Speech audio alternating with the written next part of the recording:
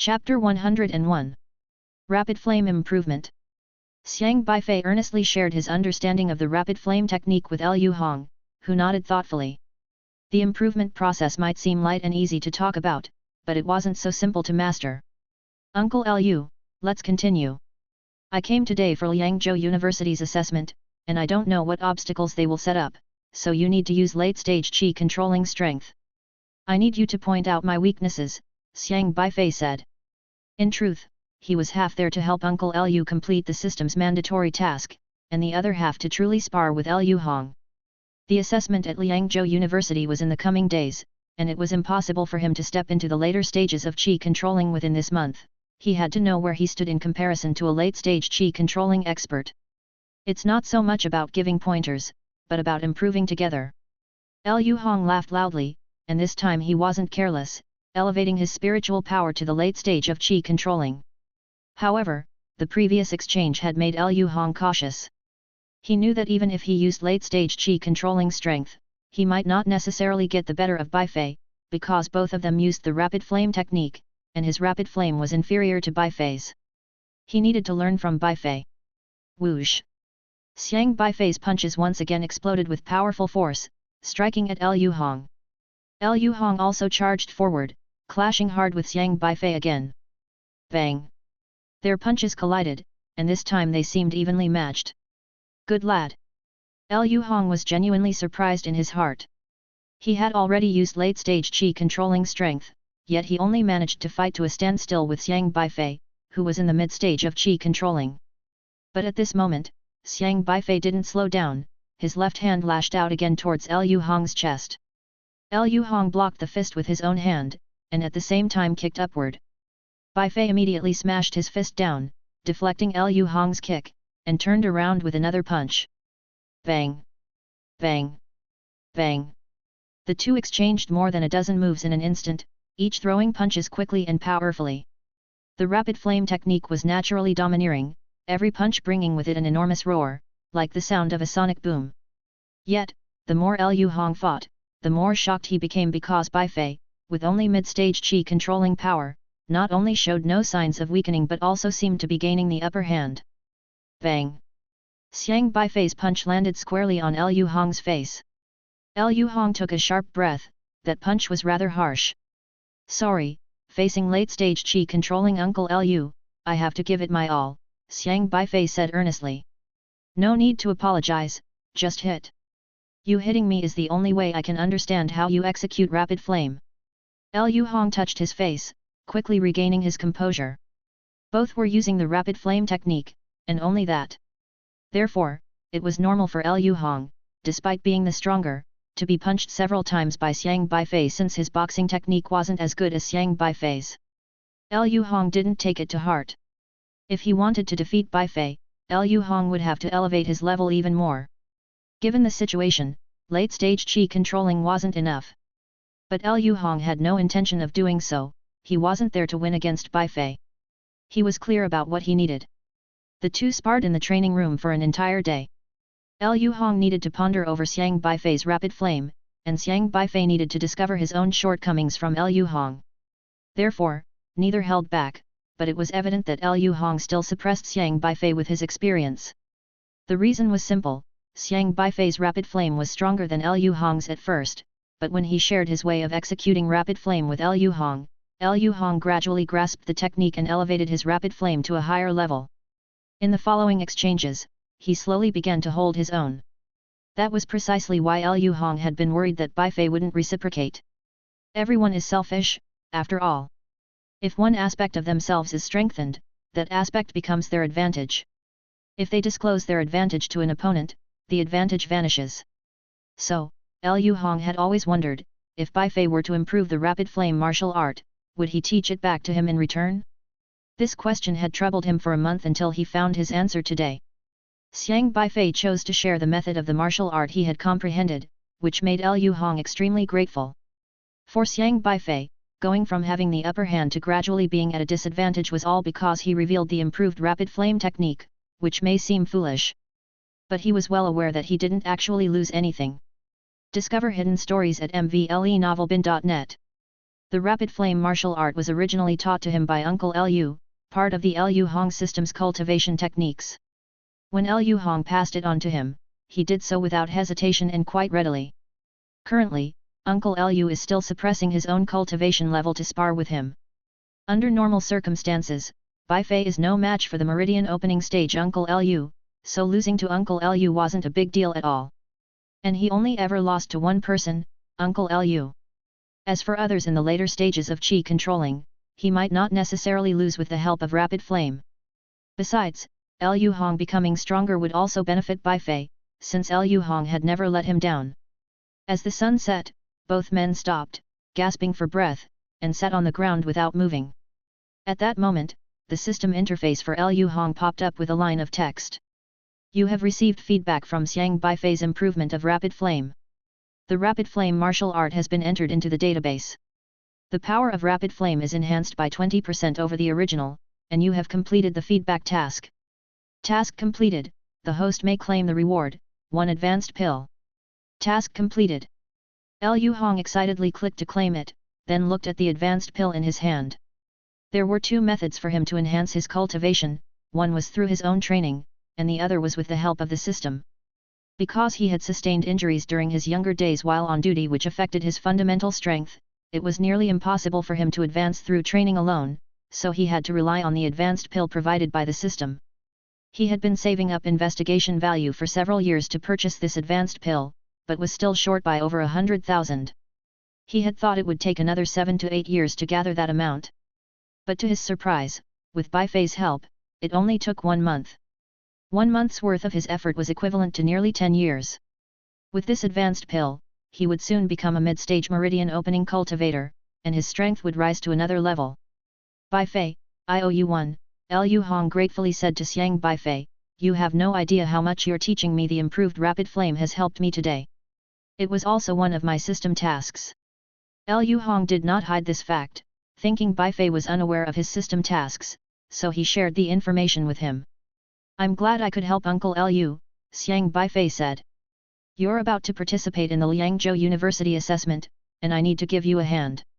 Last time I thought you were just at the early stage of qi controlling, so I only gave you the system items for the mid-stage of qi controlling.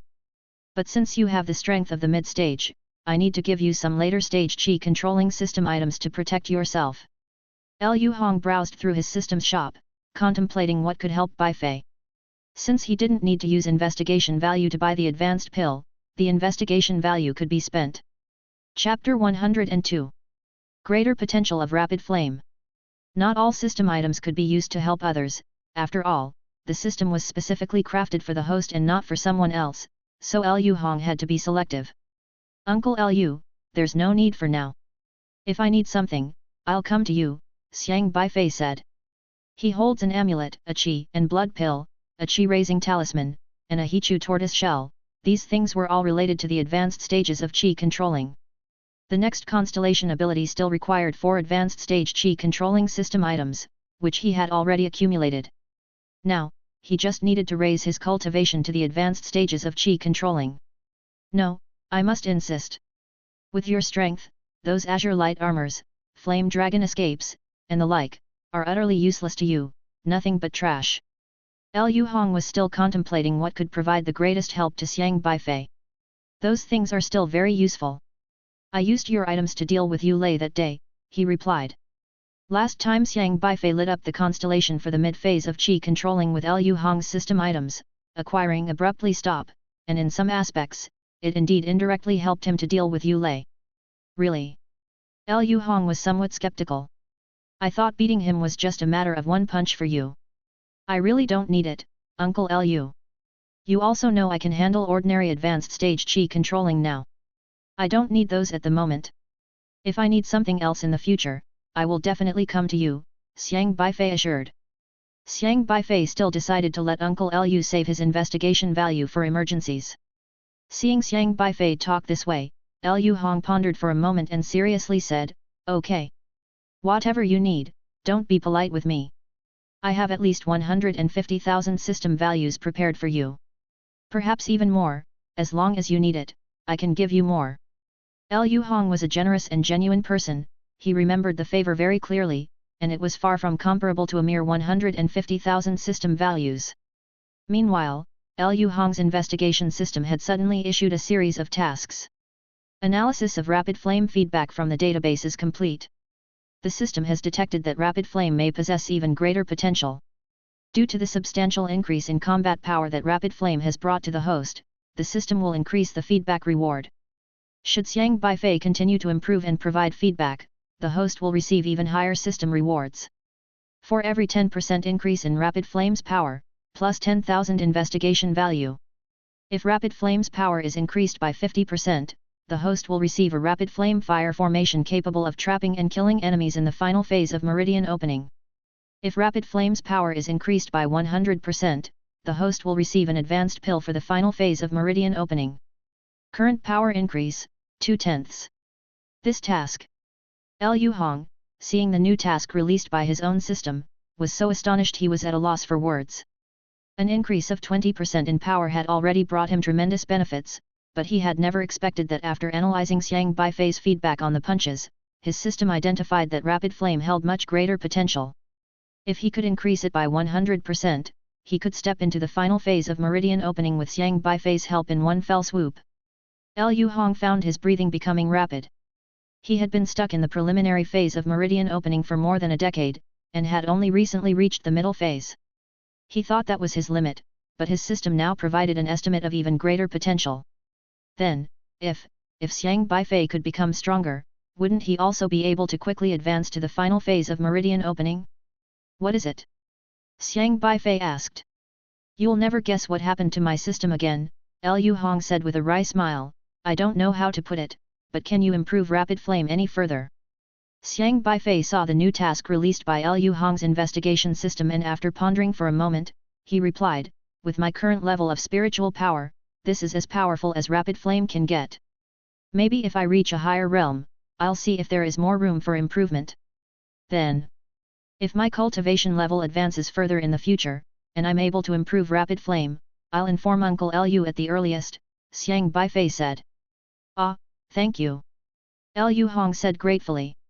At this moment, Liu's highway pushed open the door from outside the training room, and after spotting the two, she put her hands on her hips and said, well. So you've been training in secret again without me? Haha, what are you jealous about, girl? Liu Hong laughed heartily. Pfft, as if I'm jealous. Liu's highway rolled her eyes and holding her phone said, there's trouble, and you have no idea. What's happened? Xiang Beifei asked. It's all because of the mess caused by that article from Yulei. Liu's highway came in, looking serious. Standing up, Liu Hong grabbed 2 towels, threw one to Xiang Beifei, and asked, what about the article? Wasn't it deleted? Xiao Zhang is a cyber cop, and he's thorough with his work. The law enforcement team's technical department had a guy named Zhang Yufa, who had awakened the S-class tracking system. After becoming a cyber cop in the team, his technical skills were top-notch, and all kinds of mindless trolls and keyboard warriors had to walk around him carefully. There was an incident where someone who had awakened the Ziyuan greeting system confronted Xiao Zhang online, and Xiao Zhang simply traced the electronic trail back to the guy's location, pulled him out of bed without letting him dress, and dragged him to the law enforcement team in just his underpants. I'm not talking about that article, but about Liangzhou University. Dad, you graduated from Liangzhou University, so you should know there's a tree hole section in the school forum, right? Liu's highway said. I know about that, what's wrong? Liu Hong asked as he wiped off sweat.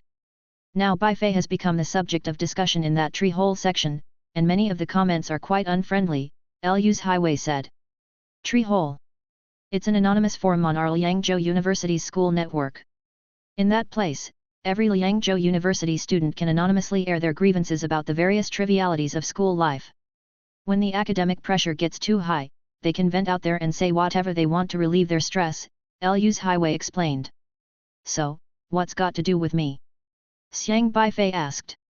Because of that article Yulei posted last time, many netizens got riled up and started attacking our Liangzhou University's Weibo, hurling all sorts of insults. If a Liangzhou University student were to post a Weibo defending the school, they would be verbally attacked by uninformed netizens to the point of breakdown. This has greatly impacted our Liangzhou University. Liu's highway said earnestly. Liu Hong frowned, didn't I clarify everything clearly online? Yu Lei started this, and he is the one who should be condemned. But the problem is, it seems that many students from Liangzhou University now believe that this incident is a conspiracy between Beifei and Yu Lei, with Beifei planning to use Yu Lei to pressure Liangzhou University and gain admission through the back door. Now they are saying some pretty nasty things about Beifei, Liu's Highway said. So what?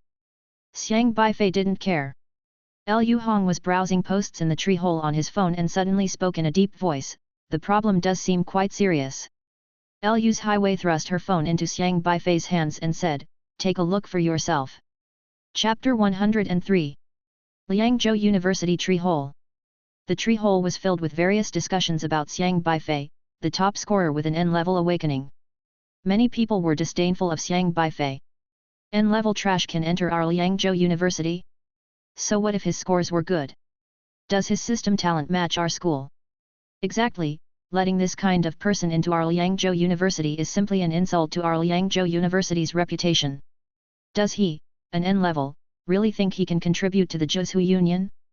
Can't he take a good look at himself in the urine, who gave him the courage? If this Xiang Beifei is lucky enough to get into our Liangzhou University, I guarantee that every time I see him on campus, I will take good care of him. Does he really think our Liangzhou University is a place where any Tom, Dick, or Harry can get in? Right. Count me in. The audacity he has, thinking he could rely on public opinion to enter our school. Yes, if he gets into our Liangzhou University, I'll be the first to pay extra attention to him. Maybe next semester I can apply to be a teaching assistant at Liangzhou University, give him a hard time. Don't rush, he hasn't gotten in yet. I think the school should increase the difficulty of his entrance examination, let him understand just how big the gap is between an N-level and talents like us. When is the entrance examination? Shall we go and take care of him?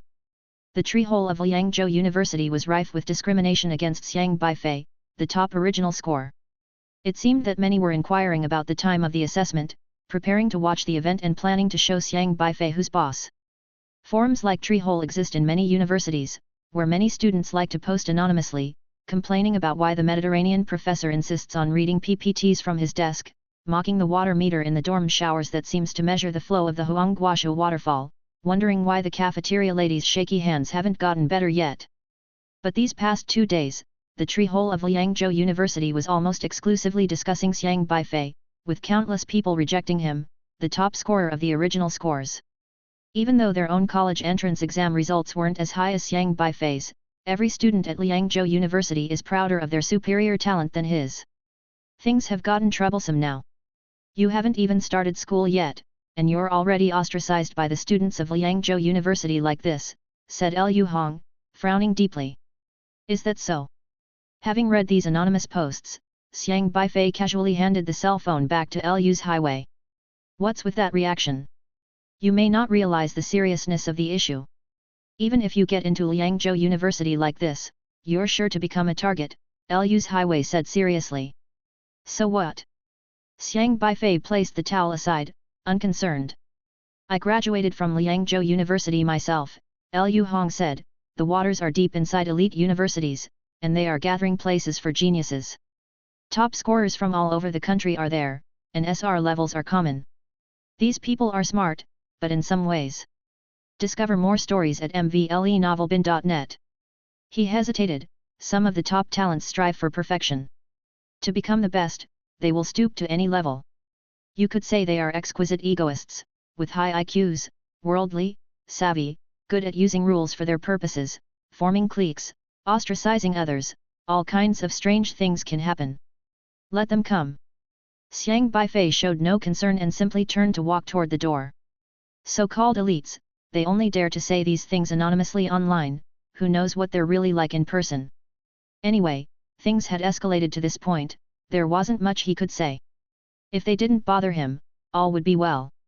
If they dared to come looking for trouble. Come one, settle one. Come two, settle a pair. Watching Xiang Beifei walk away, Liu Hong and his daughter, Liu's Highway, exchanged glances, at a loss for words. Dad, Liu's Highway looked uncertainly at the already departed Xiang Beifei, you need to talk to him, he's not listening at all. Liu Hong, thinking of Xiang Beifei's terrifying talent, smiled wryly, perhaps we are worrying unnecessarily. Lu's Highway said urgently, Dad, how is that worrying unnecessarily? Don't you know how terrifying those real SR monsters at Liangzhou University can be? People like Qin Yi who are S-level are nothing. Beifei, being so honest and still not realizing the seriousness of the situation, will suffer a lot.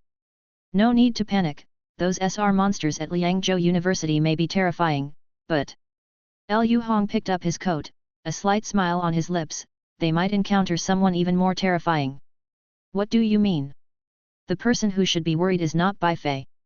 Xiang Beifei returned home and took care of his own matters.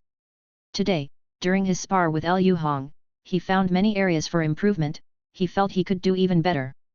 In Lu Hong's view, Xiang Beifei was being a bit too hard on himself. He had managed to hold his own, relying solely on his mid-phase qi controlling cultivation, against Lu Hong whose cultivation was suppressed to late-phase qi controlling. Initially, Lu Hong was entirely suppressed by him in the fight, and even later on, he only managed to gain a slight upper hand by leveraging the strengths he learned from Rapid Flame. Lu Hong admitted to himself that he couldn't use late-phase qi controlling cultivation to defeat Xiang Beifei. If it were any other late-phase qi controlling cultivator facing Xiang Beifei's storm-like Rapid Flame punches, they would probably collapse directly. But Xiang Beifei's true opponents were not people like Lu Hong. Even if he could hold his own against those at late-phase qi controlling, he would not be satisfied with just that. In this world, no matter what others said, the only way for him to reign supreme was to constantly become stronger. The path of the strong was never smooth. After returning home, Xiang Beifei took a bath and then practiced the Chaos Yin-Yang formula before going to bed. The next morning, Xiang Qingde went to work while Xiang Beifei was still cultivating. But around 10 in the morning, someone knocked on the door. Xiang Beifei got up to answer it, and upon opening the door, he was greeted by a scholarly-looking middle-aged man. The man was dressed in a well-fitted suit, wore glasses, had meticulously combed hair, and his expression was gentle and refined. Hello. The man gave Xiang Beifei a warm smile, I am a teacher from the admissions office of Liangzhou University, may I know if you are Xiang Beifei? I am. Xiang Beifei looked at the man before him, whose system read. Host, Ye Chongfeng. SR level, Supremacy of 10,000 Swords System. Realm. When Xiang Beifei saw the man's system interface, he furrowed his brow. SR level. This was his first time encountering an SR level talent awakener, and not only that, but the man's system was also very decisive and domineering. This was a martial artist. Not only that, but the man's cultivation level was not displayed, which meant that this person's cultivation was above the meridian opening phase, at the very least in the god refining phase. So strong. Xiang Beifei became vigilant. An SR level with immeasurable cultivation, a teacher from the admissions office of Liangzhou University, could he be that powerful? My name is Ye Chongfeng, you can call me Mr. Yet. Ye Chongfeng smiled, extending his hand towards Xiang Beifei. Chapter 104. Ye Chongfeng. Hello. Xiang Beifei looked at Ye Chongfeng calmly and extended his hand to shake Ye's without feeling inferior or arrogant. Ye Chongfeng was slightly surprised when he saw how calm Xiang Beifei was speaking. He had met many students with exceptional talent, some of whom were top-notch SR level students, but they would all become somewhat nervous and even hastily put on a smile to welcome him when they heard he was a teacher from Liangzhou University's admissions office. After all, Liangzhou University was a prestigious institution, and being a teacher there demanded respect from everyone. Even awakeners who had not yet come into their own would be utterly respectful when facing a university teacher. But Xiang Beifei's attitude was very composed, as if greeting just an ordinary person, showing no signs of excitement or tension. Discover stories with mvlenovelbin.net. Very calm indeed. Ye Chongfeng couldn't help but take another look at Xiang Beifei. Please come in. Xiang Beifei stepped aside to let Ye Chongfeng enter. As Ye Chongfeng stepped inside, he surveyed the clean and tidy room and then said with a smile, no smell of medicine, no coughing, very clean, enough to lay one's foot down. Xiang Beifei knew what he was referring to. Yu Lei's article had put Liangzhou University on the hot search, making it common knowledge. The article depicted various fabricated miseries of Xiang Beifei's home life, which Ye Chongfeng was certainly aware of. Seeing is believing, isn't it? Xiang Beifei said plainly. Ye Chongfeng's eyes flickered slightly, and after a moment, he adjusted his glasses, still maintaining a gentle smile, "You're right. Please have a seat, I'll go pour you a glass of water." Xiang Beifei turned and walked into the kitchen, took a disposable paper cup from the cabinet, filled it with hot water, and handed it to Ye Chongfeng. "Thank you." Ye Chongfeng took the cup politely, his movements genteel and restrained, without any arrogance typical of an SR expert, appearing as an amiable, ordinary person. Xiang Beifei sat across from Ye Chongfeng and said, "We don't often have guests at home, so there isn't much to offer. Please excuse me." "That's all right, simplicity is good." Ye Chongfeng didn't mind, his gaze casually sweeping around the living room, he asked, "Is your grandfather not home?" "He's not," Xiang Beifei replied, and after a pause, he added, "I wasn't aware that Liangzhou University's admissions would make a house call.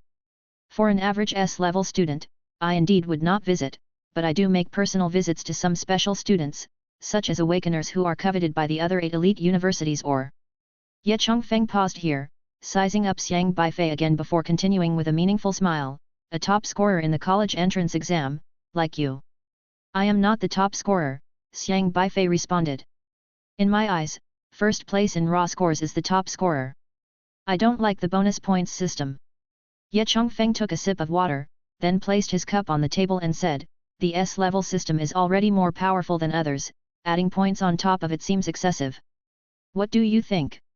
He looked at Xiang Beifei, very interested in the young man's opinion.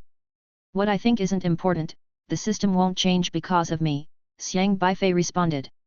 "If you think it's excessive, you should try to bring about a change."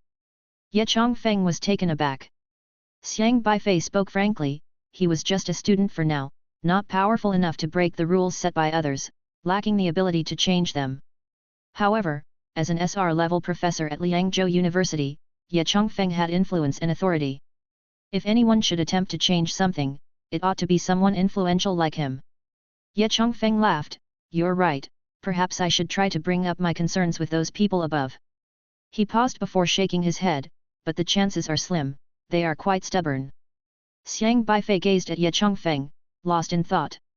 He wasn't pondering who the so-called those people above might be, he was considering what that sword by Ye Chongfeng's side was. From the moment Ye Chongfeng had entered the room, a long sword appeared floating beside him.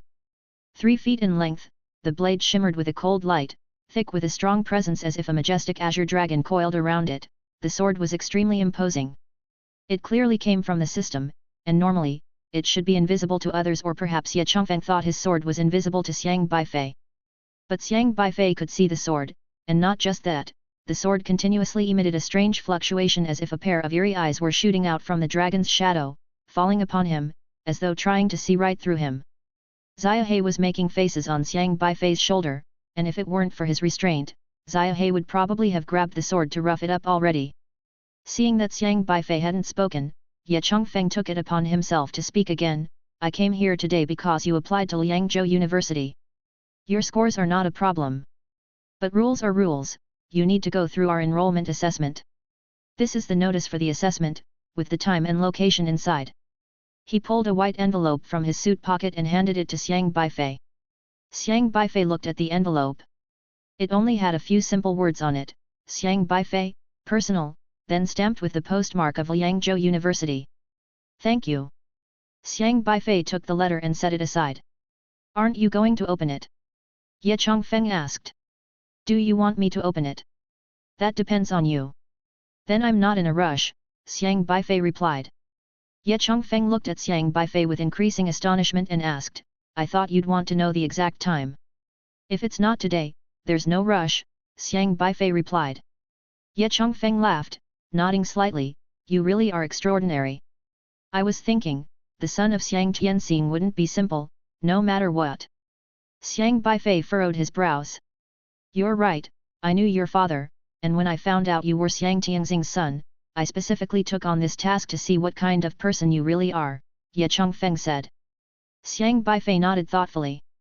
Ye Chongfeng seemed to be waiting for Xiang Beifei to ask something, but Xiang Beifei appeared to have no intention of asking much.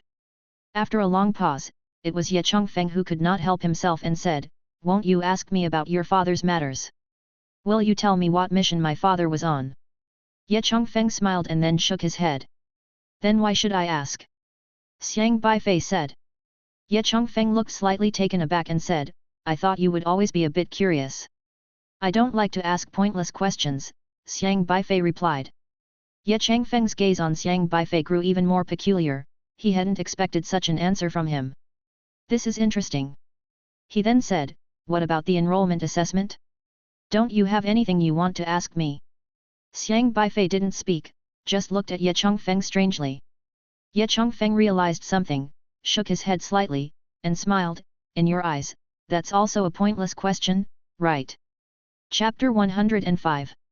3 people who passed the assessment. What the assessment entailed was seldom revealed by Liangzhou University. It was usually decided on the spot, and for 10 years no N-level student had gained admission to Liangzhou University. Given the high bar set by the university, it was impossible that they would disclose the content of the assessment to Xiang Beifei in advance. In other words, even if Xiang Beifei asked anything, Ye Chongfeng wouldn't say much. Xiang Beifei simply continued to look at Ye Chongfeng. His words were always brief, avoiding any superfluous talk. Ye Chongfeng noticed that the youth was guarded in front of him, remaining calm and collected, speaking in his own way without saying anything extra just because Ye was a teacher at Liangzhou University. This made things very difficult. He couldn't help but glance at the long sword by his side. The sword light briefly shimmered. No progress at all? After pondering for a moment, Ye Chongfeng spoke again, regardless, I still need to clarify the situation at Liangzhou University for you, so you'll be mentally prepared for the admission assessment. Please do, Xiang Beifei said. Ye Chongfeng paused, then continued, in the history of Liangzhou University, only 3 N-level awakeners have passed the admission assessment, and the last time we admitted an N-level student was 10 years ago. 3 of them, not bad at all. It's not like that, Ye Chongfeng shook his head, and added, the highest official of Liangzhou, Shang Tianxiang, was the first one. But in fact, back then Liangzhou University did not admit N-level students, and for him, it was only an exception. Is that so? Xiang Beifei's reply was short. Ye Chongfeng watched Xiang Beifei impartially, trying to see what he might ask, but Xiang Beifei's expression was calm and steady. The sword beside him remained still, it couldn't discern anything about Xiang Beifei's situation. After some thought, Ye Chongfeng decided to say a bit more. The more he spoke, the more likely Xiang Beifei might react, allowing Ye to observe something. When Shang Tianxiang was younger, he saved one of our university's teachers. That year, a beast tide erupted, breaching the outer defenses of the Zhuzhu Alliance, and our university's teachers were ordered to resist the desolate beasts. However, one teacher was injured by a powerful desolate beast. He managed to escape back but went unnoticed by everyone preoccupied with the desolate beasts. It was Shang Tianxiang who rescued him in time. After the beast tide was repelled and the alliance stabilized, the Liangzhou University teacher felt indebted to Shang Tianxiang. So, he lobbied the university's high-level officials and secured him an opportunity to undergo the entrance assessment. Yet, since Liangzhou University is an elite institution that normally only admits R-level awakeners, letting him in through the back door would be unfair to other N-level awakeners and could negatively impact the school. Consequently, a rule was amended, setting the minimum college entrance examination score for N-level students at 680 points. Anyone scoring 680 could apply for Liangzhou University and participate in the entrance assessment. Ye Chongfeng stared at Xiang Beifei. After all, Xiang Beifei's score this year was 732 points, far exceeding the 680-point threshold. Even among the many S-level awakeners in Zhuzhu with the scholar system, none had a higher score than him. In Ye Changfeng's opinion, it was quite impressive. This rule was modified for Shang Tianxiang, but he still had to follow it to get into Liangzhou University. He spent 3 full years repeating his studies to achieve the 680 points. And he didn't pass the first assessment. After another year, he scored 689 points and with a year of guidance from that teacher, he finally passed the entrance assessment. Ye Chongfeng detailed Shang Tianxiang's situation to Xiang Beifei, also wanting to convey that even for someone like Shang Tianxiang, gaining admission to Liangzhou University took immense effort and assistance from influential figures. His fingers tapped gently on his thigh, waiting for Xiang Beifei to ask a question.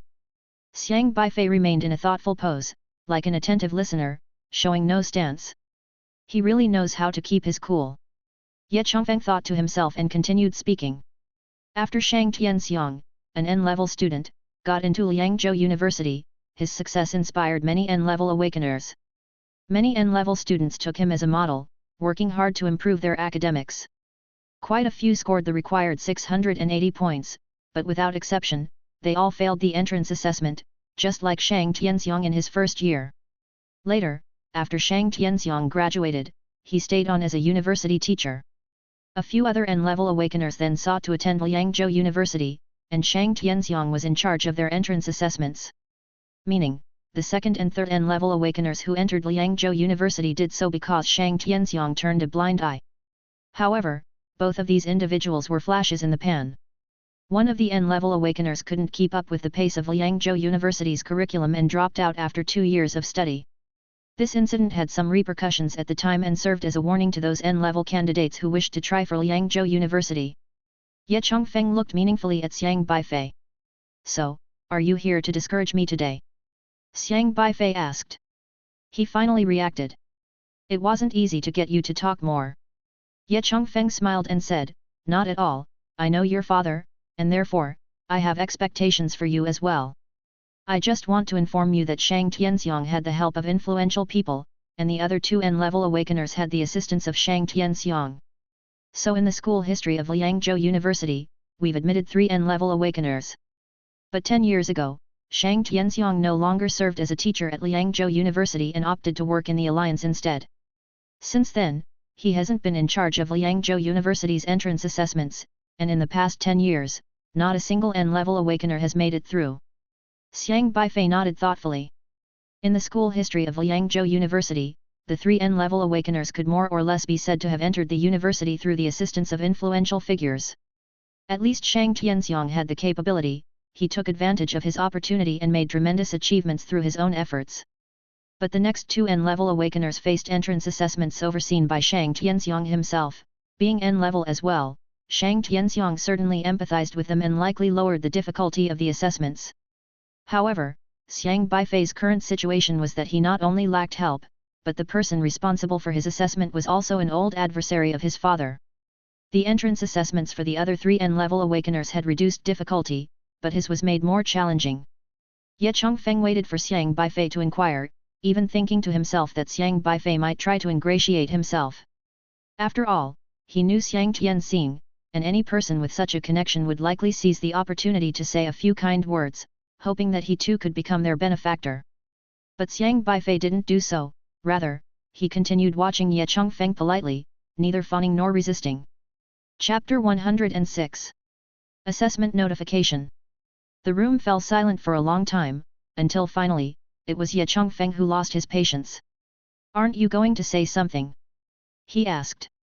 "What does Mr. Ye expect me to say?" Xiang Beifei asked, puzzled.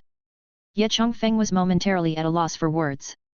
"You're not even going to offer a couple of flattering remarks?" He found communicating with Xiang Beifei extremely difficult. Never had an N-level student spoken to him like this before. The students at Liangzhou University all held him in awe, even tried to curry favor with him, the reason being simple, they all knew he was an SR awakener. "But do I have to tell you to your face that I'm an SR for you to fawn over me? At the very least, I'm still a teacher, you should have some reaction. Is this how you normally talk to people?" Ye Chongfeng couldn't help but ask. "I talk more with people I'm familiar with," Xiang Beifei replied earnestly. Ye Chongfeng didn't know how to respond to that for a moment. The atmosphere fell silent once again. Ye Chongfeng probably realized there was no need to stay any longer, so he stood up and said, "All right, then I won't disturb you any further. Everything you need to pay attention to is in the envelope, I should take my leave." Ye Chongfeng walked towards the door, and Xiang Beifei followed him there. Just as he was stepping out the door, Ye Chongfeng seemed to remember something and added, "Even though I know your father, the assessment isn't up to me, and I don't know what the specific assessment will entail, nor can I assist you. Everyone is watching you, and bending the rules is not an option. Remember that." Xiang Beifei looked at Ye Chongfeng with a strange expression. Ye Chongfeng, a dignified SR-level teacher at Liangzhou University, felt somewhat uneasy under the gaze of a teenager. After a long moment, as if he had understood, he said helplessly, "Oh right, you knew these things earlier, it was I who was vague." He looked meaningfully at Xiang Beifei once more before saying, "Farewell. Take care, Mr. Ye," Xiang Beifei said. Xiang Beifei sat on the sofa, looking at the envelope, deep in thought. He was not an SR awakener that all 9 elite universities were scrambling to recruit, he was just an N-level awakener. The teacher from Liangzhou University came to see him merely to find out what kind of person he really was, not to recruit him to Liangzhou University. If he were an SR awakener, perhaps they would have asked him a few more questions because he would have had the right to choose, coveted by the 9 elite universities. But he wasn't, he had no choice, and asking too many questions would only expose himself to the other party. It wasn't wise to let the other party know everything about him before even starting at the university. He didn't know this person, and even knowing his father proved nothing. Xiang Tianxing, as an SR-level awakener, was known by many, but not everyone who knew Xiang Tianxing was his friend. Especially since he couldn't see Ye Changfeng's system tasks, he couldn't judge from the system tasks what kind of person Ye Changfeng really was, so he couldn't just trust him blindly. Woof woof woof. Xiaohe was at the table, waving its little paws, humming and gesturing. I know you're impressive, but snatching that sword isn't necessarily a good thing, Xiang Beifei said. Woof. Xiaohe proudly raised its head. There are plenty who want to observe us, one sword doesn't make a difference. Xiang Beifei knew that the sword was observing him, or rather, scanning him, but he didn't give it any chance, speaking only what needed to be said, and refraining from uttering anything superfluous. He picked up the envelope from the table, tore open the seal, and took out a red piece of letter paper. A circle of ripples hung around this paper, and as soon as the envelope was torn, the ripples swiftly settled on Xiang Beifei, seemingly confirming his identity. His identity was all recorded in the educational system, and Liangzhou University naturally knew how to identify him.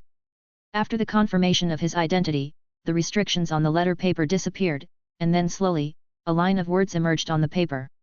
Xiang Beifei, student. You have applied and passed our university's admission threshold, and we now invite you to participate in our entrance assessment. Assessment date, August 5 at 9 am. Location, Liangzhou University Training Ground No. 1. Assessment content, confidential. Cautions, no accompaniment by relatives or friends is permitted, please come alone. Good luck. Liangzhou University Academic Affairs Office, Yuji Shen. A simple letter, with hardly anything but the time and place, no extra explanation, nothing special. That's the day after tomorrow. Xiang Beifei stored the letter away and considered whether to inform his grandfather. After a brief moment, he decided against it, reasoning that there was no need to worry his grandfather since he couldn't accompany him anyway. Now, even if it's a dragon's den and a tiger's lair, I must venture forth. Xiang Beifei said, patting Xiaohe on the head. Ye Changfeng stood in the corridor, turning his head to look at his long sword. Long Yuan, do you see anything? He inquired. The Long Yuan sword next to him emitted strange fluctuations, and a dragon shadow slowly appeared on the blade's edge, coiling around the sword, lifting its proud head and replied in a muffled voice, it's peculiar, I seem to see right through him, yet at the same time, I cannot pierce his veil. You can see through him, yet you can't. Ye Changfeng expressed his surprise. Net. If he would only speak more, or do something else, perhaps I would discern something. But he reveals nothing, the Long Yuan sword declared. Ye Changfeng shook his head with a smile, he doesn't seem like someone who enjoys talking. The Long Yuan sword, in contemplation, eventually said, or perhaps he does not wish to speak in front of you. Ye Changfeng slightly startled, he faintly grasped something. I think he doesn't trust me. Ye Changfeng removed his glasses, took out a cloth from his pocket, and began to clean them as he started to laugh. It's correct for him not to trust me. Blindly trusting a stranger is not the vigilance a pioneer should possess. If he trusted me or tried to ingratiate himself with me like the other students, flattering and fawning, I would instead be disappointed in him. He put the cloth back into his pocket and donned his glasses again, in his eyes twinkled an odd blue light. I am quite eager to see how he will deal with those troublesome geniuses in the academy, he remarked.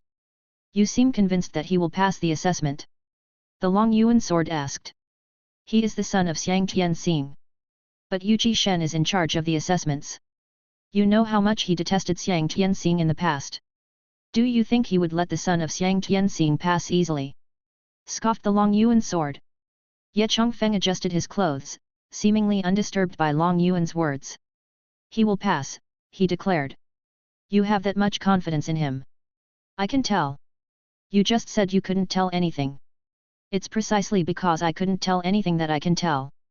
Ye Chongfeng stepped forward, and beneath his feet, ripples appeared as if he was stepping on the air, creating waves. Then, space seemed to ripple slightly, and in the blink of an eye, he had vanished. Chapter 107. Liangzhou University.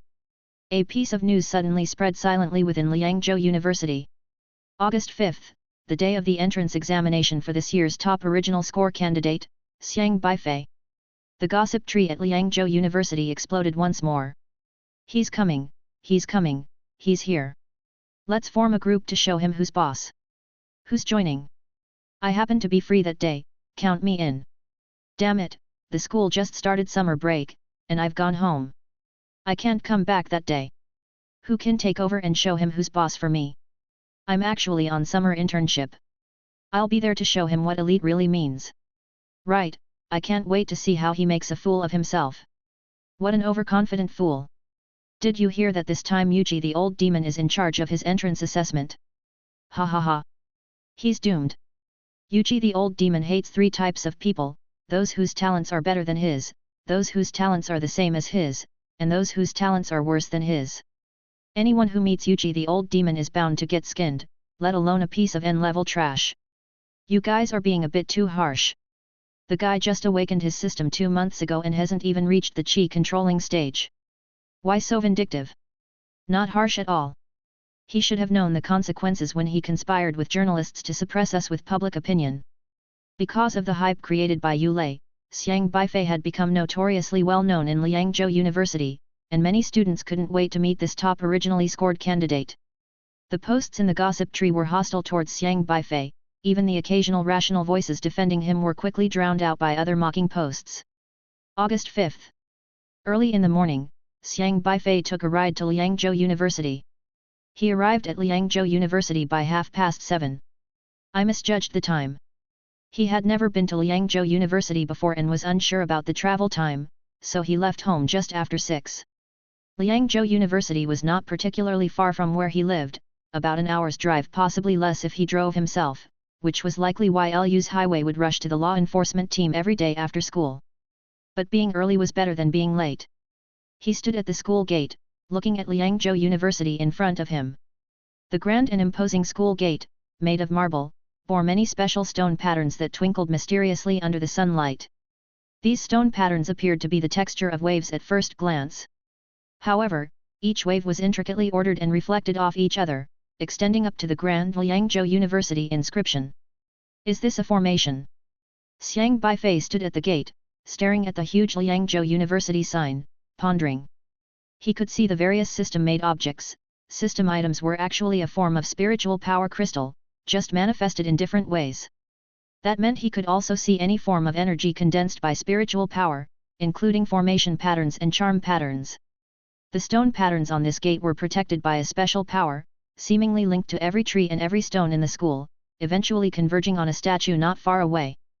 The statue was of an elder, dressed in ancient attire, holding a walking stick, with kind and benevolent eyes and a pair of wise eyes looking towards the school gate.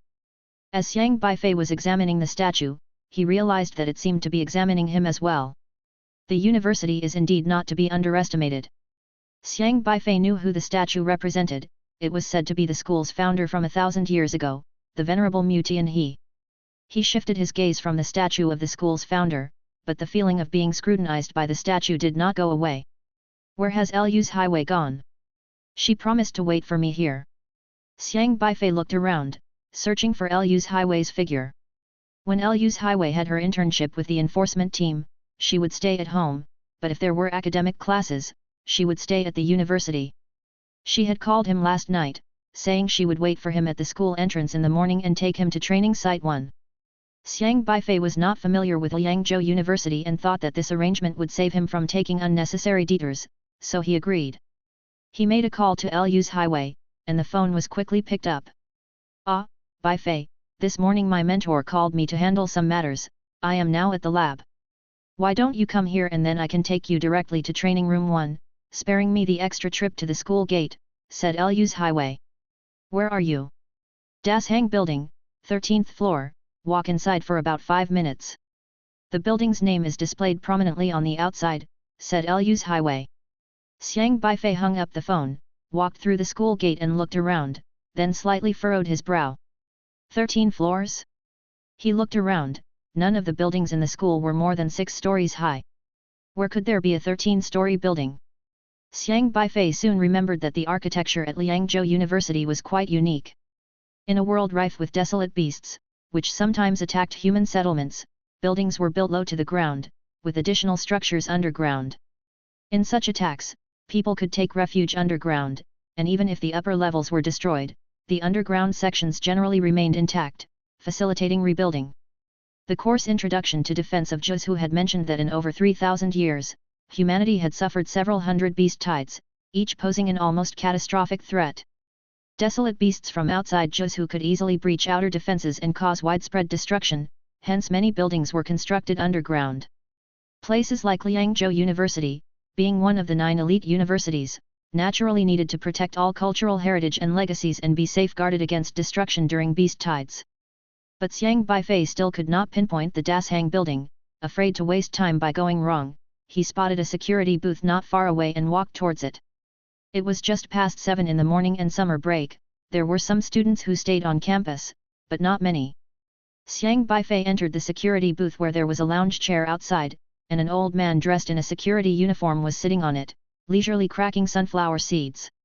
Xiang Beifei caught a glimpse of the man's system interface and was slightly surprised. Host, Luo Yongxian. SR Grade, Leisure System. Level, Late Stage of Meridian Opening.net. A gatekeeper old man, at the late stage of Meridian Opening? And an SR Grade? Is Liangzhou University really such a hidden dragon and crouching tiger? To date, aside from Ye Chongfeng, the 2 most powerful people he had met were President Li Nangxing and Chong Shan from the enforcement team, both in the late stage of Meridian Opening and greatly respected figures. Unexpectedly, Xiang Beifei found that even the security guard at Liangzhou University was at the late stage of Meridian Opening. When even Lu Hong, who was at the early stage of Meridian Opening, could become the captain of the enforcement team in the Western District, this old man with such high cultivation did security work. Why not choose a better profession? However, one thing was strange. Why, being of the same SR grade talent, was Ye Chongfeng above the Meridian Opening, while this security guard was only in the late stage of Meridian Opening? Xiang Beifei was puzzled. He looked towards the old security guard's system interface.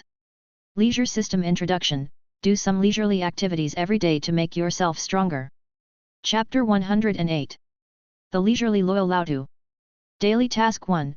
Count 300 students passing through the school gate, leisure value plus 50. Daily Task 2.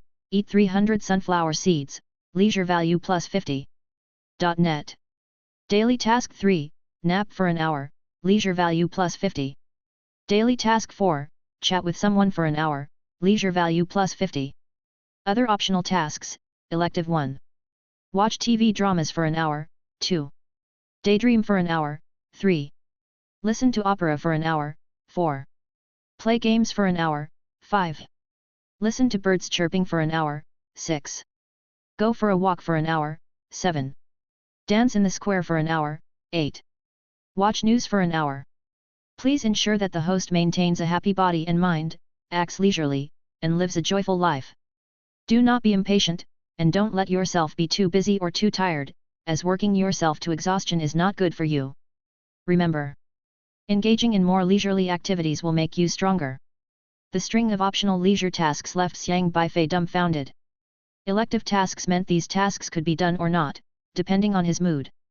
He had seen various bizarre systems before: the eating dirt system, hair loss system, bootlicker system, backup snatch system, but these systems were just a speck of dust in front of this old man's leisure system. Just by cracking sunflower seeds and counting students walking by, he could complete all his tasks, and even becoming stronger by watching a TV show or taking a walk. The scariest part was that this old man raised his cultivation to the late stage of Meridian Opening just by lazing around. It shows how important it is to awaken a good system. Xiang Beifei couldn't help but sigh.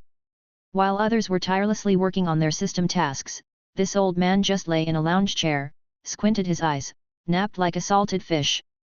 Then you look back, and he's even stronger than you. Comparing yourself with others can be maddening.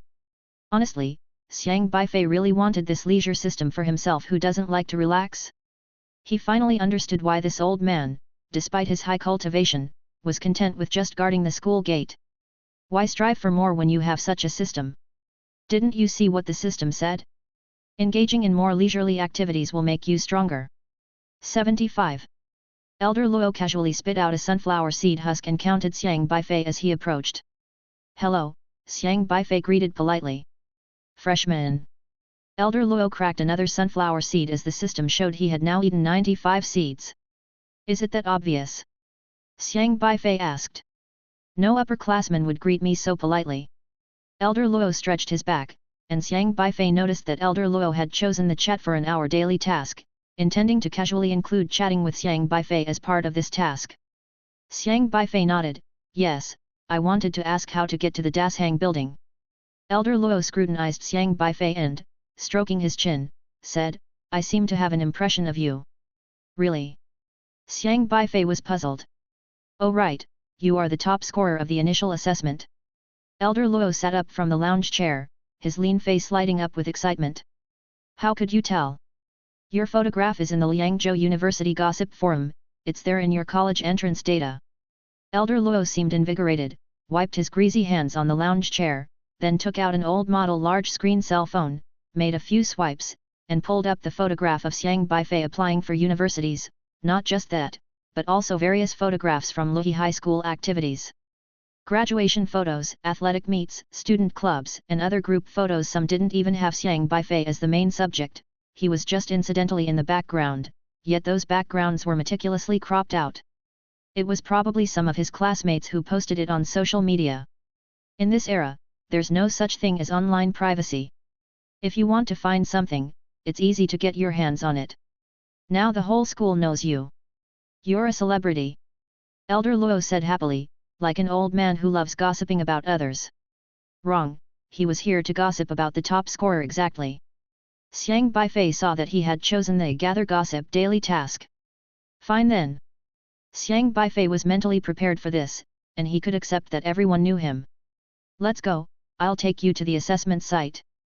Elder Luo stood up, having chosen the stroll quest.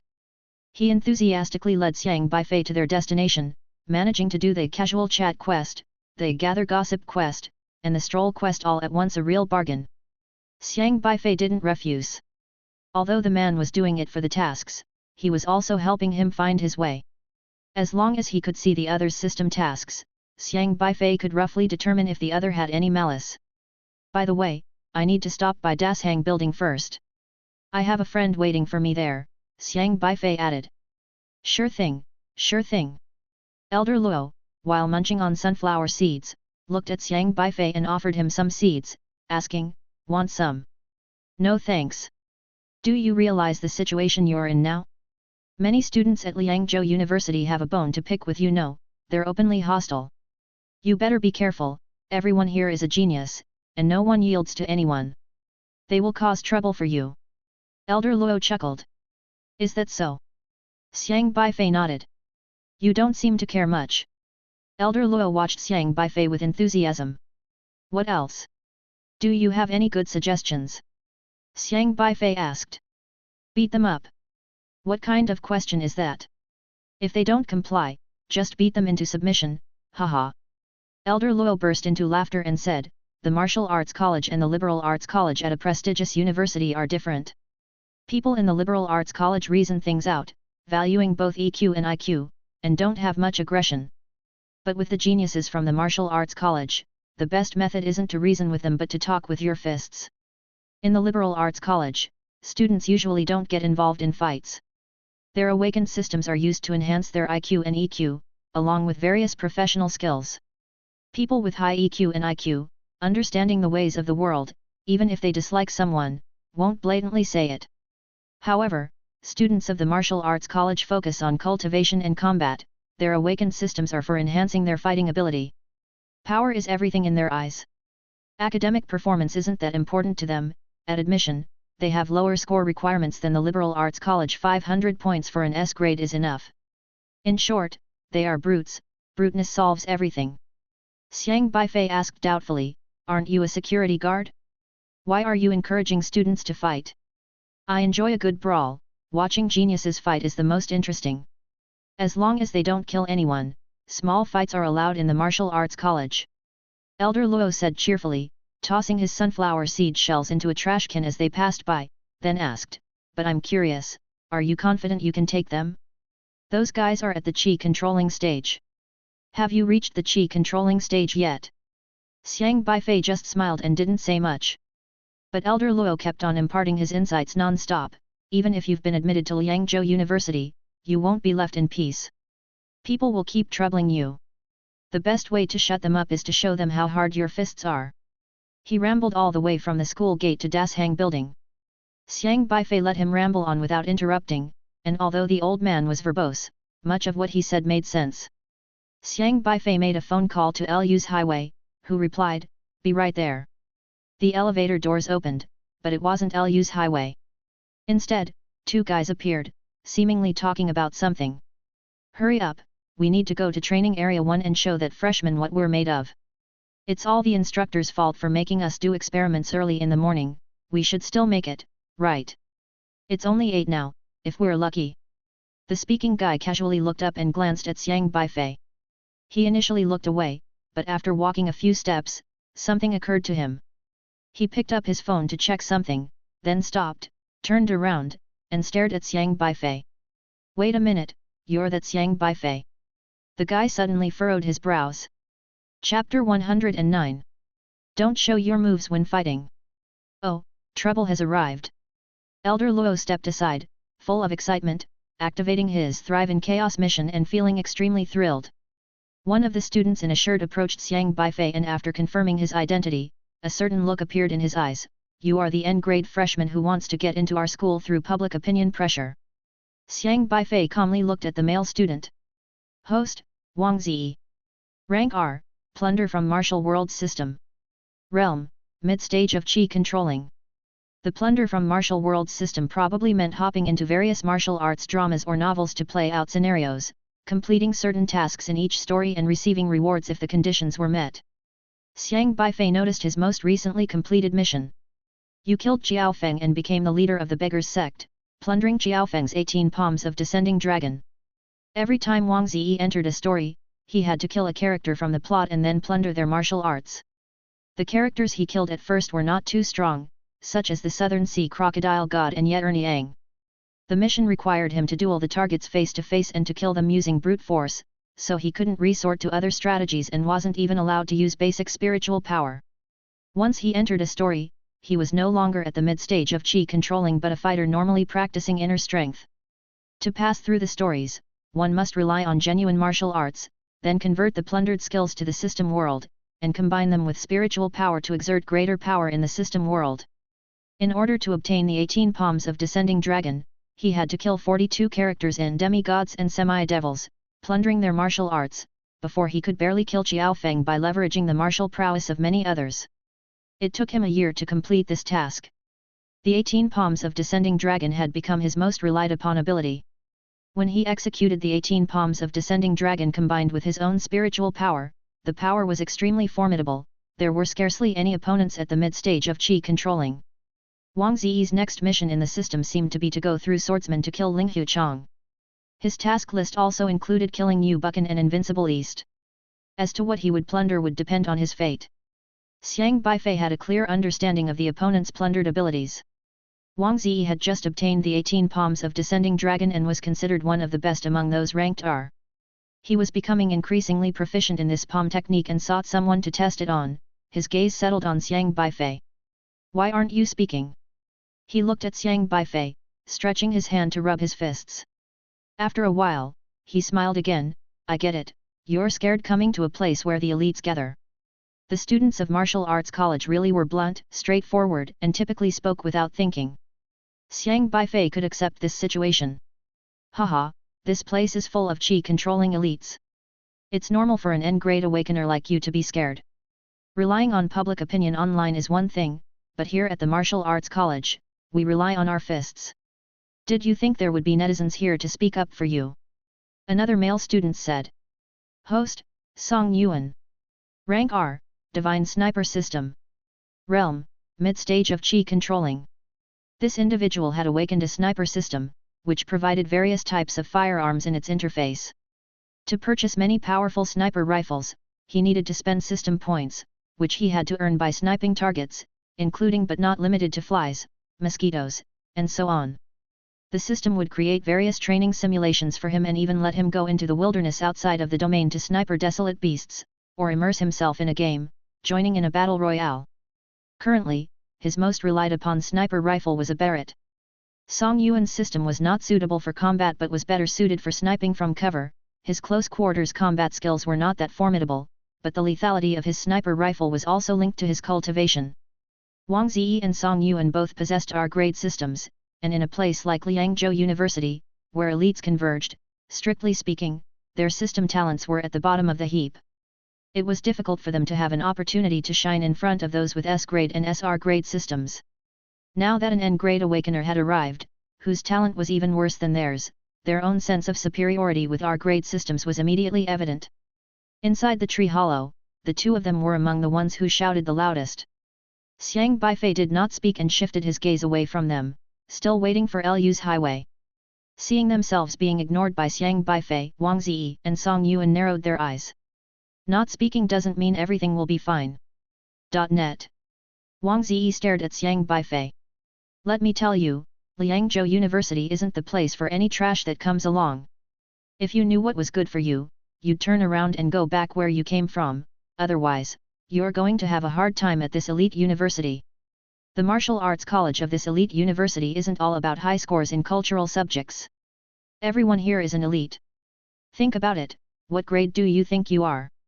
And you even dare to join forces with journalists to pressure our Liangzhou University in an attempt to get in? Your face is quite big, isn't it? Song Yuan remarked. Xiang Beifei still did not speak. Old man Luo nearby kept cracking sunflower seeds, carrying out his join in the fun task. He didn't bother to stop the fight. Squabbles were common at the elite university and it was fine for him to do something leisurely. Song Yuan suddenly thought of something and said, just now, I remember Lu's highway seemed to say someone was waiting for her outside and was anxious to come out. It couldn't be him she was looking for, could it?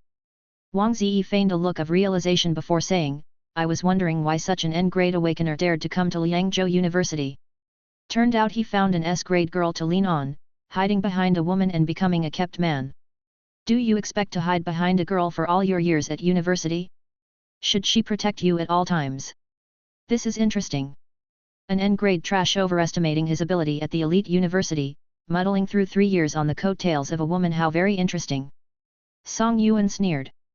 Xiang Beifei pondered for a moment, then turned his head and inquired with Elder Luo, are we allowed to fight? Since he was new here, it was better to clarify the rules, it would be more polite. Elder Luo, munching on sunflower seeds, was happy to hear Xiang Beifei finally speak up. He nodded eagerly. Liangzhou University's rules state that sparring is allowed as long as there is a faculty member or elder present. I'm faculty and I can testify. I can testify. I love testifying for geniuses. He was so excited that he sprayed sunflower seed shells everywhere with his mouth. Attending the martial arts college meant that these students would be trained to resist desolate beasts from the outer domains in the future. If they couldn't fight, what was the point of being here? Hearing Xiang Beifei's words, Wang Ziyi laughed. You want to fight with me? You must not know our strength, hey? Do you think once you get to university, you'll get by with just acing exams? Wang Ziyi, let me handle this. We don't need you for someone like him, I'm enough. Song Yuan rubbed his palms together and stretched lazily, come on, I'll let you make 3 moves first, and then I'll teach you, N-grade awakener, what it truly means to be an elite. Whoosh! Before Song Yuan could finish his sentence, he only felt a blur in front of his eyes as a shadow flashed rapidly past him, bringing a burst of explosive punch wind that slammed into his face. Bang! Song Yuan screamed, his body flying backward and crashing into the wall with a muffled sound, collapsing limply to the ground. When fighting, don't hold back. Xiang Beifei stood there, saying earnestly. Chapter 110. The sublimated version of 18 Palms of Descending Dragon. Song Yuan was utterly dumbfounded by Xiang Beifei. Although he was a sniper, not adept at close combat, he still possessed mid-stage chi controlling strength. As a sniper, he was extremely sensitive to changes in his surroundings, and his reaction capabilities were definitely top-notch. In his view, N-level Xiang Beifei, who had awakened his system 2 months ago, hadn't even reached the qi controlling stage. He himself, being in the mid-stage of qi controlling, didn't need to rely on sniping to deal with such a person with just one punch. In fact, it was indeed a matter of one punch. But the one knocked down by that punch wasn't Xiang Beifei, but himself. Wang Ziyi was also shocked. Even he didn't know what had happened. He only saw a shadow flash by, and then Song Yuan fell down. He didn't even have the chance to fight back. How on earth did this guy do it? Wang Ziyi immediately became alert, slowly waving his hands forward, readying his palms, and fixating on Xiang Beifei. You're just an N-level guy, you couldn't possibly knock down Song Yuan. Whose system item did you use? Lu's highways. .net. Wang Ziyi had not seen clearly how fast Xiang Beifei moved. In his mind, it was impossible for an N-level awakener to achieve this, nor could an S-level genius who had just awakened 2 months ago possess mid-stage qi controlling cultivation. Then the only explanation was that the opponent had used someone else's system for help. Xiang Beifei just seriously stared at Wang Ziyi, contemplating and offering no explanation. This made Wang Ziyi feel insulted. He coldly shouted, "You've only awakened 2 months ago. Even with someone else's system's help, you can only reach mid-stage qi controlling at best. Do you think knocking down Song Yuan proves anything? He's not a close combat martial artist, but I am." His palm conjured up a phantom, with spiritual power flowing to his fingertips, faintly showing dragons flashing by. Elevated version of the 18 palms of descending dragon. Today I'll teach you a lesson. Items bestowed by others' systems are nothing. Real strength is the absolute truth. Wang Ziyi was very confident in his 18 palms of descending dragon. It was the supreme palm technique he had obtained after spending a year defeating Xiao Feng. In the martial world, the 18 palms of descending dragon might just be another martial art, but with the assistance of the system, when brought to the real world, it had become an elevated cultivation technique, its power not comparable to that of a martial world's top expert. Roar! The dragon's roar resounded like thunder. Wang Ziyi waved his palms, and the spiritual power transformed into dragon shadows swirling around him, his aura extremely intense. These dragon shadows could attack and defend, able to unleash formidable destructive power with his palms and also timely block various attacks. It can be said that the elevated version of the 18 palms of descending dragon was flawless.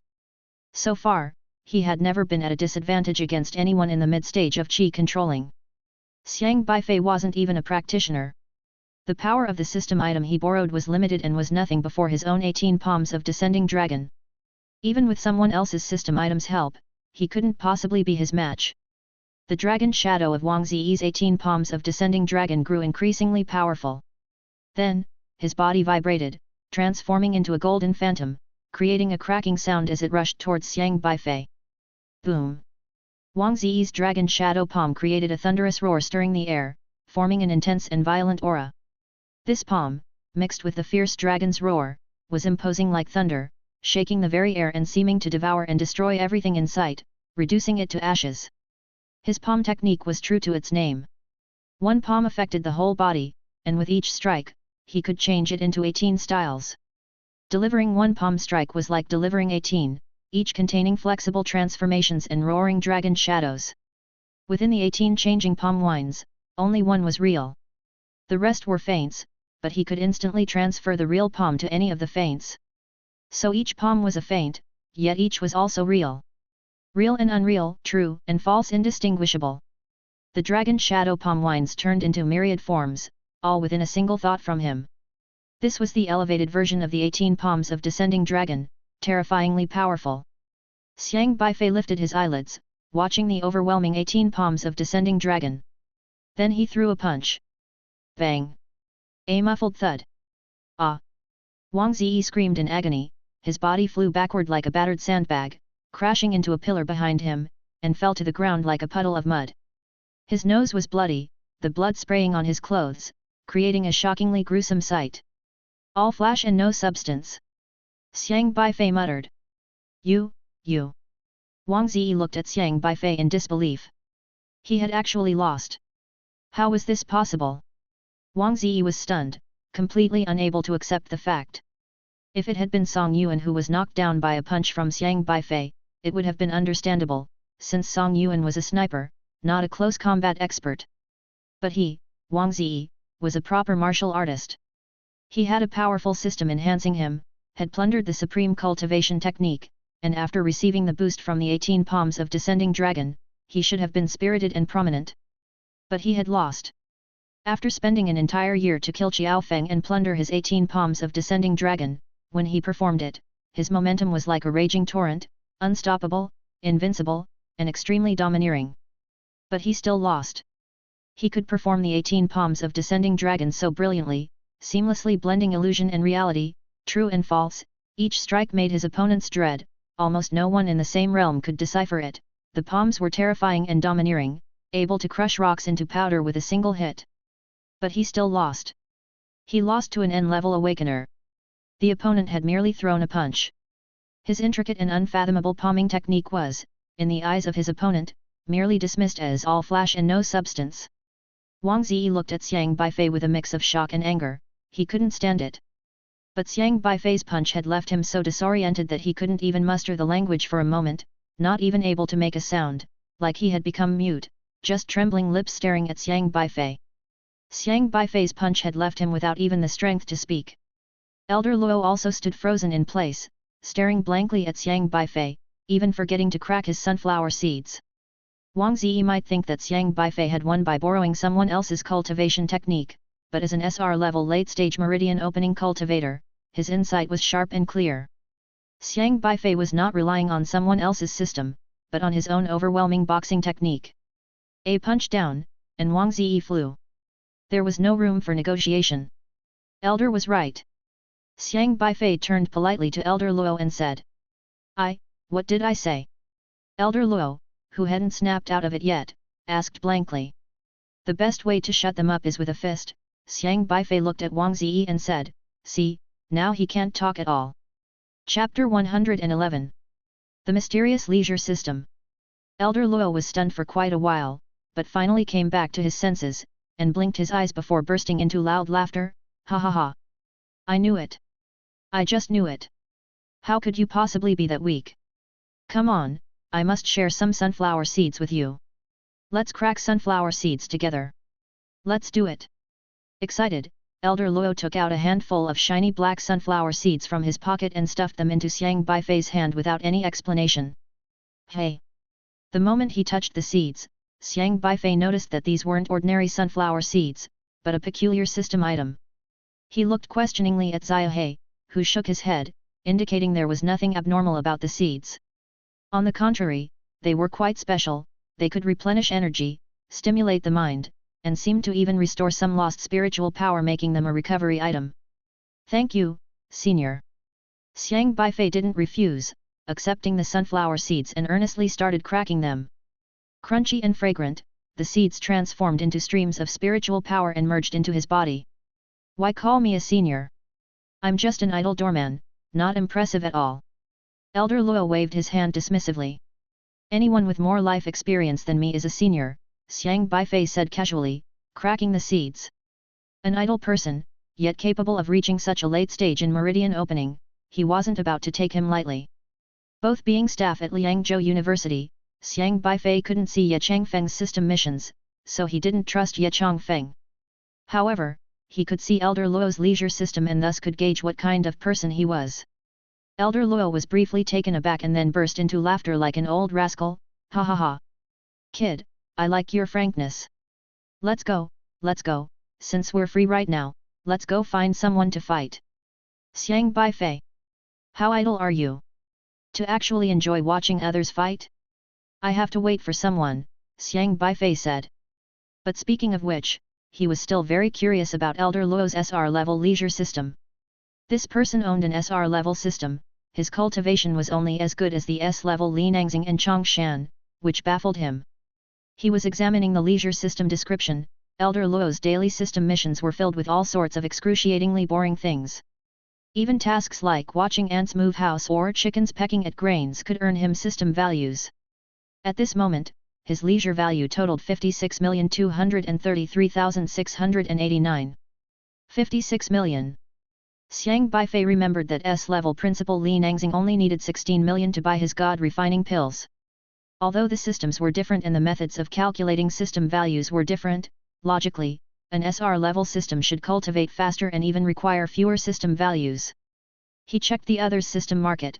The leisure system didn't have many system items, not even as diverse as others, but its calculation methods were rather peculiar, seemingly using a mind-washing method to strengthen oneself. In the system's character profile, there was a comprehensive chart. Strength, 1111. Speed, 2222. Defense, 3333. Intelligence, 4444. Agility, 5555. Social, 6666. Music, 7777. This way of allocating points left Xiang Beifei utterly baffled. A person possessed countless innate abilities, which varied in levels of proficiency.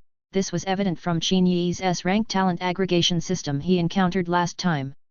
Elder Luo's system talents probably displayed tens of thousands of abilities, even including paper folding ability and dancing ability within its coverage, but the most absurd part of this SR rank leisure system was that it could freely allocate points to any ability. Put another way, he had a total of over 56 million leisure points which could be freely allocated to any aspect without any upper limit, as long as the sum total of the abilities slots equaled the leisure points he had collected. He could allocate all his leisure points to strength or he could allocate them all to speed. Despite currently being idle and randomly adding points to each of his talents in a prank-like order of 111, 222, if he wanted, he could even zero out other abilities and make the strength category show strength, 562333689. When Xiang Beifei discovered this characteristic of the leisure system, he was quite astonished. An SR rank system was indeed outrageous. He suddenly understood what was behind Elder Luo's cultivation level. His system settings did not include a cultivation allocation, and his cultivation level was likely a manifestation of the combined real power of several aspects of his abilities. Even following his nonchalant, pranking way of adding points, his cultivation level had surprisingly reached late meridian opening. Elder Luo's system showed late meridian opening because he randomly allocated points, but if he got serious, reset the points, and redistributed his over 56 million ability points, his real cultivation level would definitely be far beyond the late meridian opening. That way, Xiang Beifei definitely wouldn't be able to see the other party's system interface, as by then, it would only display 3 lines of content, just like the SR rank Ye Changfeng's system. What exactly was Elder Luo's cultivation level? Xiang Beifei was overwhelmingly curious. He suddenly wondered, what if all these system points were added to intelligence? Reaching the pinnacle of human IQ, becoming a sage among men? But Xiang Beifei soon noticed a line of advice. Point allocation note: please host, pay attention to balancing abilities appropriately, do not exceed your capacity to handle them. He sort of understood that putting all points into one category was impractical. Elder Luo could indeed allocate all 56 million leisure points to strength, but accordingly, other physical aspects, such as speed, would diminish if reduced to 0, practically immobilizing him during a fight, making great strength useless without speed. If intelligence were increased to 50 million, the brain's nerves might not keep up with the speed of thought, potentially frying his brain. So even though he could adjust these leisure points at will, balance was necessary, as each point should be set according to the current physical condition to determine the upper and lower limits. But this was already a minor drawback, as Elder Luo surely knew how to distribute these leisure points, maximizing his strongest attributes while considering other aspects. Seeing so, this SR elder surely couldn't be viewed as a normal person. As Xiang Beifei pondered staring at Elder Luo's system interface, he noticed that Elder Luo also seemed to be contemplating something while watching him. Then, Xiang Beifei inadvertently noticed Elder Luo's system points were rapidly fluctuating. It looked like he was resetting points. Immediately, the line for mind reading jumped rapidly from 233 to 9999, perception shot up from 250 to 8888, while other aspects like square dancing and shuttlecock kicking abilities dramatically dropped from 9999 to 123, and then, whoosh! Elder Luo's system interface in Xiang Beifei's eyes turned into Host, Luo Yungxian. SR, Leisure System. State. Chapter 112. Eating sunflower seeds. He's upgrading his realm, preparing to read my mind. Xiang Beifei became instantly alert at the last moment when he saw Elder Luo's system interface disappear. Because he saw Elder Luo's mind-reading ability upgrading, it was obvious that Elder Luo had become curious after witnessing Xiang Beifei send Wang Ziyi and Song Yuan flying with a punch, and he decided to try and elevate his own cultivation, to see if he could uncover Xiang Beifei's secrets. Xiang Beifei could no longer see Elder Luo's cultivation realm, nor any introduction to the leisure system, indicating that the other party's cultivation had at least ascended to the god-refining stage, or even higher. For such a high-level master, not being able to ascertain what he's doing can be a bit troublesome. Woof woof woof. Xiaohe held its head high with an air of confidence, signaling to Xiang Beifei not to worry. After a while, a hint of confusion appeared in Elder Luo's eyes as he continuously adjusted his ability points, trying various means such as scanning, mind-reading, and perception to probe into Xiang Beifei, but it seemed he failed. This little guy is quite interesting. Elder Luo had initially been simply curious about Xiang Beifei, but after the latter knocked down Wang Ziyi and Song Yuan with a punch, he thought Xiang Beifei might not be as simple as a level N awakener, so he wanted to see Xiang Beifei's true talent. But he found that no matter what he tried, he couldn't penetrate Xiang Beifei's thoughts or discover any of his secrets. Xiang Beifei was like a sealed bottle, very well protected. This was the first time he had encountered this. That made things even more interesting. It seems that if I want to know this little guy's secrets, I'll have to wait for him to be willing to show them, Elder Luo mused. After a while, Elder Luo spat out a melon seed, and then the system interface changed back to Host, Luo Yungxian. SR, Leisure System. Realm, Early Stage of Meridian Opening. Xiang Beifei let out a sigh of relief. Fortunately, Xiaohe was there. Xiaohe was able to use the spiritual power crystals it collected to thwart anyone's prying, something Ye Changfeng's sword couldn't do, and Elder Luo couldn't manage it either. Indeed, an SR level strength couldn't be underestimated. But then again, this old man really is idle to death. Now he has randomly assigned his leisure value to useless abilities, and his cultivation immediately dropped to the early stage of meridian opening. Fortunately, Xiang Beifei could now again see Elder Luo's system introduction, indicating the old man was likely just curious about him. Without much malice, Xiang Beifei didn't feel very repelled by him. There were plenty of people who wanted to pry into his secrets wherever he went. His curiosity piqued. As the son of the SR talent awakener Xiang Tianxing, yet only an N level himself, there were certainly many who would want to test him. Xiang Beifei had been mentally prepared for this ever since he came to Liangzhou University for the assessment. As long as he could see the other party's system interface, he could judge whether a person was trustworthy, and for the moment, Elder Luo fell within that range. Xiang Beifei became more curious about Elder Luo. If Elder Luo acted a bit more normally and assigned those leisure values to where they should be, what realm would his true strength reveal? At that moment, the elevator doors opened, and Lu's highway came rushing out. Seeing Xiang Beifei, she quickly said, sorry, the mentor insisted we dissect the newly transported desolate beast carcass. I made an excuse to slip away. Come on, I'll take you to training area number 1. She walked a few steps and suddenly realized something was off. There were bloodstains on the ground. Turning her head, she saw Wang Ziyi and Song Yuan lying on the ground, groaning weakly in a pitiful state. Lu's highway looked at Wang Ziyi and Song Yuan on the ground with perplexity, then turned to Xiang Beifei and Luo Laotu and asked the two unharmed men, "What are you doing?" "We're cracking sunflower seeds." Xiang Beifei seriously gestured with the seeds in his hand, looking like he was an outsider to the whole situation. "What happened to them?" Lu's highway asked. "They wanted to fight each other, and then this happened." Xiang Beifei pointed at Luo Laotu. "He can testify." "Yes. I can. I'm a security guard," Luo Laotu said leisurely, spitting out sunflower seed shells. "Oh, really?" Lu's highway looked dubiously at Wang Ziyi and Song Yuan. "I thought you two got along quite well. How come there's sudden infighting, and you both ended up injured?" "Wang Ziyi. Song Yuan. Are we really fighting each other? We were beaten up. Are you blind? Can't you see the person who beat us is right there cracking seeds?" But they were too beaten up to even gather the strength to argue. Even if they could speak, they'd be too embarrassed to mention it. Surely they couldn't tell Lu's highway that they were intending to chastise an N-level awakener and accidentally got smashed instead? Xiang Beifei couldn't be bothered to explain. He found Luo Laotu's seeds quite tasty.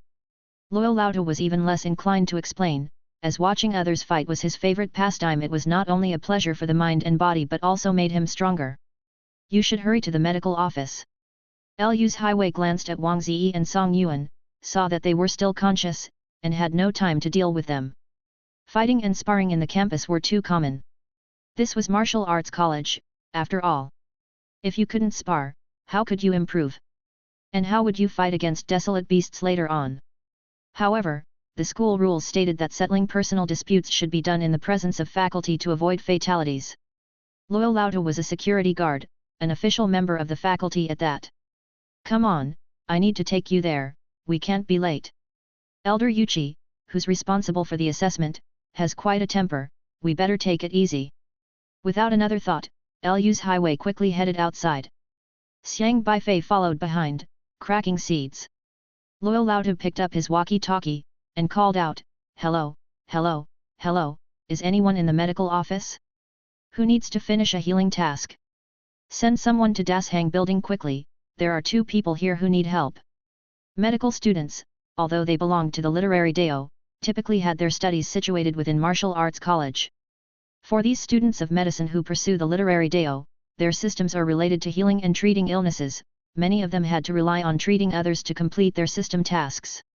Elite universities were full of geniuses, none of whom accepted defeat from anyone. From time to time, there would be fighting within martial arts college. Once cultivators fought, injuries were inevitable. As long as a member of the faculty was present, and nobody was killed or crippled, it was fine.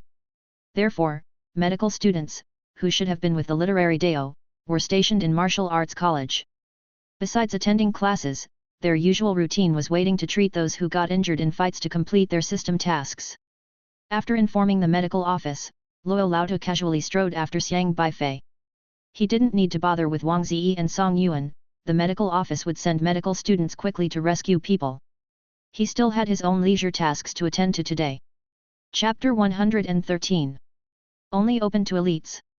The number 1 training ground was already surrounded by countless elite students. Among these people, some, like Elder Luo, were just there to join the fun, curious to see what was so special about the top-end grade student from the preliminary selection, while others planned to gang up and intimidate Xiang Beifei, motivated by the public outrage sparked by Yu Lei's article. They wanted to show Xiang Beifei a lesson. Now was the summer vacation period, and most elite students either went home, traveled, or participated in summer internships, so there were naturally fewer students on campus than usual, but today, quite a number had made special trips back to the school. Discover more stories at mvlenovelbin.net. The number 1 training ground was a place similar to a gymnasium. It was well known to the students of the martial arts college, as they often conducted various simulation trainings here. It featured a variety of sophisticated setups, a high-tech venue perfect for simulating any specific scenario needed for their missions. For instance, if one wanted to kill a desolate beast, it would simulate a battlefield against a desolate beast. If one wanted to practice sniping, it could simulate various extreme conditions. If one wanted to solve crimes, it could recreate various murder scenes. The teaching facilities at the elite university were top-notch, and nearly every student could find scenarios that fit their system abilities to practice in the training ground. Is Yuqi the old demon only planning to use simulation scenarios to test this N-grade student? That's letting him off too easy, isn't it? Don't be foolish. Do you think the simulations set up by Yuqi the old demon are that easy to pass? Too naive. Many people were waiting at the number 1 training ground, talking and speculating, waiting for that spotlighted person to appear. Here he comes. At that moment, someone shouted. Whoosh! Countless gazes swept over. Xiang Beifei had never realized he would attract such attention. Despite it being summer vacation and just past 8 in the morning, there were still more than 200 students from Liangzhou University, who had arrived early waiting for him. As soon as he stepped into the training ground from around the corner, all eyes suddenly fell on him. Curious, schadenfreude, indignant, predatory, fierce, and malicious. All sorts of gazes, like so many curved knives, whooshed chaotically over Xiang Beifei. The scene suddenly became very quiet, so quiet that even the sound of a leaf stirred by the wind, rustling on the ground, could be heard. Lu's Highway briefly scanned her surroundings and whispered, "Why are there so many people? It seems like every student club has sent a representative here, the stir you've caused is rather big." The elite university had countless student departments, nicely termed as student clubs, but frankly speaking, they were just small gangs. Each student club competed against each other, and sometimes to prove their club's superiority, they often organized group fights. Group fights were still tacitly approved by the martial arts college because when dealing with desolate beasts, it's rarely a solo fight, almost always, it involved mutual cooperation, with several students teaming up to fight a single desolate beast, which was considered the best approach. Group fights helped cultivate a tacit understanding of cooperation among students. Of course, the rule remained the same, fights could happen, but at school, the number of participants had to be equal on both sides, and there must be a teacher present. After the matter with Xiang Beifei came out, the various student clubs seemed to have reached a tacit agreement. Today, many clubs had sent at least one representative, and it seemed that taking the first shot at intimidating this new N-grade student had turned into a matter of pride for the school. As Xiang Beifei approached the training ground, his path was blocked by a group of students. N-grade awakeners are forbidden from passing this way. The leader was a tall boy with his hair combed into a side part, his eyes fiercely fixed on Xiang Beifei. Host, Tao Jin. S-grade Eagle Eye System. Realm, Advanced Qi Controlling. Tao Jin was a tracking type system awakener. His eyes could spot anomalies under various extreme conditions and identify his opponent's weaknesses, belonging to the investigative class of martial artists. He blocked Xiang Beifei's path, his gaze darkly appraising Xiang Beifei as he used his system to size him up. You scanned Xiang Beifei, and no spiritual power fluctuations were found. Just someone without any cultivation? That should be easy then. Tao Jin sneered internally. What did it matter if this N-grade awakener had high scores in academic subjects? Without any cultivation, he dared to come to Liangzhou University? The other students also stood by Tao Jin's side, lining up to block the way forward completely. Lu's Highway stepped forward, stood in front of Xiang Beifei, and challenged, Tao Jin, what do you mean by this? Dare to block my way? Tao Jin glanced at Lu's Highway, slightly wary, then chuckled lightly, Lu's Highway, if you want to pass, of course, I won't stop you, but this path is not open to any N-grade individuals. Since when was this decided? Who needs your authorization to pass through? Lu's Highway demanded. This was the result of our collective decision. Tao Jin pointed at the people beside him. That's right, N-grade trash doesn't deserve to walk this path. If you know what's good for you, get out of Liangzhou University. Some people beside them chimed in as well. Lu's Highway retorted coldly, so you mean to say that even if Elder Shang Tianxiang of Liangzhou came here, he wouldn't be allowed to walk this path either? Tao Jin's face shifted slightly. That accusation was something he couldn't bear. Everyone knew that the governor of Liangzhou, Shang Tianxiang, was an N-grade awakener, but his achievements were heights that many present might never reach in their lifetimes. Nobody dared to belittle him lightly. Truthfully, although Shang Tianxiang was an N-grade awakener, in reality, his achievements were so great that many people even overlooked the fact that his talent was quite ordinary. They never treated him as just a simple N-grade awakener. But strictly speaking, if Tao Jin did not want the N-grade Xiang Beifei to pass through, it meant that he was also not permitting N-grade Shang Tianxiang to pass. As a mere late-stage qi controlling practitioner, where would he get the audacity to link these two matters together? The roads of an elite campus are only open to the elite. A woman dressed in light clothes stepped forward and timely extricated Tao Jin from his predicament. She twisted her slim waist, smiling charmingly, and said in a crisp, captivating voice, Elder Shang Tianxiang is a top-notch elite, of course, he can pass through. Host, Yu Xiaoao. S grade, Charm Allure System. Realm, late-stage qi controlling. Yu Xiaoao paused, then using her eyes coated with pink eyeshadow, she looked at Xiang Beifei. Does this man really deserve to be mentioned in the same breath as an elder like Shang Tianxiang? Lu's Highway narrowed her eyes and stared at Yu Xiaoao, her voice firm, the assessments haven't even started for him yet, how can you determine he isn't an elite? He's an elite? Ha! Tao Jin scoffed, then turned to look at the people around him, asking in a tiresome, oily voice, here stand all the elite students of Liangzhou University, please raise your hand if anyone needed to be assessed to enter this institution. Chapter 114. Xiang Meng. Everyone looked at Xiang Beifei with mocking eyes, and many even snorted in disdain. Tao Jin returned his gaze to Xiang Beifei and continued, no one raised their hand, do you know why?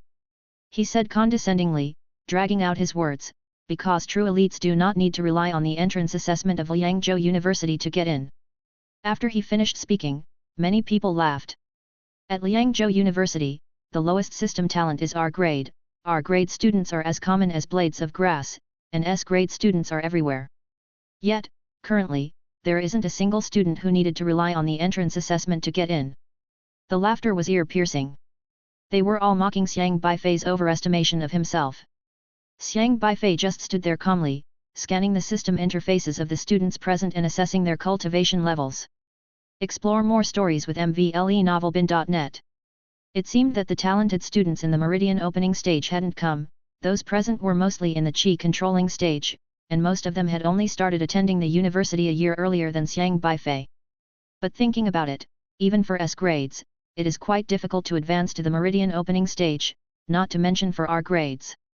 Many R-grade law enforcement members of the enforcement team are in the late Qi controlling stage and might not reach the Meridian opening stage even by graduation. As for S grades, the early stages of cultivation are relatively quick, and maybe the awakening system could reach the late Qi controlling stage within a year, but to go further is a bottleneck. To step into the Meridian opening stage, it would take at least several years.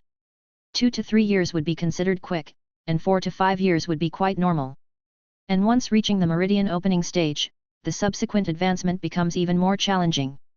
Even Liu Hong, who had probably graduated from Liangzhou University some 20 years ago, was still at the initial stage of Meridian opening, and only recently, with the help of Xiang Beifei, did he begin to advance to the middle stage of cultivation. Of course, Liu Hong's cultivation hadn't progressed further due to a past injury he sustained, and because advancing during the Meridian opening stage is difficult, and it takes more time. But even so, real Meridian opening stage cultivators only make up a very small part of the university's students. Liangzhou University has graduation requirements for its students. Besides needing to earn enough credits for certain courses, there are also strict stipulations for strength. R grades, to graduate, need to be at least in the late Qi controlling stage. S grades, to graduate, must at least be in the initial Meridian opening stage.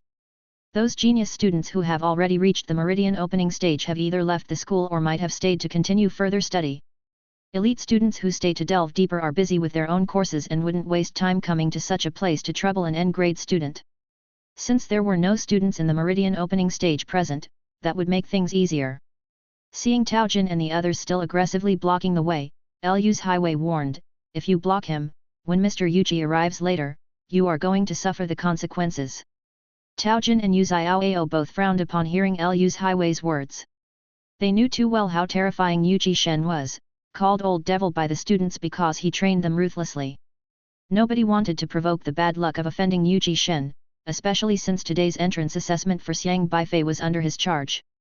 If they caught his attention, they could expect to be skinned during the next training session. Yuji Shen hadn't arrived yet, so they dared to block the way here. But if Yuji Shen were to arrive later, they'd be too busy trying to escape. Tao Jin and Yu Xiaoao exchanged glances and then gave a few suggestive looks to the others around them. "Fine, if you want to pass this way," Tao Jin said, with a smile that wasn't quite a smile, as he looked at Xiang Beifei. Thud. Thud. Thud. At this moment, a dense series of footsteps approached, the steps sounding extremely heavy as if the person was wearing 1,000-pound shoes, seemingly stomping on everyone's heart with each step. Tao Jin and Yu Xiaoao, among others, tacitly stepped back, clearing the way. Soon, a person entered Xiang Beifei's line of sight from behind. It was an extremely fat male student, as white as 3 normal people put together, his flesh layered upon layer, bulging in an exaggerated manner. But what was piled upon him wasn't excess fat, it was solid muscle. Each section of muscle undulated as he moved, faintly brimming with terrifying power. Host, Xiang Meng. S rank, Flesh Striking System. Realm, Late Stage Qi Controlling. Xiang Meng was a very greedy person, as long as someone gave him a little benefit and told him what to do, he wouldn't hesitate and wouldn't consider the consequences. Tao Jin and Yu Xiaoao didn't want to provoke the bad luck associated with Yuji Shen, so they found Xiang Meng to take the lead, as he was thick-skinned and wouldn't be much affected by Yuji Shen's grinding. "It's actually this guy." Liu's highway's face changed slightly, obviously recognizing Xiang Meng. Xiang Meng was massive, a martial artist who specifically cultivated physical prowess. He had a big reputation in their cohort because every section of his muscles contained great strength. The speed of physical cultivation was incredibly slow. Other S-rank systems had reached the late stage of qi controlling months ago, but he had only stepped into it last week. Back when he was only at the mid-stage of qi controlling, Xiang Meng was able to confront ordinary late-stage qi controlling warriors just with his muscular body. Now, although he had only been at the late stage of qi controlling for a few days, even Lu's highway could not afford to underestimate him. Lu's highway, worried that Xiang Beifei might suffer a loss, still stood in front of Xiang Beifei and shouted at Xiang Meng, don't look for trouble where there isn't any. A red light shone on her arm, ready to deal with Xiang Meng at any moment. However, Yu Xiaoao's gaze suddenly lit up with a red gleam, as she smiled at Lu's highway. Lu's highway, listen, what's that sound? A series of tinkling laughter reached Lu's highway's ears. I've been careless. Lu's highway inwardly cried out, realizing her mistake. She had focused all her attention on Xiang Meng and had neglected Yu Xiaoao. Whoosh! An eerie pink light flared up, and Lu's highway and Yu Xiaoao vanished from the spot. Yu Xiaoao's ability was known as Charm Allure, where degree refers to a dimensional space. A 1-degree space is a one-dimensional space, and currently, she had unlocked up to 7 degrees, meaning she could create a 7-degree space. She could lure anyone into her created system space through charm and use the special properties of the dimensional space to suppress her opponent. Yu Xiaoao knew that Lu's highway was not easy to handle. Lu's highway also had a considerable reputation in their cohort, possessing top-notch qualities in all aspects, and she was straightforward by nature, not caring how others viewed her. If Lu's highway intervened in matters concerning Xiang Beifei, others who wanted to trouble Xiang Beifei might have second thoughts, so Yu Xiaoao directly pulled Lu's highway into the 7-degree space, denying her the chance to protect Xiang Beifei. Yu Xiaoao and Lu's highway were both in the late stage of qi controlling, so even if she dragged her in, she wouldn't gain much of an advantage, but it could buy some time, leaving Xiang Beifei alone at the scene. Chapter 115. This way you won't see me anymore. Many people saw Lu's highway, who wanted to protect Xiang Beifei, being led away by Yu Xiaoao, and their mocking glances towards Xiang Beifei intensified. They knew that this overconfident N-level awakener was about to face serious trouble. Xiang Meng's quivering muscles were truly formidable. Each time they pulsated, the muscles trembled, resonating slightly with the air, and through the friction of his own spiritual power, they could unleash an incredibly powerful impact. A single punch from him could smash a 10-meter deep crater into the ground. In the last batch of freshmen at Liangzhou University, he was known as the S-level human bulldozer, a nickname that was well earned. During practical combat classes, he would usually take hits with his body, endure his opponent's attacks, and then charge at them like a bulldozer. Many people disliked fighting against him because they couldn't break through his defense, blades and spears couldn't pierce him, and even regular bullets were blocked. If one was not careful, they could be smashed into a pulp by him. There were few at the same level who could withstand a punch from him. Both his defensive and offensive powers were incredibly formidable. It could be said that in the previous batch of freshmen, only he could withstand the torture administered by Yu Shen. Even when Xiang Meng was in the middle phase of qi controlling, nobody dared to trouble him, and these past few days, as he had just stepped into the later stage of qi controlling, his power had escalated even further. No one had truly sparred with him yet, so no one knew just how powerful the current Xiang Meng actually was. But he was undoubtedly more terrifying than ever. Many people, seeing Xiang Meng ready to intimidate the N-level newcomer, gave Xiang Beifei sympathetic looks. If even those at S-level couldn't withstand his strike, what could the weakest N-level awakener do? But amidst their sympathy, they also reveled in schadenfreude, for today everyone had come to put Xiang Beifei in his place, and Xiang Meng was the chosen enforcer. This kid's probably going to have a headache now, someone said. Even Elder Luo, who was always stirring up excitement in the back, slowed his pace of eating sunflower seeds, glanced at Xiang Meng, then at Xiang Beifei, pondering the situation at hand. Although he was usually idle, he was still quite familiar with the new generation. He was well aware of Xiang Meng's overall situation. This big guy focused on cultivating his physique, was a bit slow-witted, but was a formidable stock of potential. Xiang Meng was a grade higher than Xiang Beifei and had practiced for an additional year. His physique was so strong, he couldn't be compared to the likes of Wang Ziyi and Song Yuan from just a moment ago. It's just unclear how this kid plans to deal with this Xiang Meng. Xiang Meng took heavy steps, walking towards Xiang Beifei step by step, then stopped, his small eyes flickering with ferocity as he rubbed his fists and said in a low voice, "You're in my way." Xiang Beifei pondered for a moment, then stepped aside. Many people who saw Xiang Beifei's action laughed again. This guy is scared, so obediently stepping aside, haha. If you're so scared, why don't you just roll out of Liangzhou University? Xiang Meng, why not give him a push? Many were egging on, eager to see how Xiang Meng would deal with this N-level newcomer. Seeing Xiang Beifei make way, Xiang Meng flashed a row of sinister, brick-like teeth, staring at Xiang Beifei, and said again, "What I mean is, you're blocking my view." Xiang Beifei looked puzzledly at Xiang Meng. "Don't you get it? This is Liangzhou University, you should roll out of my sight." Xiang Meng extended his arm, muscles rippling on his arms, trembling. The powerful spiritual power echoed through the muscles, unleashing terrifying and immense strength. Xiang Beifei then realized, and immediately asked, "You mean, you don't want to see me?" Xiang Meng flashed a mocking smile, "Exactly. I don't want to see you." Many continued to shout, "If you know what's good for you, just roll out of Liangzhou University. Liangzhou University is not a place for N-level trash like you. Hurry up and roll to a place where Xiang Meng can't see you, or you'll suffer." Xiang Meng's energy was overwhelming, and in their view, he completely overpowered the frail N-level awakener. Due to the article about Xiang Beifei by Yu Lei, Liangzhou University had recently been besieged by netizens from all over Zhuzhou, and now the article's main character was being treated unfairly here, adding to their excitement. Xiang Beifei nodded thoughtfully. "Fine," he said, "if you don't want to see me." Whoosh! This time, his fist burst into intense flames. A fleeting gleam flashed through Xiang Beifei's eyes.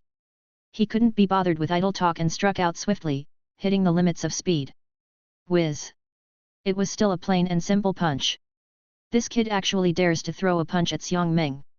Is he overestimating himself? He probably doesn't know how freakish Xiang Meng's defensive power is. Xiang Meng could just stand there and let him hit him for 3 days and 3 nights without a scratch. Many people, upon seeing Xiang Beifei make his move, scoffed. Even Xiang Meng wore a look of disdain. His typical strategy in a fight was to take hits first, waiting for his opponent to tire, then he would strike. "I said, I don't want to see you again." Unmoved by Xiang Beifei's punch, Xiang Meng's muscles quivered as he fortified his protection. In his eyes, Xiang Beifei's slender fist was just like tapping him lightly, barely tickling him. Xiang Beifei's fist was already covered in flames, and amidst the laughter of the crowd, it pounded into Xiang Meng's belly. Boom! A bizarre force transferred from his fist to Xiang Meng's body. Spiritual power swirled and penetrated into Xiang Meng's trembling muscles. Xiang Meng's explosively powerful muscles paused momentarily, then suddenly shrank, as if they had been drained of power. The originally smug grin on Xiang Meng's face froze, he felt a tightness in his chest followed by a terrifying force impacting his body, instantly reducing his defensive capabilities. His body couldn't withstand the punch. Boom! Xiang Meng flew out like a meatball, his bulky body tumbling twice in the air and plunging headfirst into a flower bed. Clatter! His legs were still stuck in the air, pointing at the sky, twitching slightly. Silence! Dead silence! Everyone present constricted their pupils, and even their heartbeats skipped a beat. What just happened? Everyone's minds were blank. The so-called human bulldozer, an S-level awakener Xiang Meng, had just been sent flying by a punch from an N-level awakener. They had thought Xiang Beifei was going to have a rough time with Xiang Meng today. If Xiang Beifei stubbornly refused to leave, it was likely that Xiang Meng might have grabbed him and thrown him out. But unexpectedly, it wasn't Xiang Beifei who was thrown out, but Xiang Meng, who had both immense defensive and offensive powers. "This way, you shouldn't be able to see me anymore." Xiang Beifei retracted his fist, the flames on his fist slowly calming down, and as he looked at Xiang Meng, who had been planted upside down in the flower bed, he seriously said. Chapter 116. Silence is good. The entire crowd of over 200 taunting students suddenly fell silent. Many people even found it hard to believe what had just happened. Although Xiang Meng had only stepped into the late stage of qi controlling a few days ago, he was, after all, an S rank with an incredibly strong physique. His muscles were terrifying, and typically, he was the one sending others flying. How did he end up being the one smashed away today? Xiang Beifei's punch was too bizarre. Even Tao Jin, who had the eagle eye system, hadn't seen it clearly. He was even startled into ducking his head by Xiang Beifei's fist. Tao Jin was well aware that if he were to be hit by Xiang Beifei's punch, he would likely be sent flying even further than Xiang Meng. Is this really an N-level awakener? Did he rely on his own strength? Or did he rely on someone else's system for help? Many people looked at Xiang Beifei in shock. Originally, everyone had come today to trouble this N-level awakener, planning to intimidate an N-level awakener. However, they had underestimated the N-level awakener too much. In the end, who was intimidating whom? With Xiang Meng, the last tournament's strongest defender, sent flying, who else possessed the strength to intimidate Xiang Beifei? This. Lu's Highway and Yu Xiaoao also appeared on the scene. Although Yu Xiaoao had dragged Lu's Highway into her 7-degree space, Lu's Highway was not someone to be trifled with. She shattered the space with a punch and came out just in time to see Xiang Beifei's punch. The two of them were also startled. Xiang Meng weighed at least 200 to 300 pounds, and just like that, he was sent flying by Xiang Beifei with a punch? Elder Luo, nibbling on sunflower seeds in the crowd, brightened up. This method of circulating spiritual power? What cultivation technique has he practiced? The students might not notice, but he had been observing Xiang Beifei's punching technique from the very start. Wang Ziyi and Song Yuan were far less powerful than Xiang Meng. They were directly overpowered by Xiang Beifei's tyrannical punch, and at that time, Xiang Beifei hadn't even used his full strength. But the punch Xiang Beifei landed on Xiang Meng's body not only burst into flames, it also contained a very special clever force. It was exactly this clever force that rendered the very muscular Xiang Meng completely unable to cope. Xiang Meng was known as the S-rank human bulldozer, with layers upon layers of muscles that trembled slightly whether he was moving or standing still. His defense relied on the combination of muscle and spiritual power, with explosive destructive and defensive power emanating in the tremors of his muscles. However, the spiritual power on Xiang Beifei's fist was very strange. When he struck Xiang Meng's muscles, the spiritual power acting between Xiang Meng's muscles was twisted and pulled by his flames, then ignited. The most bizarre thing was that Xiang Meng's constantly throbbing muscles seemed to have been forcefully stilled in an instant. All his muscles couldn't move, cutting off the flow of spiritual power abruptly. At present, Xiang Meng was only in the qi controlling stage, and his physique was only relatively unsolvable compared to his peers but not incredibly powerful. Once Xiang Meng's muscles couldn't gather spiritual power, his body lost its strong defensive and offensive power, making him no different from a fat ordinary man with a bit more weight, nothing special. He only cultivated his physique, focusing on defense and strength, but his speed was very slow. Faced with Xiang Beifei's fist, he couldn't possibly react in time. With such talent, does he still need an admission test? Wahahaha! Elder Luo became more and more excited, finding more and more pleasure in his thoughts and liking Xiang Beifei more and more every time he looked at him, knocking the sunflower seeds with even greater enthusiasm. In an inconspicuous corner of the training ground stands, Ye Chongfeng was sitting there alone, quietly watching everything. The Long Yuan sword floated beside him, humming softly. He actually has late-stage qi controlling cultivation? So, is he an SR rank awakener now? Asked the Long Yuan sword, astonished.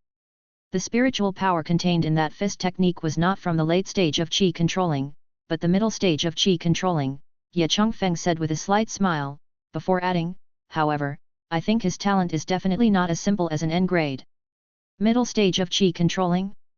He took down a late stage qi controlling cultivator with a single punch using middle stage strength. The Long Yuan sword was increasingly astonished, we didn't even notice his cultivation level that day. Ye Chongfeng raised his hand to adjust his glasses and said helplessly, I should have thought of that earlier. Thought of what? You couldn't tell either that day. It's precisely because I couldn't tell. Stop with that. Just admit you didn't know, the Long Yuan scolded angrily. Ye Chongfeng was choked by his companion, the Long Yuan sword, but he just laughed and said nothing. After a while, he turned to Luo Laotu, who was cracking sunflower seeds in the crowd, and said, I think he's going to snatch someone away again. The Long Yuan sword also looked toward the security uniformed Luo Laotu, seeming to harbor considerable wariness toward this man whose cultivation was only at the late stage of meridian opening. It's normal, Xiang Tianxing's son is here.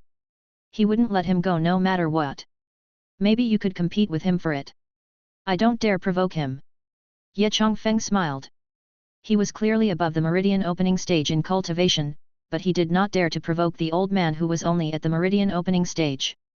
Because the old man was bored enough to work as a school security guard.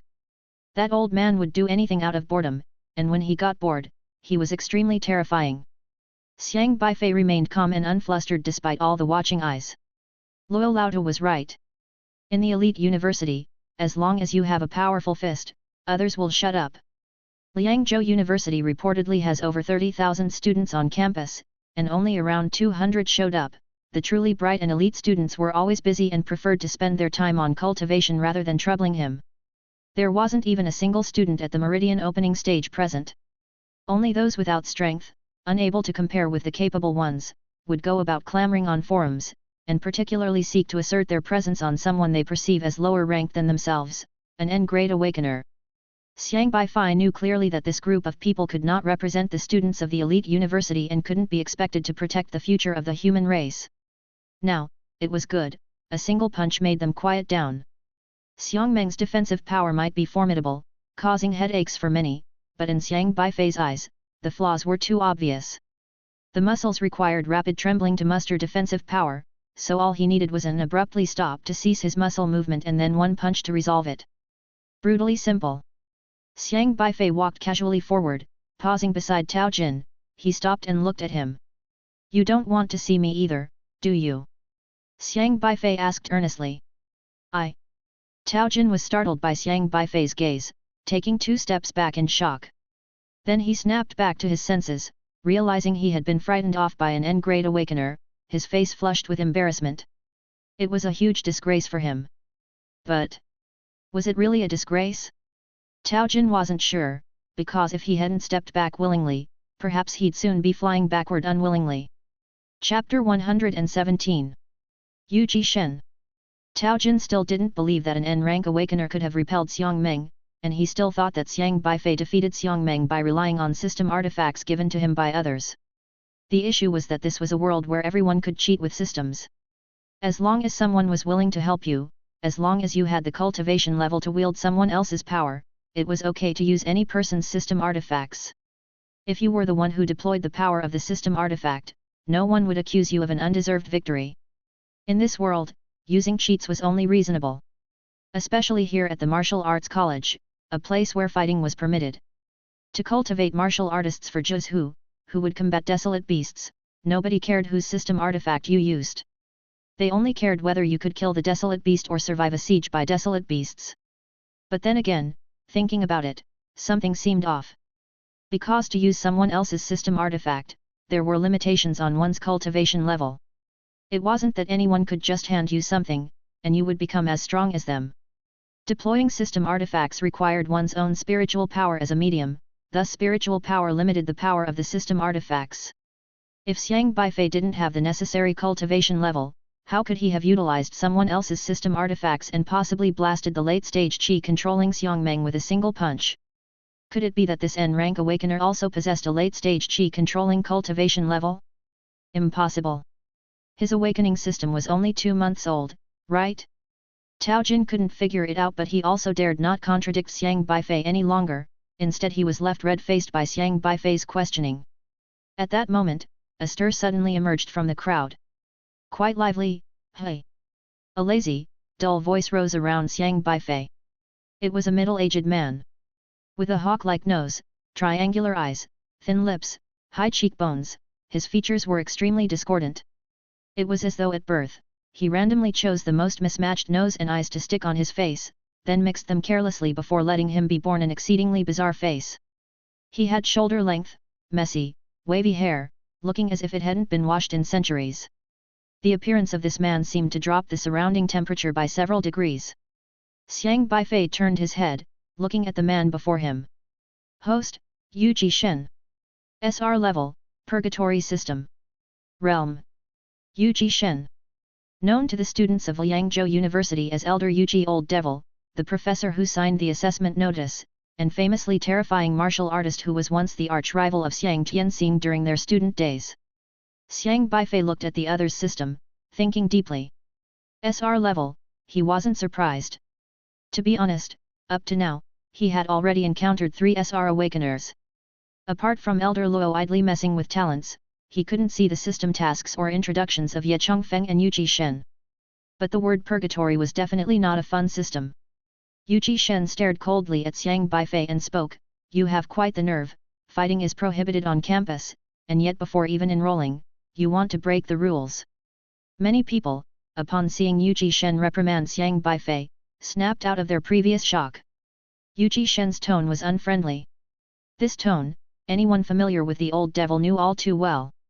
Although Xiang Beifei had just knocked down Xiang Ming, it was Yu Shen who truly terrified everyone. No one around dared to speak, they all held their breath, watching Xiang Beifei. Xiang Beifei calmly looked at Yu Shen and said, "There are faculty members present, isn't fighting allowed then?" "I wasn't at the scene, where are the faculty members from?" Yu Shen retorted coldly. Continue reading at mvlenovelbin.net. Pfft! Ha ha collapse! Someone broke the silence.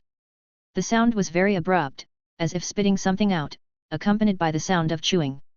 Everyone was wondering who was so bold to speak up at this moment. Wasn't this provoking Yu Shen's wrath? Turning their heads, they realized it was Elder Luo casually spitting out melon seed shells. "I'm watching." Elder Luo leisurely cracked seeds. Many had seen Elder Luo, the security guard who often dozed off in a chair at the school gate, appearing very unprofessional, yet he was genuinely a faculty member capable of testifying in students' fights. When Yu Shen saw Elder Luo, his gaze became even colder. He didn't retort at Elder Luo but instead turned to glare at Xiang Beifei, continuing harshly, "You haven't even passed the assessment, just an outsider, is the school rule set for you?" "Since the rule isn't set for me, then beating them seems quite appropriate," Xiang Beifei said calmly. Yu Shen narrowed his eyes, his tone becoming even colder, as if about to devour someone, his thin lips emitting a deathly threatening sound. "You know this is Liangzhou University, right? You dare to come to my school and beat up my students? You think our school has no teachers?" The surrounding temperature dropped several degrees. Many had realized that Yu Shen was also planning to make things difficult for this freshman. Turns out Elder Yu, the old devil, despised a grade N freshman more than all the students present. Had they known this, they wouldn't have needed to act at all, just waiting for Elder Yu to make a move would have sufficed. Many were excited again, wanting to see how Elder Yu would punish this arrogant grade N student. Xiang Beifei remained unhurried and calm. A college student from Liangzhou University wants to trouble a high school student who came for the entrance assessment. The well-trained elite university student couldn't beat this high school student, so a mighty Liangzhou University teacher has to personally deal with this high school student who just awakened his system 2 months ago? I think the teachers of Liangzhou University have higher morals than this, they wouldn't do such a disgraceful thing. At these words, everyone was momentarily stunned, then their expressions became very strange. Xiang Beifei's words sounded extremely harsh to them. Because Liangzhou University was known as an elite university, where every student was claimed to be elite. But elites were knocked down by a just graduated high school student with a single punch, which was already smacking these so-called elite students in the face. Xiang Beifei's punch had almost broken the elite university's sign. If Yu Shen condescended to lay hands on him now, it would be akin to telling outsiders that their school's elite students couldn't beat an outsider grade N high school student and needed a teacher's assistance to discipline them. If this got out, then Yu Shen would be stepping all over the already smashed university sign. The most pressing matter was whether Liangzhou University now wanted to accept this grade N high school student. Not accept? Because you think this grade N student doesn't meet Liangzhou University's admission qualifications? But your proud elite students were swung away by this grade N high school student, couldn't beat a not yet enrolled grade N student, and then claim that the student does not qualify to attend Liangzhou University? What are those elite students that Liangzhou University usually enrolls supposed to be? Chapter 118. Punching out qualifications. If news of this incident reached the ears of the other 8 elite universities, or spread throughout Zhuzhou, then Liangzhou University would truly become the laughingstock of the entire alliance. The only way to cleanse this disgrace was to acknowledge that Xiang Beifei was a prospective student at Liangzhou University. Then it could be said that it was just schoolmates sparring among themselves, losing to one's own people was nothing shameful, nor would it tarnish the school's reputation. But once Yu Shen regarded Xiang Beifei as part of Liangzhou University, and since faculty members had been present, Xiang Beifei's act of hitting someone was in accordance with the rules, and he as a teacher couldn't intervene, otherwise, he would be the one breaking the rules. No matter from which angle, Xiang Beifei's logic was sound. Yu Shen's face looked almost like it was about to wring out water. He had not expected Xiang Beifei to dare to block him with such words. "Are you trying to coerce me with that approach of using public pressure again?" asked Yu Shen coldly. "If that's what you think, then you've threatened the wrong person. Public pressure doesn't work on me." Public pressure. Xiang Beifei turned his head to look at Xiang Meng, who was still struggling to rise from the flower bed, the human bulldozer he had knocked senseless with a punch, and slowly said, "Do I need it?" Hiss. Many people gasped. This guy's tone was so arrogant. He actually dared to say that. Especially to someone known as the Old Devil, Yu Shen. But the over 200 elite students present, oddly enough, couldn't find an excuse to refute him. Because Xiang Beifei really didn't need it. That punch had already made it very clear. "Ha ha ha, this kid is really sharp, I gave him a few pointers, and he learned them right away," said Luo Laotu, spitting seeds everywhere. Continue your adventure with mvlenovelbin.net. He knew that just with that punch, Xiang Beifei had already earned his admission. With him present, Yu Shen could no longer find any reason to deny Xiang Beifei. In the martial arts college of Liangzhou University, fists are the ultimate truth, and Xiang Beifei's punch was not aided by someone else's system ability but his own cultivated strength. If it was academic performance, Xiang Beifei was ranked first in the National College entrance examination. If it was martial prowess, Xiang Beifei had sent the S-level Xiang Meng flying.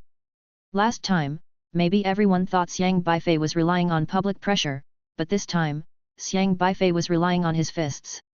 Yu Shen narrowed his eyes, staring at Xiang Beifei, like the gaze of the Grim Reaper. In fact, he had arrived earlier, but had deliberately not shown himself, allowing those elite students to trouble Xiang Beifei. The one he hated the most back then was Xiang Tianxing. Seeing Xiang Tianxing's son being troubled by the human bulldozer Xiang Meng, he naturally wanted to stand aside and enjoy the show. He had just been sneering, "Xiang Tianxing, oh Xiang Tianxing, who would have thought your N-level useless son would have days like this?" However, this thought had just emerged, and in the next moment, Xiang Meng was sent flying. Yu Shen's face turned as sour as if he was constipated. He was an SR level, just like Elder Luo, and he was very clear about what Xiang Beifei's punch meant. Even if he hated Xiang Tianxing deeply, he had to acknowledge the talent in that punch. Although he was in charge of this admissions test, it didn't mean he was the only one paying attention to Xiang Beifei. Especially since this N-level student is no ordinary person, having secured the top original score and dominated all the examinees in Zhuzhou, he is also the son of Xiang Tianxing, the famous SR genius student from Liangzhou University over 2 decades ago.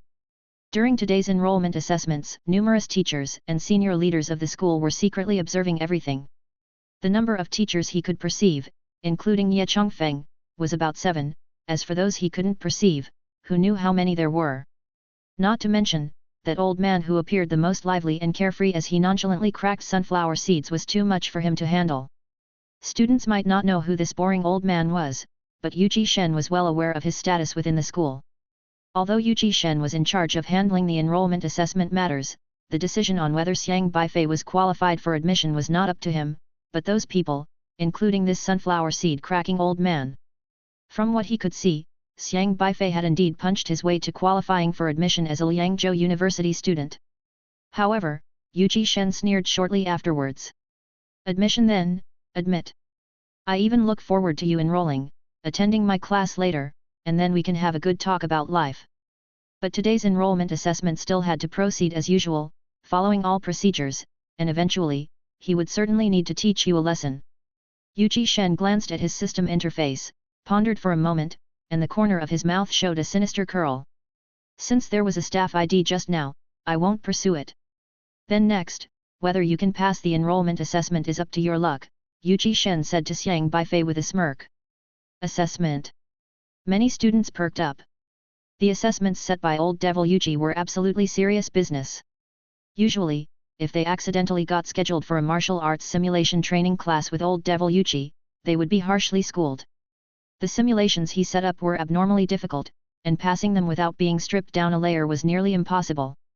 Worst of all, Old Devil Yu had the highest failure rate among all the teachers at Liangzhou University.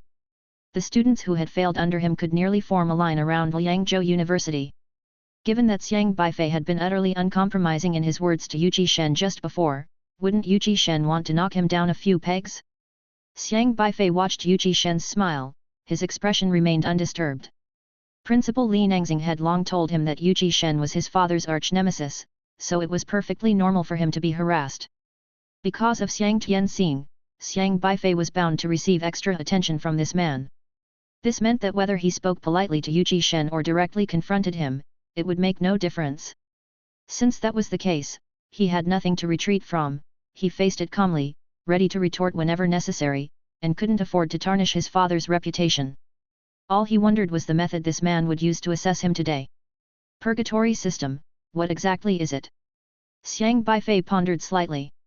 Yu Shen was of SR level, and his cultivation was above meridian opening. He couldn't see the other's system introduction or the related task difficulties, so he could not make effective responses. But since it was called the purgatory system, it very likely meant extremely challenging tasks. Lu's Highway had said that Yu Shen normally liked using various harsh trainings to torment people. Could it be that he relied on throwing students into a purgatory he created and then assess their performance to enhance his own strength? With Xiang Beifei's understanding of systems, he deemed this possibility highly probable. His father had apparently severely thwarted Yu Shen in the past. If Yu Shen couldn't surpass the senior, he would trouble the junior. Now seeking to extract some interest from him, the upcoming assessment was likely going to be tough. But no matter, if you make things difficult for me, I won't make it easy for you either. I never go easy on certain types of people. Chapter 119. Assessment. Xiang Beifei wasn't worried about being suspected for taking Yu Shen's system reward, although he didn't know what the other's system task was. The higher the level of the system reward, the longer it definitely took to complete. He had only completed one system task, which might not be enough for Yu Shen to receive a reward immediately. It probably would accumulate over some time, possibly taking several days, or even several months to receive. During this period, many changes could occur, and many people would be involved in his task, making it less likely for Yu Shen to suspect him. Even if some small rewards could be obtained immediately, Xiang Beifei also needed to alert Xiaohe, reminding it to pick the timing and disguise itself when retrieving the parcel. The instructors at elite universities weren't like Yang Hua, whose cultivation was only in the late stage of qi controlling. They were more vigilant, and Xiang Beifei had to be even more cautious when exploiting the system. Training Ground 1 was like a stadium, very large, only instead of grass, the ground was covered with glittering transparent black slates. These slates were quite peculiar. When you walked on them, you could see your own reflection, but the reflection on the floor wasn't foot to foot like in a mirror, flipped over in your current posture. It seemed more like there was another self standing right below you. It was hard to say if it was really a reflection, perhaps calling it a projection was more apt. The other elite students all sat in the spectator seats. Training Ground 1 allowed others to watch someone's simulation training, where spectators could immersively see the scenarios encountered by the people in the field. This facilitated mutual learning among everyone, to glean various experiences and identify individual shortcomings, as was customary in regular simulation training. Yu Shen stood at the center of Training Ground 1, waiting for Xiang Beifei. Xiang Beifei also slowly walked towards him. I don't care whom you punched away, but in front of me, an assessment is an assessment, and if you don't pass, then you have no place in Liangzhou University, Yu Shen said slowly. Even though he knew that Xiang Beifei was essentially guaranteed admission, he couldn't truly tell Xiang Beifei that, or Xiang Beifei wouldn't take this assessment seriously. All right then. Xiang Beifei didn't show any reaction. Yu Shen thought he was unclear, but he actually understood it better than anyone. At today's training ground, besides the more than 200 elite students in the qi controlling stage, there were also 13 powerful presences in various inconspicuous corners. Xiang Beifei couldn't see what these people looked like. They used various methods to hide their figures and stood in the unremarkable corners of the spectator seats, not easily noticed by ordinary people. But Xiang Beifei could vaguely see these people's system panels. Although a few were too far away, making the system panel information unclear, he could still vaguely discern that these people's system panels contained only 3 simple lines of information. Apart from the SR level Ye Chongfeng and Elder Luo, there were 6 other SR level individuals and another 5 S level experts. Of these 13, 12 showed that their system stages were above the meridian opening. Even those 5S level individuals, their system interfaces were unclear to Xiang Beifei. Clearly, these 5 were among the top in the S level, having broken through the meridian opening stage, likely reaching the God refining stage. The remaining SR who was somewhat unremarkable was Elder Luo, at the meridian opening initial stage. However, with Elder Luo's system characteristics, Xiang Beifei wouldn't underestimate him. The powerful instructors of Liangzhou University were definitely not limited to these 13, probably only these 13 had come, while others might be watching from elsewhere using other methods. These people were here to observe him. After his punch earlier, countless prying eyes chaosly glanced at him, wanting to understand what he was really about. Xiaohe was huffy, constantly being glared at by others to the point of nearly losing its temper. Xiang Beifei had a good idea whether or not he could be admitted, he knew he was almost certainly secure. Yu Shen wanting to assess him was merely a pretext to intimidate him personally. However, he did not shrink back, he still needed to complete this assessment, rightfully and justly. I'll just assume you're ready. Yu Shen chuckled softly, then flicked his hand, and a metal ball came smashing towards Xiang Beifei. Xiang Beifei furrowed his brows, he did not know the purpose of this metal ball, but he still reached out to catch it. The iron ball was only the size of an egg and felt ice cold to the touch. The moment he grasped the iron ball, it suddenly burst out a grey glow, enveloping his hand. To pass my admission test, you need to kill a 3 souls desolate snake. But if you come back empty-handed, it means your admission test has failed, and you will have nothing to do with Liangzhou University. Yu Shen sneered at Xiang Beifei. Xiang Beifei felt something was amiss, for at that moment, he saw Ye Chongfeng transform into a streak of light, rushing from afar and shouting towards him, Yu Shen, you've gone too far. Even Elder Luo stopped eating sunflower seeds and stood up with a solemn expression. Net. What does this mean? Xiang Beifei did not understand what had happened, he felt a light emanating from the iron ball in his hand, forming a peculiar pattern under his feet. Suddenly, he was enveloped by darkness, as if something had grabbed him and pulled him into a vortex. Ye Chongfeng was just a moment too late to grab Xiang Beifei. By the time he arrived, Xiang Beifei had already vanished from the training ground. Yu Shen. A wrathful look appeared on Ye Chongfeng's usually elegant face, and his aura instantly became fiercely sharp, like a drawn sword pointing directly at Yu Shen. What's wrong? Ye Chongfeng, do you have time to chat with me today? Yu Shen waved to shield their conversation, preventing the other students from listening in. This is an admission test. Just a test. How dare you send him to that kind of place? You have a personal grudge with Xiang Tianxing, using such disgraceful means under the guise of duty. Ye Chongfeng roared. The school has assigned me to handle the N-level candidates' admission tests, so how I conduct the test is none of your business. Yu Shen replied languidly. At this time, Elder Luo had also rushed over, frowning as he looked at Yu Shen. Elder Luo, Xiang Beifei Ye Chongfeng said urgently. I saw it. Elder Luo's gaze was piercing as he stared at Yu Shen. Yu Shen felt uncomfortable under Elder Luo's stare, but he still said, this is the assessment I am in charge of. After a moment, he sneered again, aren't you very confident in him? Do you think he can't handle this situation? He has no experience with the external desolate realms. He hasn't even systematically studied desolate beasts, and you send him there on his first test, how is that different from sending him to his death? Ye Chongfeng shouted, did you have the guts to try the external desolate realms right upon admission? I remember, on your first visit to the external desolate realms, you nearly died under a mad claw beast. And you were an SR level then. Not to mention, you had studied desolate beasts at school for 6 months and reached the late stages of qi controlling before you went. Yu Shen's face darkened, what are you implying? You know exactly what I mean.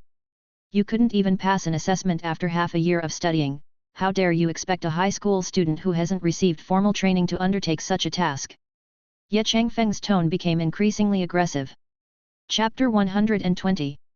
Wild Wasteland Beyond the Domain. The other elite students saw Xiang Beifei disappear and were first stunned, then became somewhat incredulous. Did I see that wrong? This doesn't seem like a simulation training, Tao Jin asked uncertainly. Surprise also showed on Yu Xiaoao's face, definitely not, that was. Lu's highway's complexion changed drastically, Yu Shen surely didn't really teleport Beifei to the outer domain's desolate wilderness, did he? In everyone's understanding, today's assessment should have been Yu Shen using the training field to simulate a scenario for Xiang Beifei to complete in a simulated environment. No matter what the scene was or how difficult it was, those who participated in the simulation training, even if unable to pass, would at most be beaten to within an inch of their lives, covered in wounds, and lying unconscious for 3 days and nights, but there would definitely be no danger to their life. However, Yu Shen changed the content of the assessment on the fly, using the teleportation sphere to send Xiang Beifei into the wilderness outside the domain. The desolate wilderness outside the domain is different from simulation training. During simulation training, those desolate beasts are all virtual, and although very realistic, they won't kill the students. But the desolate beasts in the wilderness outside the domain will.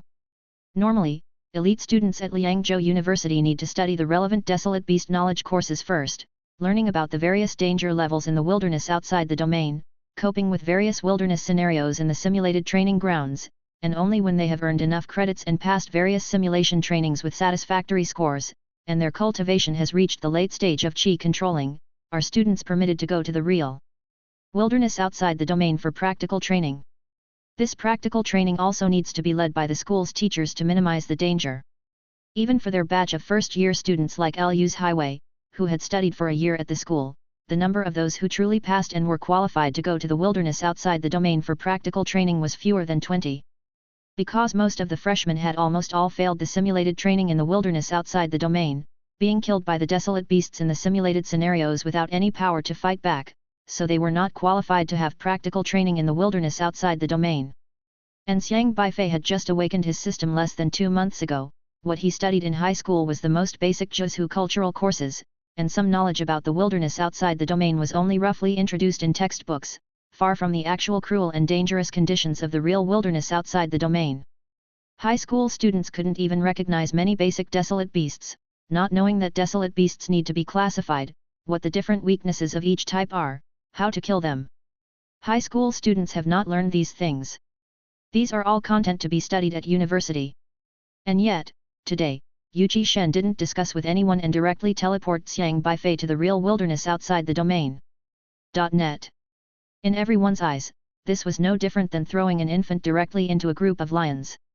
The long Yuan sword beside Ye Chongfeng started to tremble, with sword qi swirling around him. He was usually a very peaceful person, his sharpness hidden, and was known among the students as someone easy to talk to, but today, he seemed on the verge of losing control.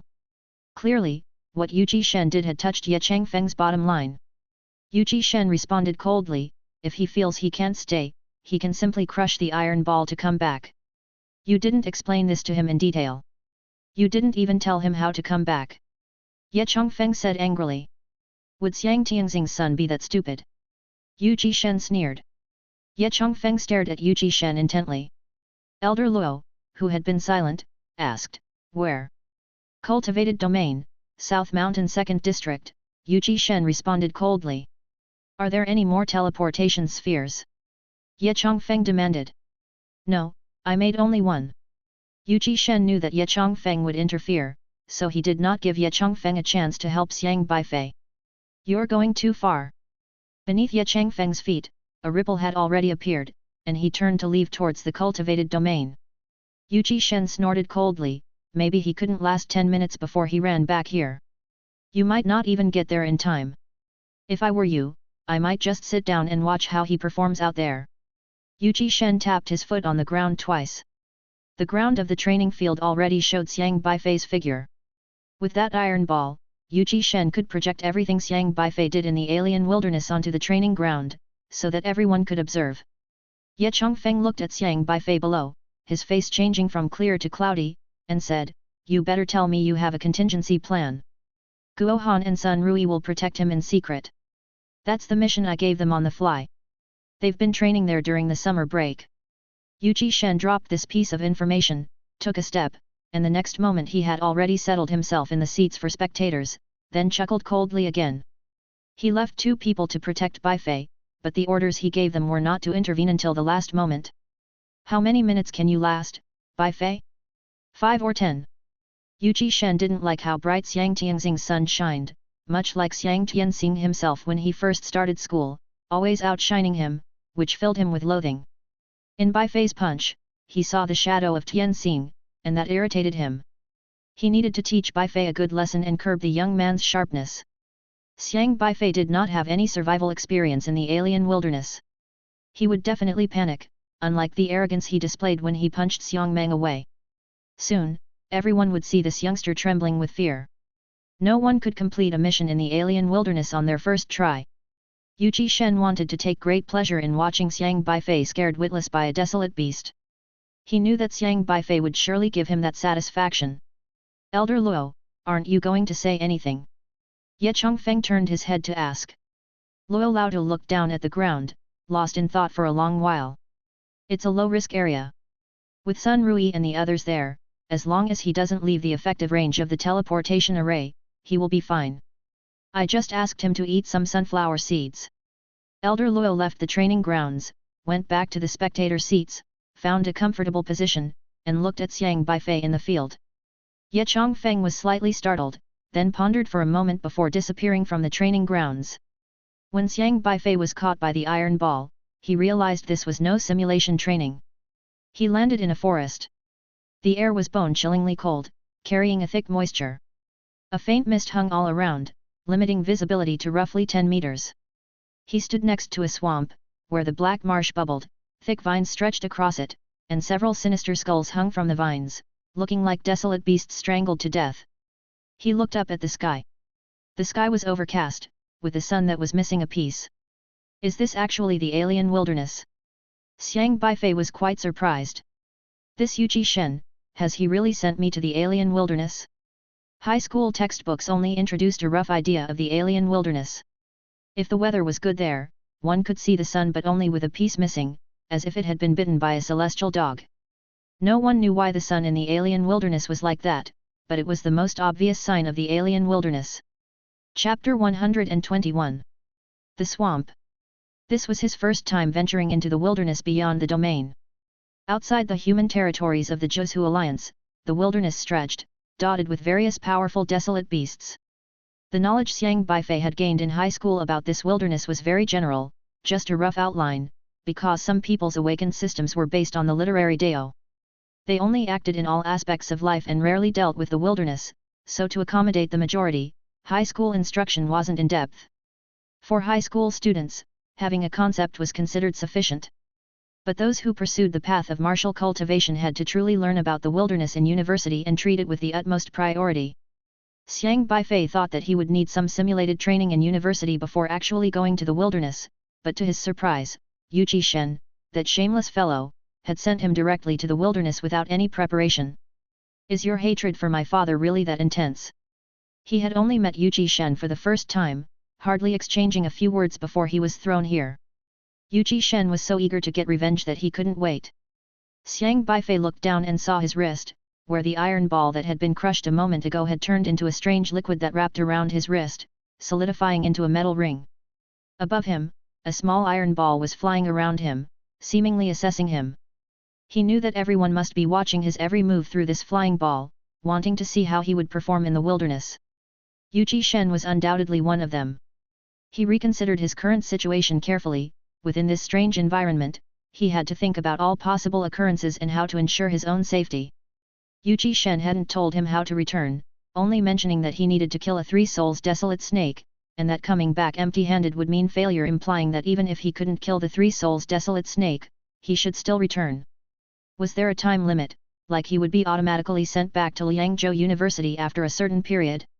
Or could he choose when to return on his own? Xiang Beifei thought it should be the latter, meaning he could make the choice. Even if Yu Shen was desperate for revenge, he definitely wouldn't dare let something happen to him in front of so many people. The way back he left must surely be for preserving life. Given that, the means of return should be this thing on his wrist. Xiang Beifei was completely unfamiliar with the item on his wrist, and even with the ability to learn by analogy, the premise was that he had to have studied it first.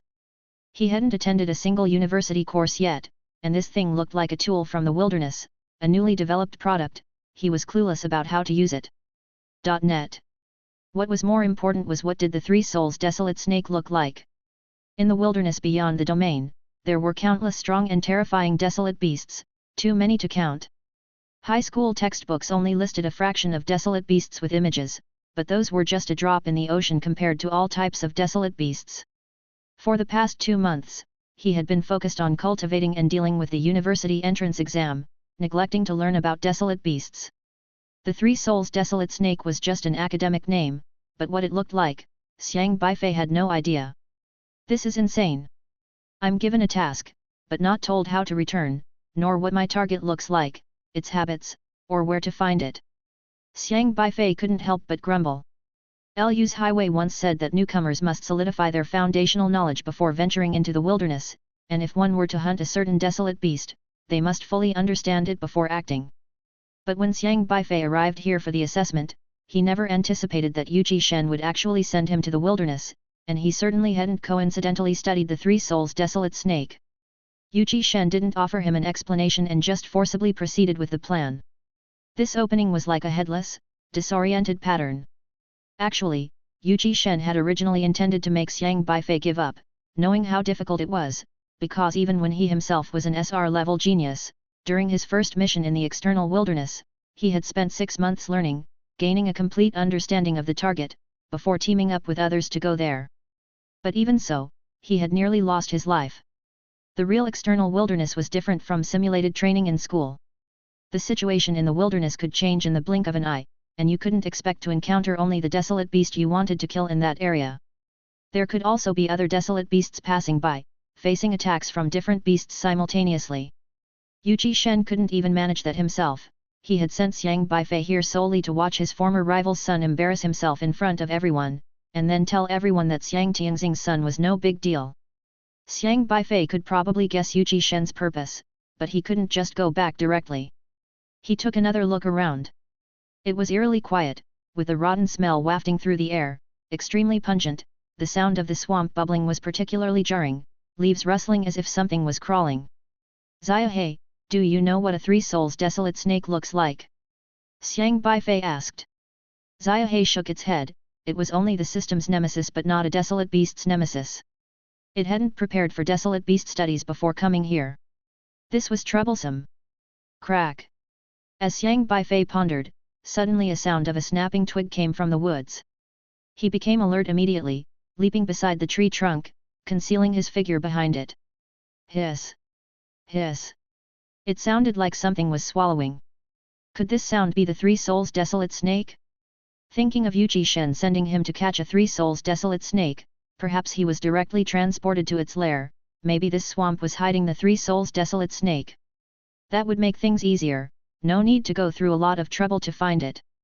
Xiang Beifei peered through the cracks of the tree branches towards the source of the noise, trying to track the Three Souls Desolate Snake. Splash! It seemed like something had broken through the water in the swamp and was crawling on the ground, but from this position, he couldn't see the swamp clearly due to the obstructed view.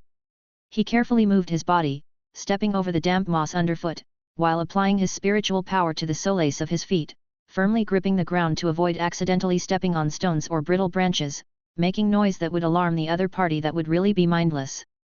However, just as he was about to peek his head out from behind the branches, a sharp eagle's cry suddenly came from the sky. Then something huge seemed to be flapping its wings, rustling as it whooshed over the treetops above. Roar! A fierce roar suddenly sounded at the edge of the swamp. Whatever had just crawled out from the swamp seemed to be enraged by the large bird flying overhead, and with a swift motion, it dashed out. By the time Xiang Beifei stuck his head out, the swamp was quiet again, and he saw nothing. Chapter 122. Tail. Hey! Xiang Beifei had no idea what had just emerged from the swamp.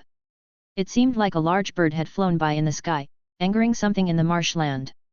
That thing appeared to be chasing after the bird, moving so fast it was soon out of sight. The Three Souls Desolate Snake, judging by the name, must undoubtedly be a snake. However, the creature that had crawled out of the swamp made such a ghastly sound, it didn't sound anything like a snake. Still, he decided to follow and check it out. He had to at least determine what the target looked like. He wriggled out from behind the tree branches and leaped towards the edge of the forest on the left of the swamp. The noise had just passed by there, and he wondered if it had gone far. The ground was overgrown with weeds, squishy underfoot, but the area looked as though it had been flattened by something recently, seemingly by some kind of reptile. He became even more certain it should be the Three Souls Desolate Snake. Walking cautiously, Xiang Beifei followed the trail ahead, but he hadn't gone far when he suddenly sensed something wrong. A sharp whooshing sound attacked from the side, fierce and rapid. He sharply caught the noise and dodged in an instant. Bang! A black tentacle slammed right where Xiang Beifei had just been, against the tree, snapping branches as thick as a wrist. Xiang Beifei focused his eyes and saw the creature vanish into the woods in a blur of motion, too fast for him to get a clear look. At that moment, the branches rustled noisily, taking advantage of the cover. The creature moved rapidly, instantly circling to Beifei's rear and once again launching a tentacle at him. Xiang Beifei clutched the breath soil in his hand, turning it into a giant hammer, and without a second thought, swung it behind him. Bang! His reaction was quick. The hammer struck the tentacle mid-air. The tentacle was quite long, about 2 meters, and after being hit, it whipped around the branches and then quickly retracted. Whoosh! Whoosh! Whoosh! 6 consecutive times the opponent struck from different angles, its movement swift, the shadowy strikes darting back and forth, dazzling to the eye. Fortunately, Xiang Beifei's strength was also considerable, and his reactions were quick enough to evade such attacks. However, he soon realized that this creature was aiming to change positions and engage in hit-and-run tactics. Forests are the dominion of desolate beasts. If it turned into a guerrilla fight, he would be at a disadvantage. He had to end the battle quickly. His mind, relying on the learn by analogy learning ability, quickly analyzed the enemy's 6 striking positions. Desolate beasts all have fixed habits, their timing and direction of attacks can be discerned, and a pattern can usually be found. Once you grasp that pattern, it's easy to find their weaknesses. Soon he deduced where the next attack would come from. Still thinking of ambushing me? Xiang Beifei turned the breath soil in his hand into a large cleaver, and before the creature could strike, he chopped towards the top. Halfway through his swing, the tentacle reached down from above, meeting Xiang Beifei's cleaver head-on. Splurt! Xiang Beifei's breath soil sliced right through the tentacle. As the tentacle fell from above, Xiang Beifei finally saw that it somewhat resembled a monkey's paw. Awoo! A painful howl echoed through the forest. The severed tentacle tried to retract, but with a tap of his toe on the trunk, Xiang Beifei released a ripple of spiritual power, propelling himself high into the air. At the same time, the abruptly stop aura swept over, striking the shadowy figure and instantly taking effect on his opponent. The fleeing figure paused mid-air, then fell down, but after dropping half a meter, it broke free from the binding of abruptly stop. Xiang Beifei's abruptly stop required hitting the target first in order to bind their movements, but if the opponent was strong enough, they could break the bondage. However, even if the bind lasted only 2 seconds, Xiang Beifei had seen the opponent's appearance. It was an extremely vicious-looking black monkey with sharp fangs protruding from its mouth, each at least 3 inches long, drool dripping down the fangs. Its body was covered in luxuriant fur, but most importantly, it had 2 tails. The tails were so long, about 2 meters, and while they had no fur, each end had a claw. One of those claws had been chopped off by Xiang Beifei, and the stump was still bleeding.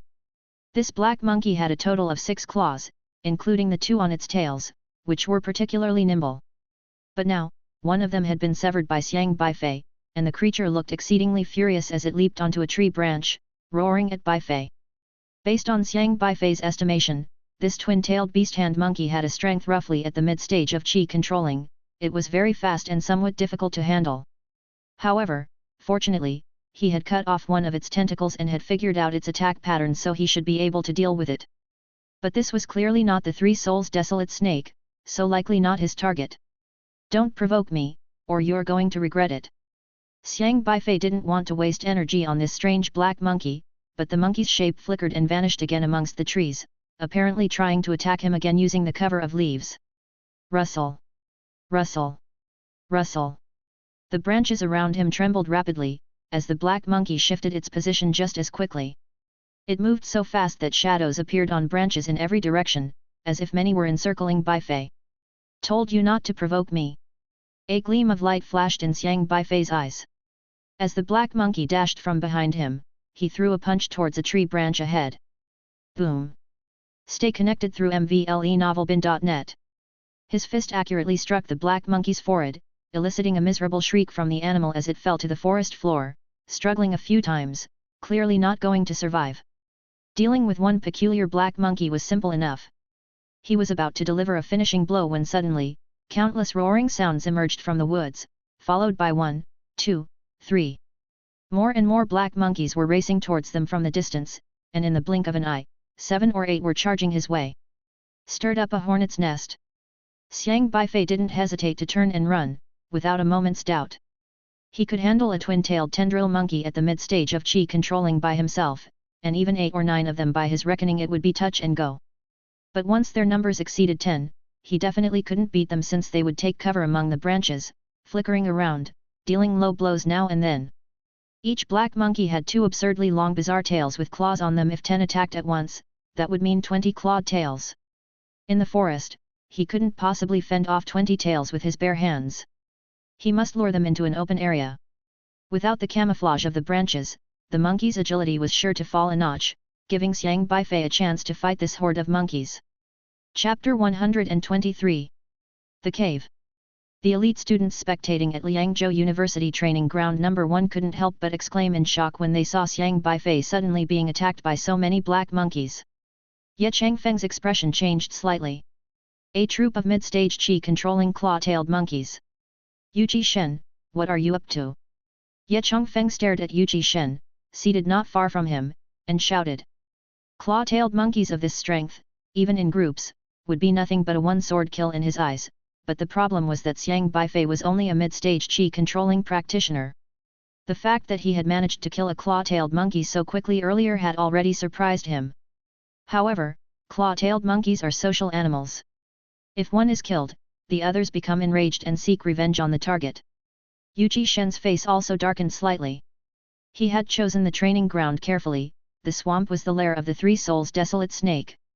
But he hadn't told Xiang Beifei any of this, providing no information to him and letting him find his own way. It just so happened that the Three Souls Desolate Snake had left its nest, and Xiang Beifei had followed, only to run into a troop of passing claw-tailed monkeys. Anything could happen out there in the wilderness outside the domain. Even he couldn't guarantee that the swamp was the exclusive territory of the Three Souls Desolate Snake. Sometimes other desolate beasts would pass through another's domain. Desolate beasts are fierce, and they naturally harbor hostility towards humans. As soon as they see a human, they will definitely attack.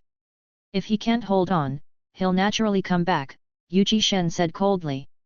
However, his heart was a bit unsettled. Because Xiang Beifei had been chased by the horde of monkeys and had strayed from the Three Souls Desolate Snake's lair, entering other areas of the wilderness outside the domain. Though he wanted to see Xiang Beifei tormented, he absolutely couldn't watch him die. Otherwise, not even Ye Changfeng, but the school's leadership wouldn't let him off the hook. If the news that an N-level student was thrown into the wilderness outside the domain during the entrance examination of Liangzhou University and lost their life got out, it would cause a much bigger stir than the article written by Yu Lei. When Yu Lei wrote the article, public opinion in Zhuzhou was against the 9 elite universities, with the other 8 universities being attacked even more. Liangzhou University at least gave N-level students a chance and was less criticized. But if an N-level student died during the entrance examination trial in the wilderness outside the domain, Liangzhou University would likely be drowned in criticism. This fool, couldn't he just beat it and hurry back? Yu Shen looked at Xiang Beifei in the training ground and cursed inwardly. Xiang Beifei was running as fast as he could, but this was a jungle, and the monkeys were even faster. Soon, the claw-tailed monkeys jumped ahead of him through the trees, screeching by his side, and long tails like tentacles reached out to grab him from all around. Seizing the right moment, the fist flame in his hand surged violently and slammed into the nearest claw-tailed monkey. The violent gust generated by his punch was extremely fierce, and it smashed into the monkey's head. Bang! Xiang Beifei blew the claw-tailed monkey's head apart, scattering its brains. Net. He had trained rapid flame to an extremely tyrannical level. Facing a mid-stage chi-controlling claw-tailed monkey head-on was not a challenge for him, but after he had killed another claw-tailed monkey, he further enraged the others. The monkeys howled in furious rage and charged at him from all directions. At this moment, he burst out of the jungle and suddenly the landscape opened up before him. There was a small hill in front covered with jagged rocks and various weeds. In the midst of the rocky hillside, there was a cave that seemed just large enough to allow a person to crawl inside. He hesitated for a moment, then immediately ran toward the cave. With the protection of tree branches, these claw-tailed monkeys were incredibly agile, accustomed to guerrilla tactics, retreating after a missed attack. Perhaps by taking advantage of the cave, he could hold his ground at the entrance, allowing for a frontal confrontation. Without the tree branches for cover, the monkey's combat abilities would be reduced by a notch, and he could resolve each monkey with a single punch. However, as he approached the cave, he suddenly realized that this was the wilderness, filled with desolate beasts, and it was highly unlikely that the cave was a safe place. It could very well be a desolate beast's lair. No sooner had this thought occurred to him than his keen instincts made him abruptly stop and dart to the side. Almost in the instant, he dodged. A sharp hissing noise came from the cave, followed by a tongue as thick as a water bucket lashing out violently, extending about 10 meters long and instantly wrapping around one of the black monkeys that had been chasing Xiang Beifei. Then, with a slurp sound, the monkey was dragged back into the cave. Aoo! The cave echoed with the screams of the claw-tailed monkey and the crunching sounds of bones being chewed, cracking noise resounding. What the heck is that? Xiang Beifei was inwardly shocked. The sound was full of crunching, but he definitely did not want to provoke it. However, at that moment, another hissing noise came from the cave, and this time, the massive tongue rolled out again, even faster, targeting him.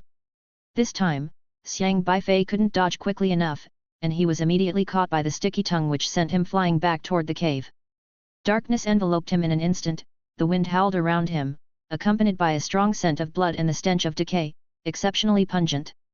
He struggled with all his might, his hands shining with flames as rapid flame roared, striking the tongue. Hum! The powerful flame of rapid flame, swirling with a burst of violent gusts, charred the ghastly thing's tongue. It seemed to have not anticipated Xiang Beifei's punch, and the tongue loosened slightly, as if it feared the flames. Chapter 124. Seizing the opportunity, Xiang Beifei grasped a protruding rock on the cave wall and broke free from the slippery tongue, landing on the ground. The outside of the cave was quite large, but the inside was very low, barely over a meter high, forcing Xiang Beifei to bend his waist and preventing him from standing upright. The depths of the cave were once again filled with the sound of whooshing. It seemed the tongue was curling towards him again, but this time, he didn't give it a chance to ensnare him. Facing the depths of the cave, he blasted out a ferocious flame. The fire turned into a powerful flame gale, guarding in front of him, and at that moment, the tongue also struck violently. Buzz! Xiang Beifei's punch, infused with spiritual power, stirred up high temperatures within the flame gale. As it blocked the advance of the tongue, the flame also clung to it, instantly igniting the huge tongue with rapid flame. The tongue immediately recoiled, but it was already ablaze, lighting up the cave and revealing glimpses of its depths about 10 meters in. The glow of the flames allowed Xiang Beifei to vaguely see what lay inside. At the far end of the cave, there was a bloated soft-bodied creature, piled up like a mass about 3 meters wide, unspeakably disgusting, like a soft-bodied snail magnified hundreds of times. It had its mouth wide open, revealing rows upon rows of sharp teeth of uncountable number, likely in the thousands, and incredibly sharp. If one were to be bitten, surely their bones would grind to dust. The claw-tailed monkey from before probably met its demise under those teeth. This soft-bodied monster seemed to dwell in the cave, waiting for any desolate beast to pass by outside the cave, then extending its tongue to lick and consume them, much like a gecko. The claw-tailed monkey it had just eaten didn't even leave a trace. The fire conjured by Xiang Beifei's spiritual power clung to the monster's tongue, setting it aflame. It twisted in pain but made no sound. It seemed like the creature was mute. Steam began to rise from its body, and soon the flames were extinguished. And from the darkness, the sound of heavy breathing came again. It seemed to have been enraged and was preparing to coil around Xiang Beifei once more. Xiang Beifei had some understanding of how to deal with this large soft-bodied creature and thought about rushing forward to land a punch directly on it. Its body seemed to have no defensive power, and a frontal attack with the flames should be effective. But after some thought, he decided to give up. Forget it, time to retreat. Better safe than sorry, he muttered. Because the deeper into the cave he went, the lower it became, and it was inconvenient to fight in such conditions. Moreover, it was the beast's lair, giving it the home ground advantage. Besides, he had to hurry to find the Three Souls desolate snake, and there was no need to waste too much time here. Still, to leave the cave, he'd have to confront those black monkeys again. He decided to escape using the flame dragon escape. Xiang Beifei was carrying quite a lot of items. Liu Hong had given him many system items last time, and he had used 4 to ignite his constellations but kept 1 flame dragon escape for emergencies. .net. The items given by Liu Hong were all selected based on an estimation of Xiang Beifei's strength, ensuring they would be usable by him, and now they were coming in handy. Xiang Beifei crushed the spirit talisman of the flame dragon escape, a ferocious fire dragon roared as it coiled around him, and with a loud boom, flames exploded, and Xiang Beifei's figure was no longer in the cave. Everyone in the training area was unsettled. Their line of sight had lost track of Xiang Beifei. The reason they could see what was happening to Xiang Beifei was that a small iron ball was buzzing around like a tracker, recording the entire event. When Xiang Beifei was pulled into the cave by the huge tongue, the small iron ball followed him, resulting in complete darkness on screen, obscuring the view. When it flew back out of the cave, it hovered like a headless fly, waiting for Xiang Beifei. Everyone thought that after being taken by the tongue, Xiang Beifei would crush a teleportation sphere to return, but after waiting for a long time, there was no sign of him. He hadn't teleported back. By now, the claw-tailed monkeys that had been pursuing Xiang Beifei had already left, clearly not daring to provoke the creature in the cave. That tongue, it belongs to a ghost giant snail. Yuji Shen, where are the two people you sent to protect him? Ye Chongfeng asked furiously. Yuji Shen also stood up with a grim expression. Although he wanted to make things difficult for Xiang Beifei, he had never intended for Xiang Beifei to die.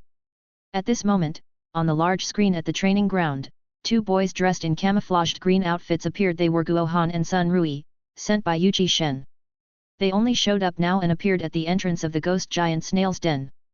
The small iron ball floated above them, circling around them leisurely. Are these the two you sent? They only take action after everyone is gone. Ye Chongfeng glared at Yuji Shen with uncontainable fury. Aren't you going to use the teleportation sphere to forcibly bring Xiang Beifei back right now? Yuji Shen fell silent for a moment before saying, the teleportation array I inscribed on the iron ball can only be used near that marsh. He can only be teleported back once he returns to the vicinity of the array. You. Ye Chongfeng looked extremely angry. Teleportation spheres were not omnipotent. The outer wilderness beyond the boundaries was very dangerous, with various strange forces rampant. These forces would suppress human systematic abilities, hence humans faced great restrictions when moving around in the outer wilderness. Additionally, with the vast expanse of the outer wilderness, the distance of teleportation was greatly limited. A rough positioning area was needed. Once deviated from this area, the teleportation sphere would become useless. When Xiang Beifei was being chased by the claw-tailed monkey in the marsh, Yuji Shen originally contemplated forcibly pulling him back. However, considering that Guo Han and Sun Rui were nearby, he refrained. As a result, Xiang Beifei ran out of the teleportation range. And Yuji Shen did not inform Xiang Beifei about the characteristics of the teleportation sphere, nor did he warn Xiang Beifei not to stray away from the marsh. When sending Xiang Beifei over, he explained nothing, leading Xiang Beifei to be unaware of these details. Elder Luo. Ye Chongfeng turned to look for Luo Laotu, but apart from a pile of sunflower seed shells, there was no sign of Luo Laotu. Luo Laotu had left without anyone noticing when. Ye Chongfeng had a pretty good idea of where he had gone. Yuji Shen, if anything happens to this kid, I will never let you off the hook. Ye Chongfeng left these harsh words behind, took a step, and without further hesitation, vanished on the spot, determined to head into the outer wilderness by himself. Enter and check on that ghost giant snail, be careful, Yuji Shen ordered Guo Han and Sun Rui through Xiaofei Ball's communicator. Xiaofei Ball was a monitoring device but also served the purpose of transmitting signals. Since the area where Xiang Beifei was located, the South Mountain 2nd District of the cultivated domain, was still relatively close to human habitation, the interference from the wilderness forces was not too strong, so the signal transmission was still functioning. Guo Han and Sun Rui exchanged a glance. They were quite familiar with the ghost giant snail, knowing how to kill it. The creature was fragile with low defensive power, which is why it hid in the cave, relying on its protection. However, its tongue was very troublesome, even they had to be cautious about it. At that moment, the huffing sound echoed once more from inside the den. The ghost giant snail obviously smelled the two people at its entrance, and its tongue lashed out violently. Now's our chance! Sun Rui shouted. In Guo Han's hand appeared a glass sphere. As the ghost giant snail's tongue swept toward him, he had already thrown the glass sphere at it, and at the same time, he swiftly retreated more than 10 meters. The tongue did not catch him, but the glass sphere landed on the long tongue and was retracted back into the cave. Bang! A puff of blue smoke emanated from the cave. We can go in now. Guo Han shouted. The glass sphere was designed specifically for combating the ghost giant snail. They had been allowed to enter the outer wilderness because they were well trained. They had prepared for what kinds of desolate beasts might be in this area and what tools to use against specific species. Guo Han and Sun Rui had studied the ghost giant snail and thus had prepared many tools, including this glass sphere, which were invented by students specializing in desolate beasts. The school had majors dedicated to researching the weaknesses of desolate beasts, and students in that field would study desolate beasts' vulnerabilities, creating various items to combat specific types of desolate beasts. These items could be requested from the school's labs, and any student venturing into the outer wilderness must carry these specific protective tools, just in case. However, Xiang Beifei had none of these tools. Yu Shen did not prepare any for him, and simply had him come over with a teleportation sphere. Xiang Beifei did not even know what to call this long-tongued desolate beast, and this asymmetry of information put him at a substantial disadvantage. Chapter 125, The Serpent. Guo Han and Sun Rui had already entered the cave, carrying lighting tools that illuminated the ghost giant snail's lurking den, with Xiafei trailing behind them. This time, Yu Shen and the others could see clearly inside. The ghost giant snail was extremely afraid of corrosive substances. Once the glass orbs were crushed, they would burst into a cloud of corrosive smoke, which would cover the body of the ghost giant snail and corrode it into a puddle of liquid. The cave was damp, with water gushing out. The massive body of the ghost giant snail had been corroded to nothing but a sack of skin. It was a soft-bodied creature, its body turned into water, leaving only its long, thick tongue, about 10 meters in length. Guo Han, pinching his nose, fiddled within that skin sack twice, pulling out a bunch of broken bones. His face drastically changed as he said, "These bones, they couldn't be that kid's, could they?"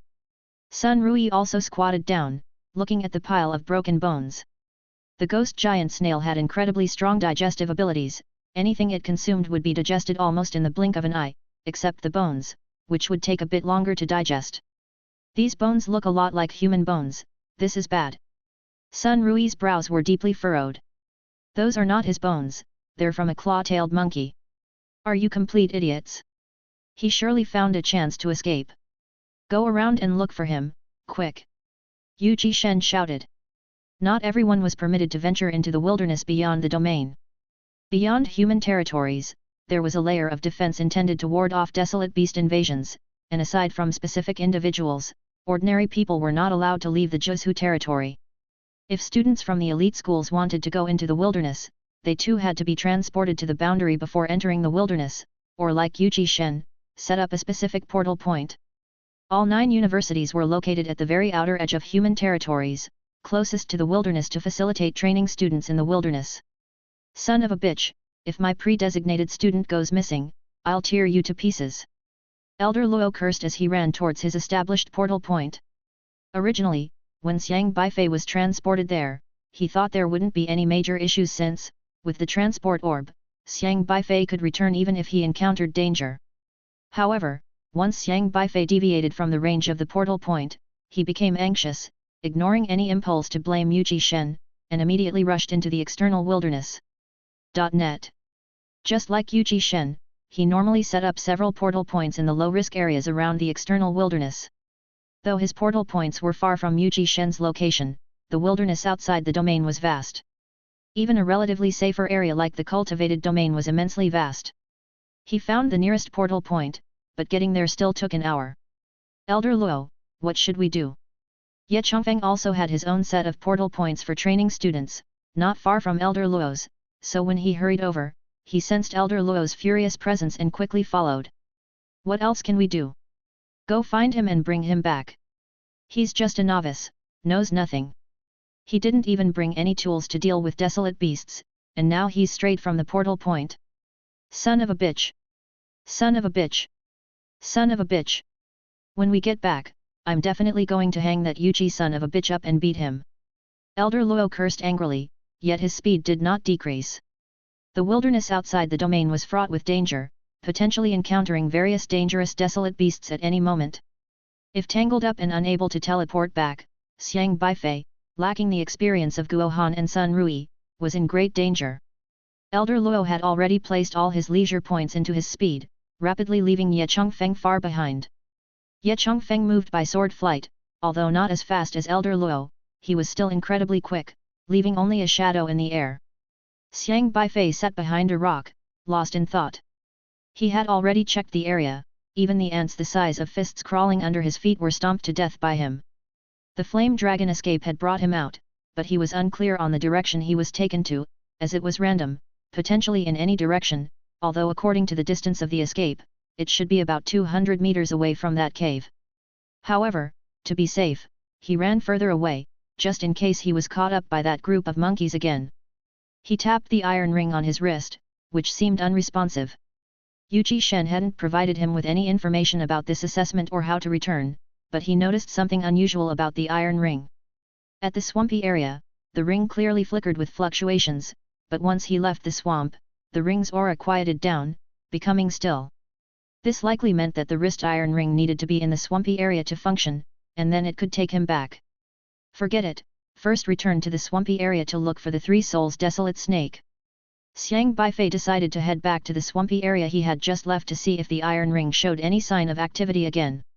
He climbed a tree and looked around. The group of monkeys had chased him out of the swamp, and then the flame dragon escape had carried him over 200 meters away in a direction, leaving him clueless about his whereabouts. Unfamiliar with the region, he needed to reorient himself to the swamp's direction. I remember there was a small hill just now, the soft-bodied monster was under that cave, meaning I came from that direction, and the flame dragon escape took me to the back of the mountain. Chapter 126. If he wanted to return to the marsh, Xiang Beifei would have had to cross a small hill less than 50 meters high. However, for safety, he decided against climbing over it. Instead, he planned to go around the hill, so he wouldn't run into that soft-bodied monster again. The hill wasn't big, and taking the detour would only add about 10 more minutes to his journey. Using the hill as a center point, Xiang Beifei moved around its base, keeping his body as low as possible and hiding in the thick grass. It hadn't been 10 minutes since he arrived in the wilderness beyond the domain, and he had already encountered numerous dangers, so he had to be cautious.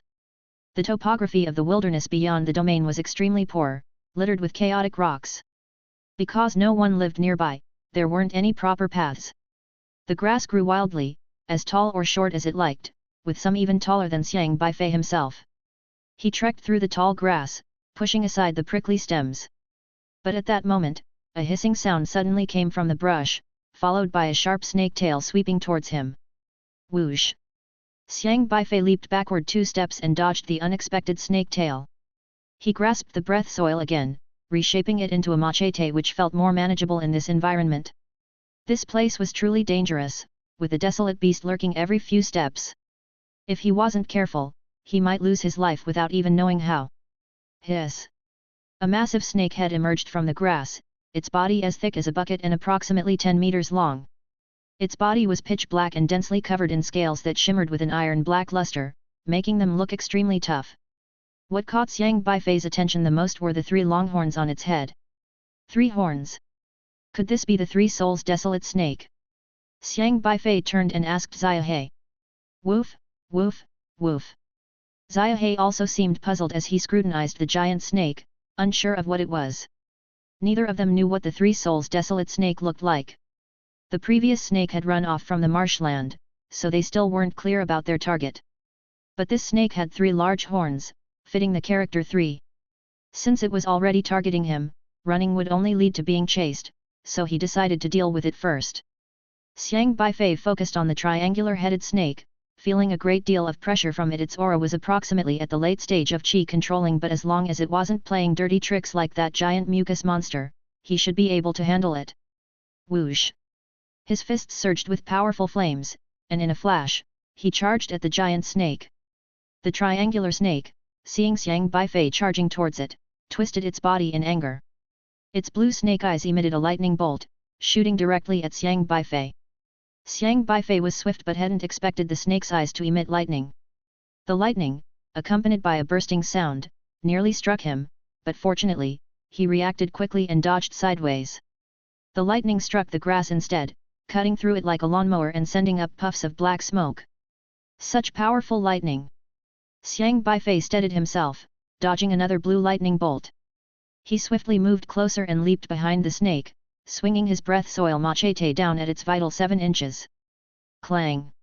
It sounded like a clash of metal. The black snake's scale armor was incredibly tough, numbing his right hand from the impact, and he couldn't cut through the scales. At that moment, the black snake's tail curled back, attempting to trap Xiang Beifei. He stepped on the snake's body, using it as leverage to leap into the air before swinging a fist down onto the snake's head. Bang! The snake's head was extremely hard. Xiang Beifei instead was sent flying, but his spiritual power sparked flames that wildly enveloped the black snake's body. The flames spread along the texture of the scales, igniting its entire body. The black snake thrashed in terror and pain on the ground, trying to shake off the bizarre flames. Meanwhile, blue lightning shot wildly around, slicing the surrounding grass into disarray. Xiang Beifei had already gotten back on his feet. Its weak spot isn't the 7 inches, this creature's weak spot is the eyes. During his brief engagement with the black snake, he quickly, using learn by analogy, analyzed the opponent's method of attack thoroughly.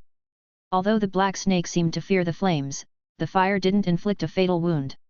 Instead, it continually protected its eyes. Blinding it should practically seal its fate. Whoosh! Xiang Beifei, taking advantage of the snake trying to extinguish the flames, flashed over again, his breath soil now shaped like a dagger. The black snake had obviously noticed Xiang Beifei's intention. After its lightning attack was dodged by Xiang Beifei, it opened its foul-smelling mouth wide and lunged at him. However, Xiang Beifei had already figured out the snake's attack pattern. The creature's attempt to bite him was anticipated. He clenched his left fist and punched the snake's lower jaw, forcing the snake's head upward, and then he thrust the dagger in his right hand downward into the snake's left eye. Crash! Blinded in one eye, the black snake erupted with blue blood spraying from its eye, contorting in pain. It swung its tail, knocking Xiang Beifei away while its other eye shot out lightning, striking Xiang Beifei's shoulder. Xiang Beifei felt a numbness in his shoulder. His left arm was paralyzed and he couldn't lift it, but as he was flung away, he seized the moment in mid-air to throw the breath soil again. The dagger formed from the breath soil traced a brown arc of light through the air, striking the black snake's other eye precisely. Bang! The massive body of the black snake collapsed, scattering weeds all over the ground. Massaging his shoulder, Xiang Beifei climbed up from the ground and sat on the messy grass, looking at the dead snake and heaving a sigh of relief. This snake was powerful, its strength and defense comparable to late-stage chi-controlling creatures impervious to swords and spears and definitely unbeatable in a head-on fight. Xiang Beifei would have probably suffered badly. Fortunately, he was able to spot its weakness and analyze its attack pattern to deliver a fatal blow, or else he would have been in big trouble. Still, he had suffered a serious injury, the snake's lightning had seared a black wound onto his shoulder, which was very painful.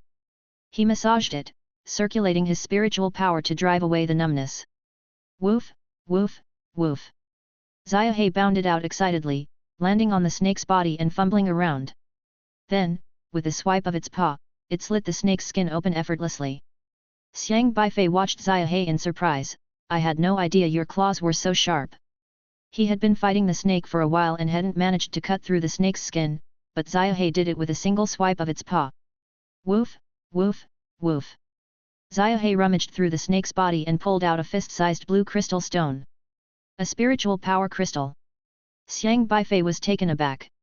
Everyone's system items were actually transformed from spiritual power crystals, but Xiaohe's action implied that every desolate beast also had a spiritual power crystal inside it. However, according to textbooks, this kind of thing was known as a beast pill in desolate beasts, likely present in every desolate beast, encapsulating the essence of a beast's life, though their power varied. Many beast pills could be used to make powerful tools and energy sources, which were crucial for humans in desperate need of energy and could fetch a good price on the market. Experience exclusive tales on mvlenovelbin.net. Woof, woof, woof. Can the beast pill also light up a constellation? Xiang Beifei's eyes lit up. This great snake was just the right strength for late-stage qi controlling. However, he had already collected many late-stage qi controlling spiritual power crystals. The headmaster had given him some, and he got others as well. He didn't really need this particular beast pill. Collect it, maybe I can sell it next time. Xiang Beifei looked at the corpse of the black snake, but soon encountered a problem. How can I take such a big snake back? Without a system, Xiang Beifei couldn't use any kind of spatial storage technique created by the system to carry such a large thing, which would also be inconvenient for moving around. Puff! Xiaohe puffed up its cheeks and spat out a little bubble from its mouth. The bubble landed on the large snake and immediately covered it, swiftly shrinking the 10-meter-long snake's massive body until it was the size of a thumb-sized glass bead. You have this ability too. Xiang Beifei was delighted. Normally Xiaohe would just roll around on his shoulder, occasionally come down to eat, burp contentedly, and then sleep. He had almost never counted on it during a fight. Now he realized Xiaohe had more capabilities than he knew. Using its tail, Xiaohe nudged the little bubble containing the snake, nudging and nudging, then tilted its head and said, "Woof, woof, woof. I don't know if this is a 3 souls desolate snake, doesn't it have 3 horns? Woof, woof, woof." Xiaohe sniffed the ground with its nose, then pointed forward with its little paw. Chapter 127, Kill a few more. Xiaohe meant that there was also the presence of snakes ahead, and it seemed there were many snake-type desolate beasts nearby, and they could go look for more. After pondering for a moment, Xiang Beifei said, "Okay, let's go check it out." He felt his energy was still quite robust. For some reason, although he had fought with a giant black snake, he wasn't tired at all. His spiritual power even quickly replenished itself.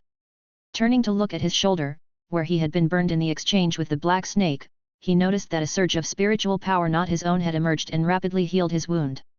This spiritual power. Xiang Beifei was somewhat puzzled, then suddenly remembered that he had eaten some of Luo Laota's sunflower seeds today. Could those seeds not only replenish spiritual power but also heal injuries? Luo Laota had been so polite in offering him to eat those seeds, and it turned out there were benefits after all. He got up and ran in the direction Xiaohe had indicated, carefully avoiding other desolate beasts along the way. He even accidentally stepped on and killed a centipede the size of a chopstick. The blood of the centipede splashed onto his pants, corroding a hole in the fabric. Luckily, this centipede wasn't strong, but with so many desolate beasts around, he had to be cautious. About 10 minutes of running later, following Xiaohe's guidance, he pushed through a thicket of thorny bushes and quickly saw a large snake as long as a carrying pole lying in a ditch. The snake was completely white, but uniquely, there were 3 red ring-like patterns encircling its neck. 3 rings. It matched the 3 in 3 souls. Xiang Beifei looked at the giant black snake with 3 horns in the small bubble and then at the white snake with 3 red rings around its neck and fell into contemplation. Could this also be the 3 souls desolate snake? Learned by analogy couldn't help him confirm what the 3 souls desolate snake was precisely. Without an illustrated handbook, he didn't know if the one he killed was the right one. The 3 horns might be the 3 souls desolate snake, and so could the 3 rings. Chin in hand, Xiang Beifei thought for a moment and said, "Why not kill both? Since we don't recognize it, just kill a few more and take them back for them to choose. One of them must be what they want." Yu Shen had always been looking for a reason to find fault with him. If he didn't bring back the 3 souls desolate snake, who knew how his strange face would twist with smugness. Woof woof woof. Xiaohe leaped onto Xiang Beifei's shoulder, seemingly in full agreement. Killing desolate beasts and obtaining beast pills sounded good.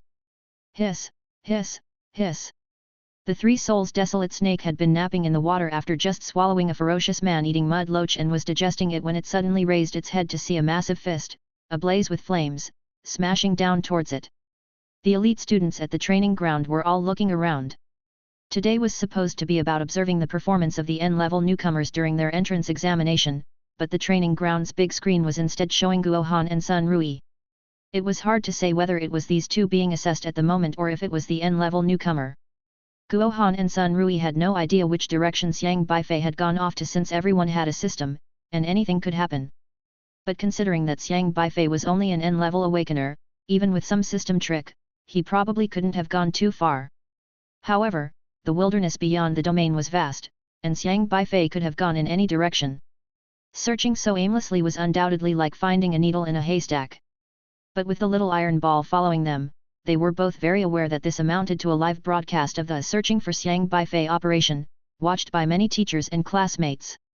They couldn't complain and had to press on with the search. Most importantly, they could not shout. Because if they called out Xiang Beifei's name, what might emerge was not necessarily Xiang Beifei but possibly various weird and vicious desolate beasts.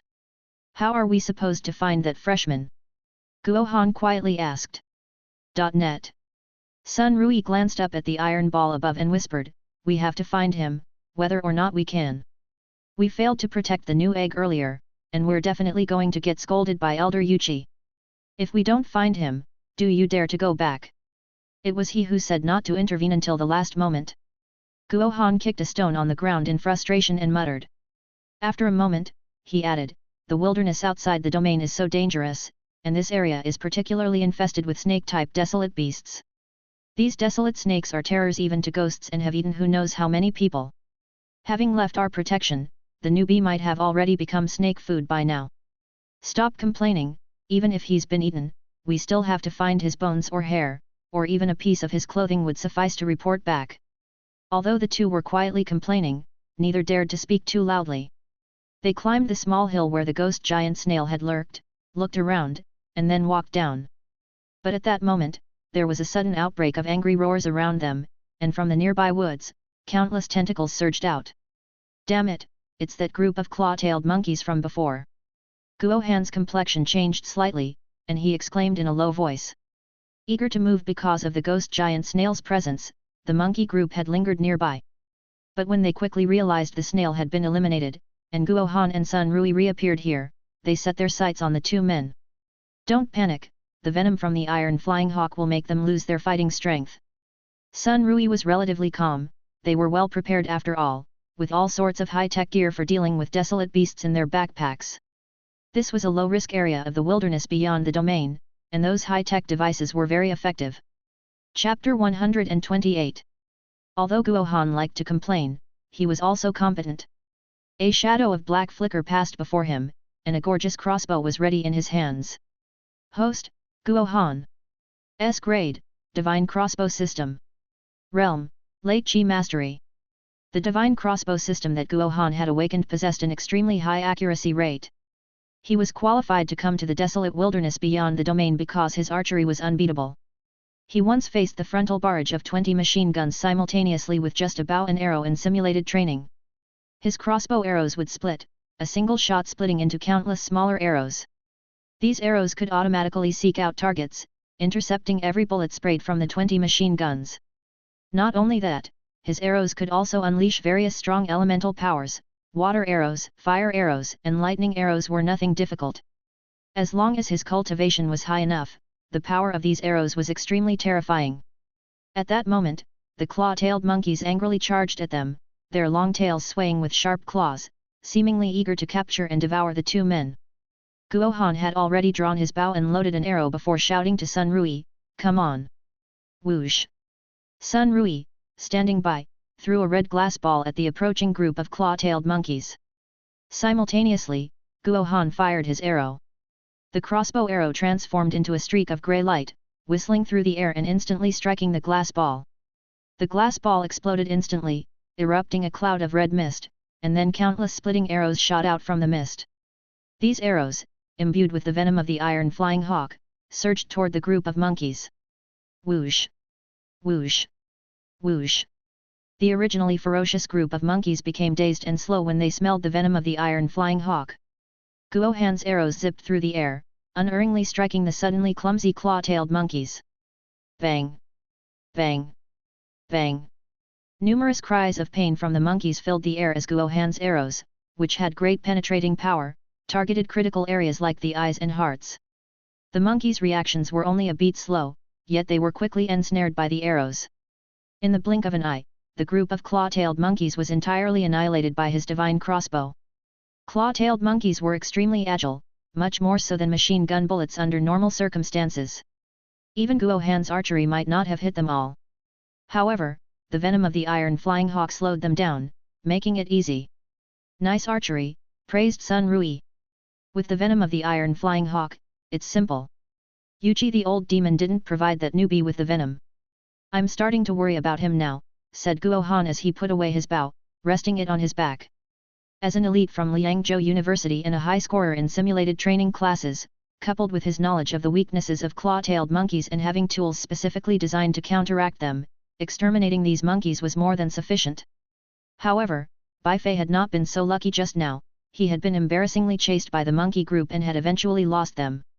The other students watching all of this praised Guo Han's archery skills endlessly. Guo Han's superior archery was his reliance on being allowed to train in the lower risk zones of the wilderness beyond the domain. As long as he coordinated well, he could safely deal with these not very powerful desolate beasts. Let's go, the smell of blood here will attract other desolate beasts soon.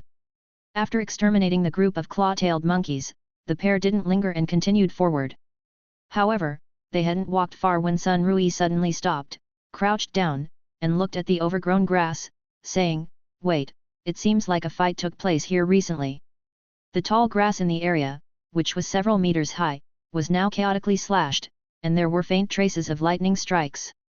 Upon examining the marks on the ground and seeing the traces of grass struck by lightning, Sun Rui exclaimed, "This is lightning from a triangular thunder kite." Triangular thunder kite. Guo Han was taken aback and asked, "This creature is considered a dominant snake in this area. Looking at these battle traces, it must have been intense. Did it fight with something? It might be another type of snake, we need to be careful, this thing is too difficult to deal with, it might have encountered a fire snake, there are still traces of scorched flames, probably left by the fire snake's flames." Sun Rui said gravely. Fire snake. Guo Han tensed up, fire snakes are even harder to handle than triangular thunder kites. They are natural enemies of each other. Did you bring the ice pouch of the water bomb turtle? I did, but the ice pouch isn't very effective against fire snakes, and triangular thunder kites are even more troublesome. We need to get out of here fast. Triangular thunder kites are impervious to weapons, and without the strength of the meridian opening stage, you can't cut through their scale armor. Sun Rui said sternly. Just as their words ended, a loud roar suddenly burst forth from the bushes, and immediately a massive bolt of lightning shot toward them. Damn, the triangular thunder kite is back, it looks like it has defeated the fire snake. Sun Rui exclaimed, grabbing Guo Han and running backward, dodging the lightning strike with a swift move. Roar. The sound made by the triangular thunder kite was no longer a hiss but was now as deep and thunderous as a boom. Anyone who had studied the habits of the triangular thunder kite knew that when its cries turned so thunderous, it indicated it was in extreme anger, even madness. This triangular thunder kite was over 10 meters long, a male, and they usually appeared in pairs. Today, Xiang Beifei went out hunting and returned to find his mate gone and stumbled upon these two humans, sparking his rage instantly. Crack! Crack! Crack! Countless bolts of lightning shot at Guo Han and Sun Rui, utterly aggressive and unreasonable, wreaking havoc and scaring them greatly. This triangular thunder kite was at the realm, late Qi mastery, the same as both Guo Han and Sun Rui, but much stronger. Because its scale armor was entirely impenetrable, the only weak spot was its eyes. This knowledge they had learned in their specialty classes. If you encounter a triangular thunder kite in the wild, you either run or figure out a way to blind it. Shoot its eyes, quick! Sun Rui shouted. Guo Han had already fitted his bow with an arrow, lighting up with a grey glow, spiritual power cycling through the crossbow, and with a loud blast, the arrow transformed into a rapid stream of light, speeding towards the triangular thunder kite's eyes. But the triangular thunder kite simply shot out 2 bolts of lightning and directly turned Guo Han's arrow into ashes. It turned its head, saw Guo Han who had shot the arrow, roared, and sent several bolts of lightning slashing towards Guo Han. No good, its lightning is too strong. Guo Han rolled to the side, ducking his head to dodge another bolt of lightning. The lightning struck the grass beside him, luckily the grass wasn't set ablaze, only sheared away. I'll divert its attention, you shoot it. Sun Rui stepped on a rock, his body agilely lunged forward, then he pounced towards the triangular thunder kite.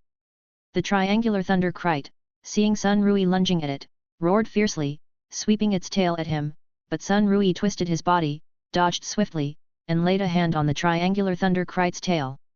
His palm held no force, unable to shake the triangular thunder kite, but the moment his hand touched the triangular thunder kite, the skin on his hand began to change and consolidate, turning into scales that looked exactly like those of the triangular thunder kite. Host, Sun Rui. S-Class, Beast Transformation System. Realm, Late Qi Mastery. Sun Rui's ability allowed him to beast transform his body. As long as he had been in contact with a desolate beast within the last 5 minutes, he could mimic a powerful characteristic of that beast. The triangular thunder kite possessed powerful thunder eyes and hard scale armor as well as a snake's unique flexibility. Sun Rui, weighing his options, knew he couldn't mimic the thunder eyes. It would be pointless to trade shots with the triangular thunder kite, his own lightning wouldn't break through its defenses, nor would it have enough accuracy to hit its eyes.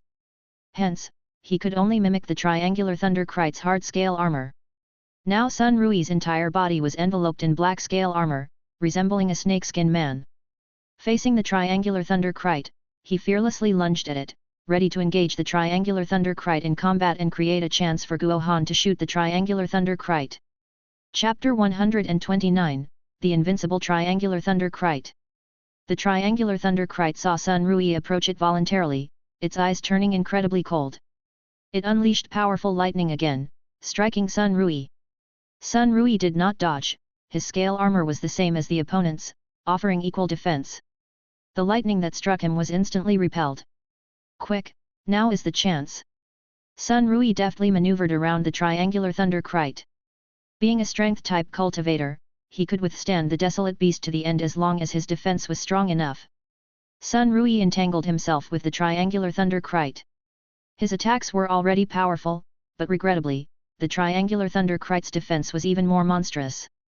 His strength wasn't enough to break through the opponent's scale armor, and the knife in his hand that aimed for the triangular thunder krite's eyes was directly flung away.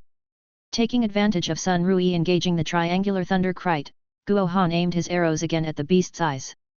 Whoosh! Whoosh! Whoosh! Numerous arrow shadows crossed the sky, yet the triangular thunder krite, extremely agile, dealt with both men with ease. It noticed that Sun Rui's defense was the same as its own and completely ignored him, concentrating fully on dealing with Guo Han, who was shooting arrows from a distance. Crack! Crack! Crack! Its lightning targeted Guo Han, causing his face to pale dramatically. He could only escape awkwardly to the side, his arrows being completely countered, finding no suitable opportunity. Meanwhile, the triangular thunder krite swept its tail, striking Sun Rui. The powerful force immediately flung Sun Rui away. Bang! Sun Rui crashed to the ground.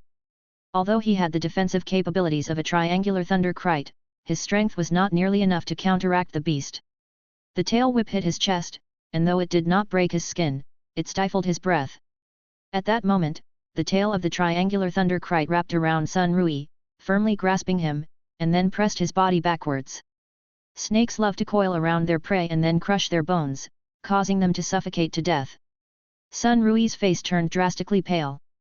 No matter how strong his external defense, he was still human, with bones. If his body were crushed, he would surely die.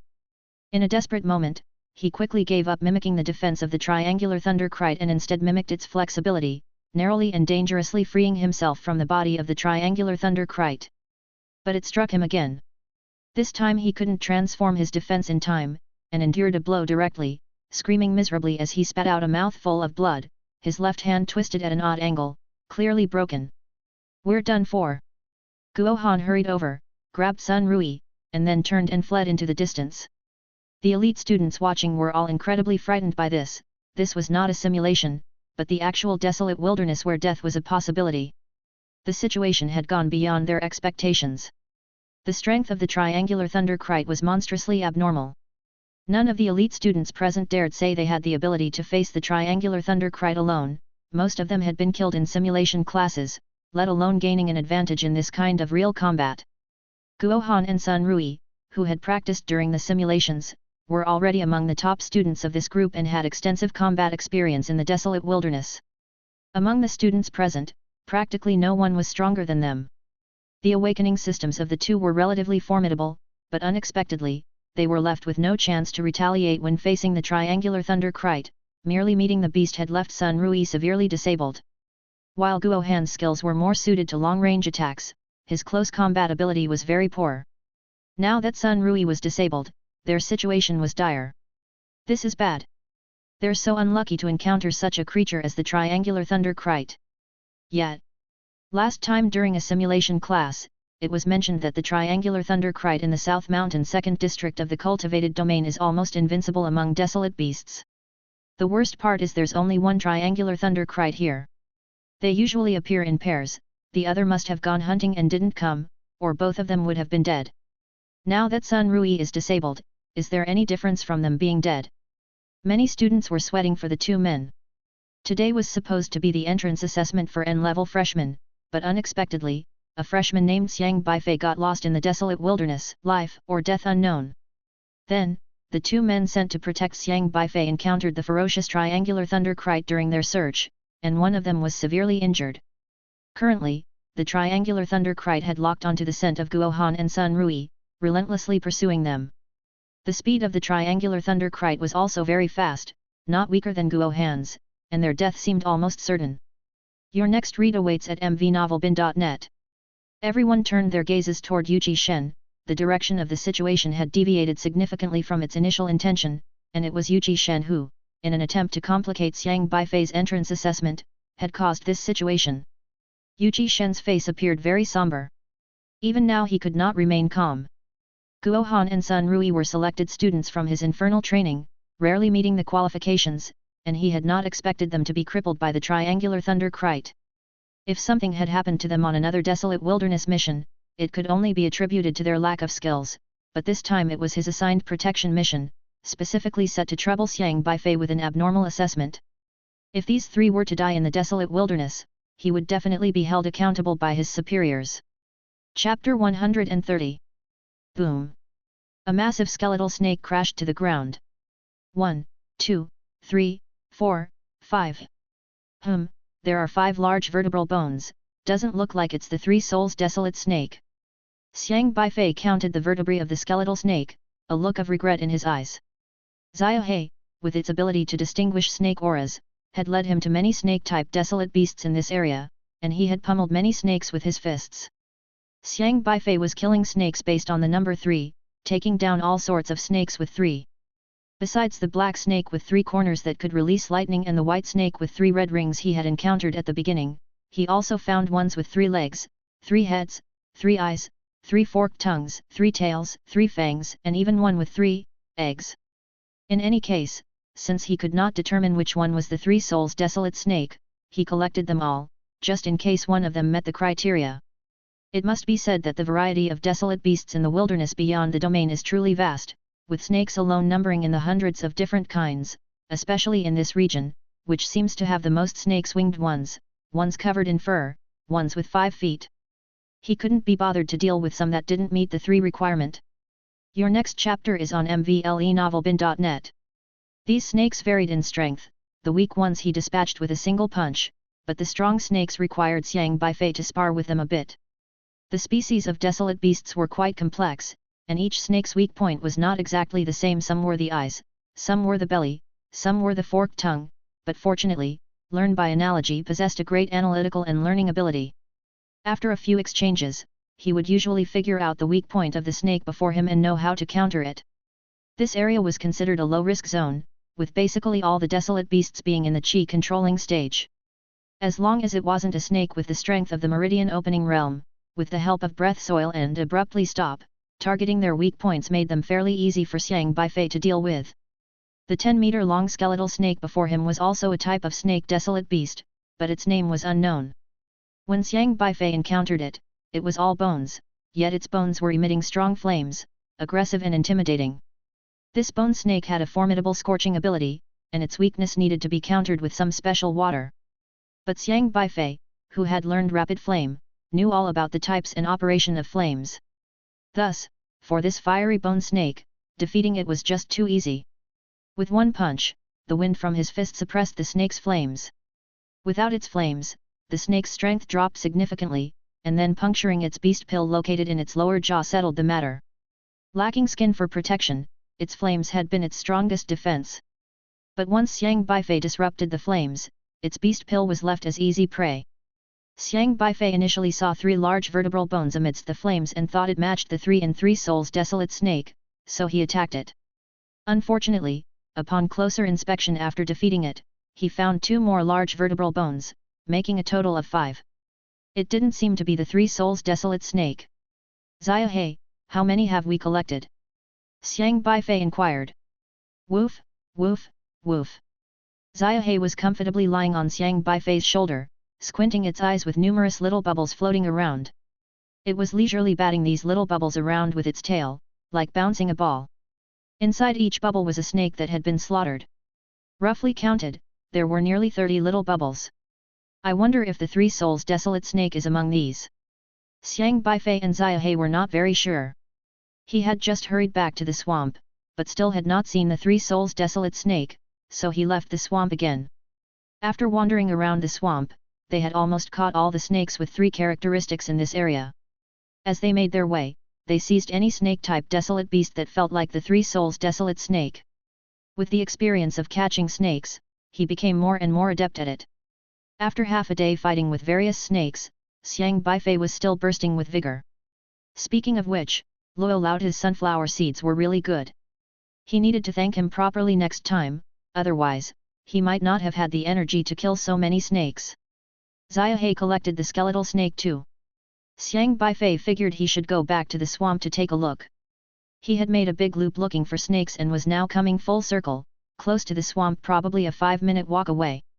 But just then, a series of thunderous roars suddenly erupted in the distance, accompanied by crackling lightning, clattering noisily. Xiang Beifei looked up, puzzled, and peered into the distance, only to see a figure racing towards them like lightning, with a familiar huge snake monster close behind in relentless pursuit. Why is there another triangular snake? Xiang Beifei furrowed his brows, then turned his attention to the two people in front who were desperately fleeing. He hadn't seen these two back in the swamp, and Guo Han and Sun Rui, fairly well trained, had concealed themselves far away, out of Xiang Beifei's sight. Although Xiang Beifei could see others' system interfaces, if they were too far away or obscured by tree trunks, he wouldn't be able to make them out. Plus, he had barely taken a few steps after appearing before he was chased by the troop of monkeys, oblivious to anyone else being nearby. However, he realized that the little flying ball that had been monitoring him was now following these two. It seemed that since the little flying ball hadn't found him, it had followed them instead. Could it be that these two were sent by Yuji Shen?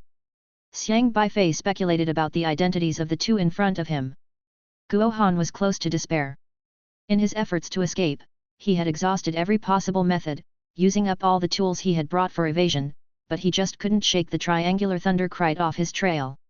He now saw himself as an arrow, stepping on a bough and using its spring to shoot both Sun Rui and himself out at great speed. However, this method took a heavy toll on the crossbow. Guo Han's crossbow came from the system, and losing one meant having to buy another, which he was now nearly out of. His only hope was to rush back to the swamp and use the teleportation ball to get out. But his physical strength was nearly sapped and the last of his crossbows had been spent, while the triangular thunder kite showed no signs of weariness and was closing in even more. Crack! The triangular thunder kite once again discharged a bolt of lightning that struck right in front of Guo Han, who, in an attempt to dodge the strike, had to twist his body, resulting in a collision against a large tree, and both men fell clumsily to the ground with a thud. It's over. They were only 1 kilometer away from the swamp, just 1 more kilometer of perseverance and they could make it back to the marshlands to teleport away. But they had run out of tools for escape, and were now caught in a desperate situation. Guo Han and Sun Rui both showed expressions of sheer desperation. The students at the training ground were also extremely anxious. Everyone knew the dangers of the wilderness beyond the realm, and they were aware that many pioneers lost their lives trying to explore and chart its terrains. Yet seeing two classmates, who had been with them day and night, perishing right in front of their eyes, while being helplessly unable to assist, filled everyone's hearts with chilling desolation. They even wondered, if they had been the ones Yuji the demon sent for this mission, would their fate be any worse? The answer was yes. Because at least Guo Han and Sun Rui had learned survival knowledge for the outer wilderness for a year, and even scored high in various simulated trainings. They were among the best of this group. Yet, even such individuals, in the face of the triangular thunder kite, had tried everything futilely and were left without any power to fight back, let alone these students who could not even pass the simulated training. Alas, who made them encounter the terrors even to ghosts like triangular thunder kite? This triangular thunder kite is simply too invincible. How could an ordinary chi-controlling late-stage cultivator ever stand a chance against it? Exactly. Do you think that freshman is done for too? Nonsense. If Guo Han and Sun Rui ended up like this, what good would it do for that level N freshman to defeat Xiang Meng? He doesn't know a thing about survival knowledge in the outer wilderness. He's probably been eaten by now. Many sighed, watching as the triangular thunder kite slowly closed in on Guo Han and Sun Rui, some even averting their eyes, unwilling to witness the scene of their killing. Chapter 131, Instant Kill. The triangular thunder kite was closing in. Guo Han and Sun Rui seemed to have accepted their fate, as Yuji Shen had made things difficult for new students and left no way out, not even rushing to help. Thinking of this, Guo Han and Sun Rui harbored great resentment towards Mr. Yuqi. This task was originally unnecessary, but it was Yuqi Shen who assigned them to it, and after Xiang Beifei disappeared, it was also Yuqi Shen who forced them to search. Guo Han and Sun Rui felt extremely frustrated. But their frustration was useless, as they had no strength left to dodge. The eyes of the triangular thunder kite emitted flashes of light, and 2 bolts of lightning struck down thunderously. Whoosh! Just at the critical moment, Guo Han and Sun Rui felt something grab their feet, and then a strong force pulled them away from their original spot. Boom! The lightning from the triangular thunder kite shot into empty space. Guo Han and Sun Rui were stunned for a moment, then they saw a figure darting out from beside them, charging towards the triangular thunder kite. It was that N-level freshman. Guo Han and Sun Rui immediately recognized Xiang Beifei. Not just them, but even the elite students at the training ground spotted Xiang Beifei. How did this guy appear here? But was this freshman seeking death? He actually charged towards the triangular thunder kite? That was the triangular thunder kite. One of the strongest desolate beasts in the area, nearly invincible among those at the chi controlling stage. Was the N-level freshman planning to use himself to draw the triangular thunder kite away, creating a chance for Guo Han and Sun Rui to escape? Seeing another reckless human charging at it, the triangular thunder kite became furiously agitated as if it smelled something and went into a rage. Xiang Beifei seemed to carry the scent of its kin. The triangular thunder kite, enraged beyond measure, didn't hesitate. Its eyes flashed, and it fired 2 deadly bolts of lightning at Xiang Beifei, who had leaped into the air. The lightning was terrifying, even more powerful than the previous attack, carrying suppressed rage and a fierce intent to kill as it struck fiercely. The lightning made many students feel anxious. But Xiang Beifei seemed to have anticipated all this. He seemed to know exactly from what angle the lightning would come, his body slightly tilted in mid-air, and the lightning barely missed his forehead. Though it was very close, it didn't hit him, and suddenly, a strange dagger appeared in his hand, which quickly transformed into a fork, the prongs of which matched exactly the distance between the eyes of the triangular thunder kite. Thrust! Xiang Beifei flipped over, precisely stabbing the fork into the eyes of the triangular thunder kite. Whoosh! He somersaulted in the air, smoothly crossing over the head of the triangular thunder kite, drawing an arc in the air, bending at the waist to land on the ground, one hand touching the grass to cushion the force, then he slowly stood up straight. The triangular thunder kite, right behind Xiang Beifei, stood motionless for a moment, then... boom! The massive serpentine body crashed down, striking the ground with a huge noise, even shaking the ground slightly. Instant kill. The air once again fell silent. Everyone was stunned, looking at the figure of Xiang Beifei, his silhouette graceful and striking, leaving everyone in awe. This N-level freshman had actually killed a triangular thunder kite? The entire process was smooth and decisive, without any hesitation, a fatal blow. The triangular thunder kite, which had once chased the elite students Guo Han and Sun Rui to despair, managed only to fire a single lightning bolt in the face of Xiang Beifei, which neatly missed and then it was blinded. Is this really an N-level freshman? All students were shocked as they watched Xiang Beifei. Even Guo Han and Sun Rui took a long time to recover. They thought they were surely doomed, only to have walked back from death's door, pulled back by the same freshman they were supposed to protect.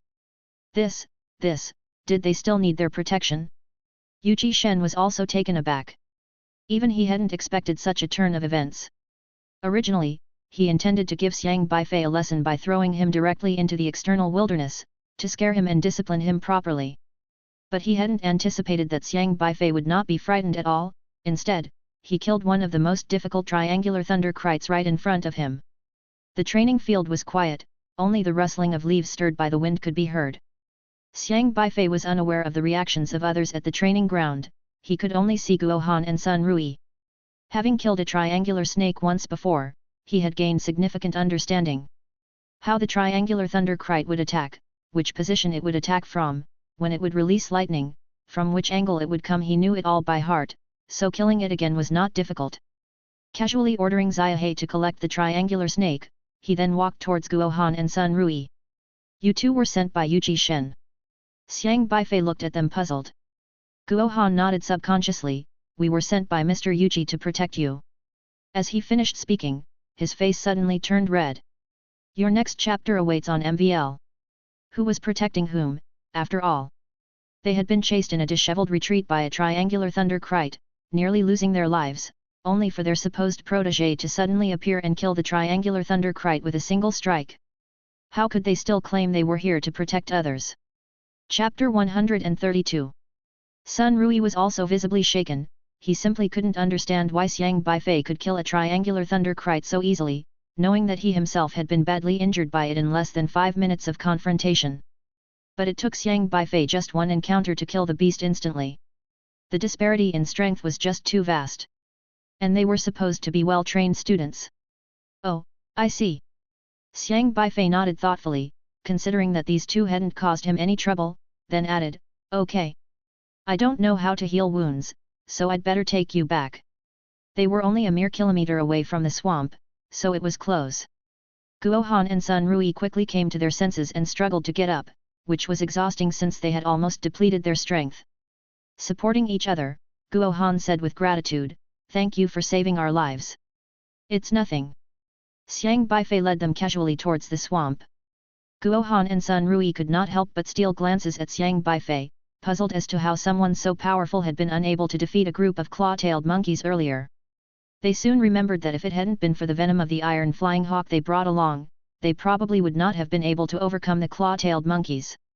Xiang Beifei was a high school student who had been thrown into this place at the last minute by Elder Yuqi. He was unprepared with nothing but his own system. But during his escape from the claw-tailed monkeys, he also killed several with a single punch. This freshman could very likely have suffered due to a lack of understanding of the situation. If there hadn't been so many, he perhaps wouldn't have needed to flee at all. After all, the triangular thunder kite is much more terrifying than a group of claw-tailed monkeys. Experience exclusive tales on MVL. At that moment, a loud roar suddenly came from a distance. Xiang Beifei! Xiang Beifei! Where are you? The voice of Luo Laotu was earth-shattering. His terrifying sonic waves rolled in like tides, causing a painful ringing in the ears. Elder Luo, doing this will attract all the desolate beasts. Ye Chongfeng caught up with Luo Laotu. Nonsense! If I don't attract all the desolate beasts in this area to me, they'll go after that kid. Luo Laotu continued to shout urgently, bellowing out like a megaphone, his voice carrying for miles as he called out Xiang Beifei's name. Soon, Luo Laotu's figure appeared in the distance, rushing toward the swamp, and then he saw Xiang Beifei. "Ah! You're still alive!" Luo Laotu exclaimed with joy, running over and landing beside Xiang Beifei, quickly checking him over and asking, "You all right? No harm done? Arms all there? I'm so sorry. It took me over an hour to get here." "Oh, I'm fine, but they're not."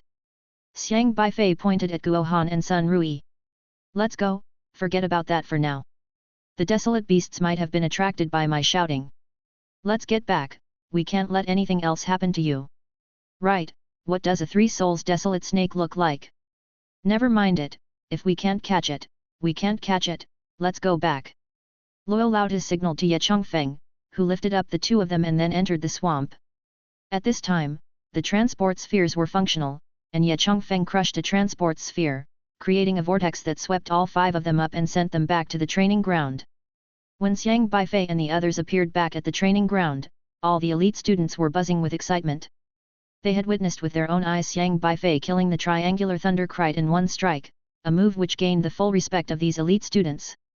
Students of the elite school only believe in strength. As long as one has the strength that compels their respect, they will revere that person, regardless of whether or not they are an N-level fighter. What mattered was the scene of the new student killing the triangular thunder kite with a single strike, leaving a profound impression on everyone. Among those present, apart from the teachers, not one dared claim they had the ability to kill such a fearsome triangular thunder kite. Medical students soon came over to carry Guo Han and Sun Rui aside for treatment, as they were nearly exhausted and seriously injured. "Yuqi Shen, you almost got the new student killed. Come, let's have a chat about life." Luo Laotu had been in a rush to save Xiang Beifei and hadn't even had time to scold Yuqi Shen. Now, remembering, he was filled with anger. Just as Luo Laotu was about to rebuke the bastard, Ye Chongfeng seemed to find something, pulling him aside and saying in surprise, "Elder Luo, take a look at this." A 3-dimensional hologram shot out from his wristwatch, clearly showing the scene of Xiang Beifei's recent killing of the triangular thunder kite. "This Luo Laotu glanced at it and was also shocked. Even the scolding of Yu Shen was forgotten. The exquisite strike by Xiang Beifei had truly dazzled him. Dodging a lightning bolt before it was fired, flipping and backhand thrusting. The triangular thunder kite, dead. His move was flawless. Only someone who understood the triangular thunder kite's movements incredibly well could pull off such a perfect kill. He was just an 18-year-old high school student. How could he possess such prodigious judgment and reflexes? The speed and agility of that triangular thunder kite were on par with Xiang Beifei's, but in their clash, it ended up exposed with countless flaws, its attacks all anticipated by Xiang Beifei. That was truly terrifying. Knocking down Xiang Meng with a single punch hadn't surprised Luo Laotu this much because Xiang Meng, at best, was just stepping into the late stage of qi controlling as an S-level freshman. He hadn't passed the extramural Desolate Realm simulation test and wouldn't have been able to fight a desolate beast. Chapter 133. But to have killed a triangular thunder kite in the late qi controlling stage with one strike, that's enough to make it into the Liangzhou University freshman records. Yu Shen watched Xiang Beifei with a cold gaze. Xiang Beifei seemed to be fine, as if he had let out a sigh of relief, but that perfect strike of Xiang Beifei's had twisted Yu Shen's face with envy. Because it reminded him of someone he once knew very well, a genius among geniuses who always surpassed him. Xiang Tianxing. Back then, that guy's talent was almost perfect too, making him, who was also an SR-level talent, seem dull in comparison. He had originally thought that with Xiang Tianxing's son coming to Liangzhou University, he would properly teach him a lesson, making Xiang Beifei embarrass himself in front of everyone. But he never expected it to backfire completely. The way Xiang Beifei killed the triangular thunder kite was something even he couldn't pick a flaw in. Too perfect. Even Yu Shen, who was in the late stage of qi controlling, would not have been able to execute such a flawless kill. With this thought, Yu Shen's mood darkened even further. Everyone was in awe. They knew the assessment was basically over now, and Xiang Beifei's admission was inevitable. He not only proved himself with his fists but also accomplished a feat that none of the new students could. Xiang Beifei looked around puzzled. From being mocked by everyone just a moment ago to now being looked at with admiration, he couldn't quite grasp what was happening. All he did was kill a big three-horned snake in front of them. Was that really so surprising? To him, it seemed as though they had never seen the world before. He thought he was the one who had never seen the world, considering he still didn't know the name of the big snake. Ye Chongfeng turned to stare at Yu Shen and said, Yu Shen, Xiang Beifei has already passed the assessment. Aren't you going to announce the results? Yu Shen looked at Xiang Beifei, and then a thin smirk formed on his lips. Failed. He said with a sneer. Yu Shen's voice wasn't loud, but it clearly reached everyone's ears. All those present quieted down and looked at Yu Shen in confusion. The old devil Yu actually declared Xiang Beifei's entrance examination a failure. What was this old devil doing? Today's assessment, throwing freshmen into the wilderness beyond the domain, was already unreasonable and nearly cost the lives of Guo Han and Sun Rui. All the trouble was caused by him alone, and just when Xiang Beifei had managed to kill a triangular thunder kite in front of everyone and save Guo Han and Sun Rui, the old devil Yu is now declaring Xiang Beifei a failure. Ye Chongfeng shouted, Yu Shen, don't go too far. Damn it! Yu Shen, want me to give you another teacher qualification exam? Do you dare to lie with your eyes open? Luo Laotu said furiously, rolling up his sleeves. Though Yu Shen inwardly feared Elder Luo, he still said word by word, this is the assessment I'm responsible for. My task was to have him kill a three-souls desolate snake. Did you get kicked by a donkey? How can a weak species like the three-souls desolate snake compare to the triangular thunder kite? He just killed a triangular thunder kite. Elder Luo was not one to care about saving face, and he spoke his mind without courtesy. Even those elite students who had never been to the wilderness beyond the domain knew that a triangular thunder kite possessed late-stage qi controlling strength, while a three-souls desolate snake was only at the mid-stage of qi controlling. The two simply could not be compared. Killing a triangular thunder kite was far more difficult than killing a three-souls desolate snake. Xiang Beifei had already exceeded the task in front of everyone, yet Yu Shen was still so shameless to nitpick. Was he that desperate to make things difficult for this N-level newcomer? It doesn't matter what he killed, all I know is the requirements of my assessment tasks, which stated he had to kill a three-souls desolate snake. Yu Shen said aggressively, on a mission in the wilderness beyond the domain, the first rule is to understand exactly what the task is. I told him to kill a 3 souls desolate snake, and he has to kill a 3 souls desolate snake to pass the assessment. Killing anything else doesn't count as completing the task. Chapter 134, Help me look for it.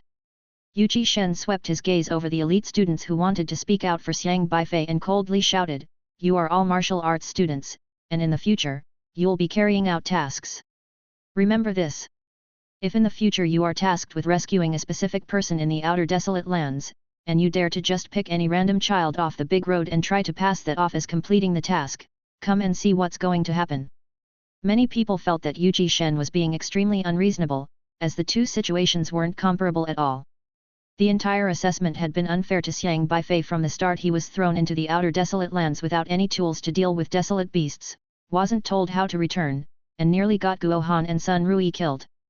Yu Shen wouldn't even acknowledge his mistake, and now, he was actually giving Xiang Beifei a hard time.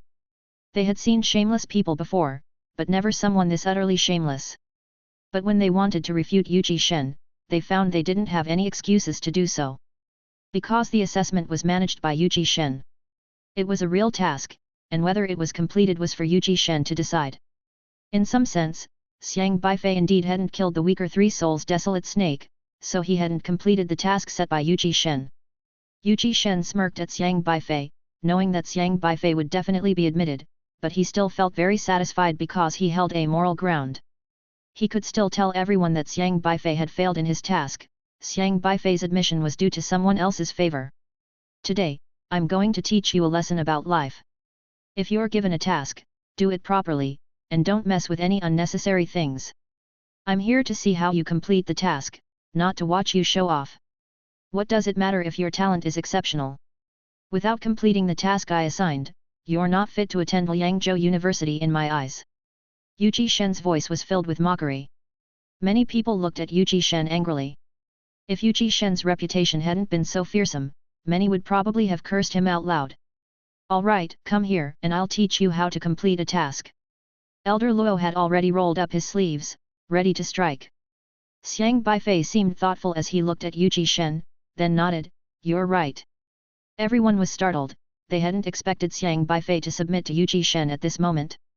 The feats he accomplished were far more impressive than the task Yu Shen had assigned. Xiang Beifei continued, "This was my first time in the outer desolate lands.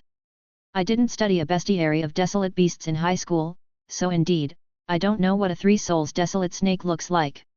Instead of mocking him, everyone felt it was only natural. Because it was true.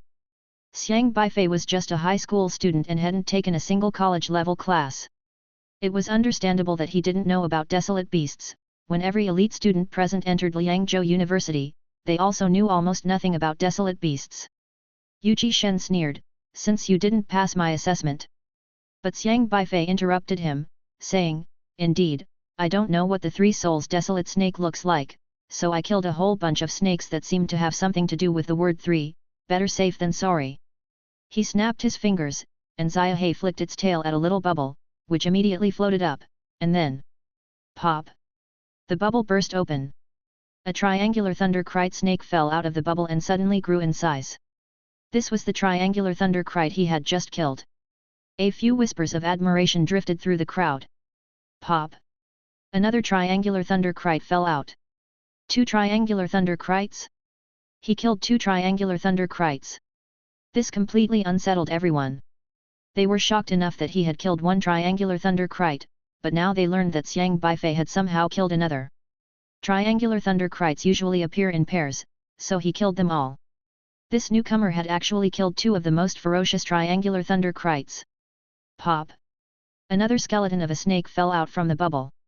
This snake's skeleton was enormous, roughly the same size as the triangular thunderkite. That's a fire snake from the later stage of Qi controlling. Oh my goodness, the archenemy of the triangular thunderkite, the fire snake. Did he kill it too? Everyone was stunned once again. The fire snake and the triangular thunderkite were the 2 most powerful snake-type desolate beasts in that region, and they were both butchered by Xiang Beifei. What kind of monster was he? Pop! Pop! Pop!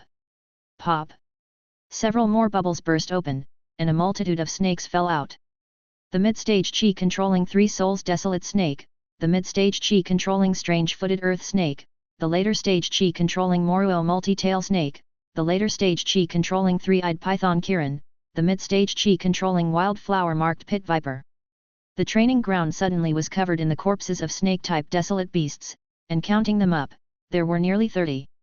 Everyone stared dumbfounded at the snake corpses scattered on the ground, too shocked by Xiang Beifei's display to speak for a long while. This guy must be the bane of snake monsters, right? Wasn't the snake region supposedly terrors even to ghosts? How did Xiang Beifei manage to kill so many all by himself? He's the one who should be known as snake worries in that region. Even Elder Luo and Ye Chongfeng were shocked. Elder Luo's mouth was wide open, genuinely startled. Even with their high cultivation levels, they hadn't expected all of this to happen. This kid, not knowing what the Three Souls Desolate Snake was, simply went and killed a bunch of snake-type desolate beasts to complete the task? They had never heard of anyone completing a task like this. Yu Shen's grim face had also frozen. Chapter 135. He had only intended to deliberately make things difficult for Xiang Beifei, but Xiang Beifei's actions had completely exceeded his expectations. Xiang Beifei counted the snakes on the ground with earnest, and then asked sincerely, "Can someone help me confirm what the Three Souls Desolate Snake looks like? I killed those with 3 characteristics, but I don't know if I killed the Three Souls Desolate Snake. If not, I'll go look for it again." His tone was sincere, and he was eagerly seeking knowledge. Everyone was stunned once again. Luo Laotu was the first to regain his composure. He seemed even more excited than Xiang Beifei, scanning through the snakes before picking out a large one with 3 heads, all of which had been smashed. He laughed uproariously, "Ha ha ha! This is the Three Souls Desolate Snake, the one with 3 heads, ha ha ha! Yuchi, you little bastard, here's your Three Souls Desolate Snake, delivered to you." Luo Laotu eagerly hurled the Three Souls Desolate Snake toward Yu Shen. Yu Shen caught the Three Souls Desolate Snake subconsciously, staring at it. As its name suggests, the Three Souls Desolate Snake had 3 heads. Chopping off one wouldn't do much harm as the remaining 2 could still fight fiercely. Only beheading all 3 could kill it for good, hence its name Three Souls Desolate Snake. But the one in front of them had each of its heads smashed by a single punch from Xiang Beifei. It hadn't suffered much before death and had died peacefully. He actually completed the task? He actually completed the task. Yu Shen's face turned ashen, as if he could wring water from it. He had made things as difficult as possible for the guy, not giving him any preparation and sending him to face a mid-stage Qi controlling Three Souls Desolate Snake. Even though Xiang Beifei had killed the more powerful Triangular Thunder Kite, he had hoped to use the excuse of not killing the Three Souls Desolate Snake to fail Xiang Beifei. But no matter how hard he racked his brains, he had not expected that Xiang Beifei had actually killed a Three Souls Desolate Snake unintentionally. He simply didn't know the academic name of the snake. He had tried every trick in the book, and yet his victim had completed the task almost perfectly, making his face crack audibly with the slap. "Oh, this one. I thought it looked about right when I encountered it. I had to kill it 3 times because it was kind of weak," Xiang Beifei muttered. Everyone was so shocked by his words that they were rendered speechless. He actually thought the Three Souls Desolate Snake was too weak? Well, the Three Souls Desolate Snake only had the strength of a mid-stage Qi controlling creature, but Xiang Beifei had killed a Triangular Thunder Kite in 1 blow. And not just 1, but 2. No matter how many tricks you play, I handle them with ease. What does it mean to be a genius? This is what it means to be a genius. I should have passed the assessment, right? Xiang Beifei asked Yu Shen earnestly. Yu Shen stared fiercely at Xiang Beifei, as if he couldn't wait to grab him and take a few bites. How he hated this! How could he respond? By saying yes, wouldn't he just be diminishing the assertive tone he had maintained just before? But if he didn't respond, what would his previous statement become? A joke? Since you're not speaking, I'll take that as you conceding that I've passed, Xiang Beifei declared. Xiang Beifei had Xiaohe rewrap all the remaining snakes in tiny bubbles. Nobody could see Xiaohe, all they saw was all the snakes being wrapped in bubbles, shrinking, and then vanishing. But nobody thought too much about it, because everyone had systems, and storage items within systems were common. They just assumed that it was Xiang Beifei's system that had taken the snakes away. Let's go, let's go. Wah ha ha ha, I'm so happy today. To think I found such a treasure, ha ha ha. Loyal Lao Tu hummed a tune, seemingly more excited than Xiang Beifei. Enrolled, what's there to ask? I'll take you to handle the admission procedures and get you a retroactive admission notice. He then turned his head and glared at Yu Shen.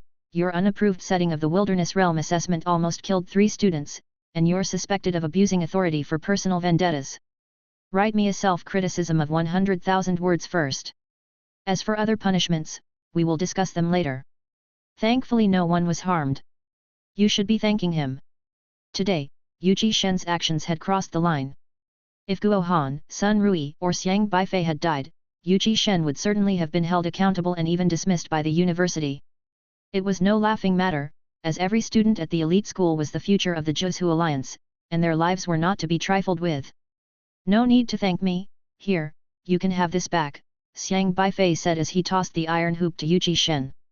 The iron hoop returned to being a sphere as soon as it left his hand, hovering in mid-air. After a moment's thought, he added to Yu Shen, oh, right, the next time you want to put me through another dangerous assessment, it would be best to send a couple of people who are a bit more capable to protect me. Otherwise, I have to take care of the guards you send, which is also quite troublesome. Audacious. Incredibly audacious. All the students held their breath, staring at Xiang Beifei in amazement. It was clear what Xiang Beifei was implying. He was telling Yu Shen in no uncertain terms, the people you've trained are too weak. You send them to protect others, yet they end up needing protection themselves. What exactly do you do with your students in training? It was a direct challenge to Yu Shen's notorious training methods. All the elite students greatly admired Xiang Beifei's courage. He was like a young calf not afraid of tigers, daring to speak to Yuqi, the old devil, in such a way. Knowing that Xiang Beifei was now a part of Liangzhou University, he would inevitably have to attend training classes by elder Yuqi. The old devil had a myriad of terrifying methods to train students, many of whom were left with scars. And now with what Xiang Beifei had said, he would likely have a worse time than others in the future. Chapter 136. But Xiang Beifei seemed not to care at all. Although his strength had already become freakish, everyone still sweated for him, who knew whether Yu Shen would intensify his schemes against him in the future. However, thinking of the recent entrance assessment, others realized that Xiang Beifei, before even enrolling, was already much more formidable than anyone present. Perhaps Yu Shen's abnormal training would only make him stronger. Yu Shen's methods might be abnormal, but one had to admit, the graduates from Liangzhou University were exceedingly competent in every aspect. If one could withstand even the devilish training of Yu Shen, then encountering students from other schools wouldn't put them at a disadvantage. True powerhouses aren't afraid of any abnormal training. The feud between the two was definitely set in stone. Wow, ha ha ha, perfect. Just perfect. I love that attitude, let's go. Off to eat sunflower seeds. Loyal Lao Tu walked ahead with his hands behind his back, striding valiantly and triumphantly, clearly delighted. Yu Shen's face was grave. The entrance assessment had encountered some unexpected events, and he knew he'd be facing severe punishment, but he was still extremely resentful. Xiang Beifei had dared to confront him so boldly, it just infuriated him. And yet, he had no comeback to Xiang's defiance. Ye Chongfeng glanced at Yu Shen and smiled. It was the first time he'd seen Yu Shen so deflated. Yu Shen was an SR-level expert, powerful and formidable, a devil in the students' eyes, known for cultivating elites with iron-fisted methods, and his gloomy personality, it was rare to find him at a loss. The most frequent instances Yu Shen had been put to shame were during his own student days. Back then, there was a genius even more formidable than him, one he detested bitterly. This genius was named Xiang Tianxing. It was unexpected that Yu Shen, now a teacher, had again been choked into silence today. And the person who choked him was also a genius. This genius was named Xiang Beifei. Like father, like son indeed. Ye Chongfeng was quite happy to see Yu Shen looking so abashed. Although his usual expression was sour, the two circumstances were absolutely not the same. Stay connected through MVL. Just now, Ye Chongfeng was worried sick about the boy Xiang Beifei, but now, he found the situation incredibly satisfying, and even felt a bit like laughing. Senior, thank you, your sunflower seeds are very effective, Xiang Beifei said earnestly. He was still full of energy, those sunflower seeds had greatly replenished his strength, feeling like he could go slaughter a desolate beast all over again. Just a small gesture, Elder Loyal laughed, waved his hand, and then handed Xiang Beifei a handful of black sunflower seeds, adding, "You actually noticed, impressive. I just feel like I have endless energy, and everything I ate today was ordinary food, except for the sunflower seeds you gave me," Xiang Beifei explained. Not many people get the chance to eat sunflower seeds with Elder Luo, and not everyone can handle his seeds, Ye Chongfeng remarked on the side. "Oh, is that so?" Xiang Beifei pondered. He really didn't know there was something special about the sunflower seeds, for in Elder Luo's leisure system, they were just plain sunflower seeds, albeit a bit pricey at 200 leisure value per pack, but beyond that, there were no other descriptions. Speaking of which, as satisfying as it was to confront Yu Shen today, your future days won't be easy. From a long-term perspective, I think you should still be polite to him, Ye Chongfeng advised. Xiang Beifei earnestly asked, "If I'm polite to him, then he'll treat me better in the future." Ye Chongfeng paused. "Well, that won't happen. Then why should I be polite to him?" Xiang Beifei countered. Yu Shen was definitely going to make life difficult for him, whether he was polite or not, the other party would torment him to the death, so might as well just go head to head. The SR system's rewards glinted enticingly.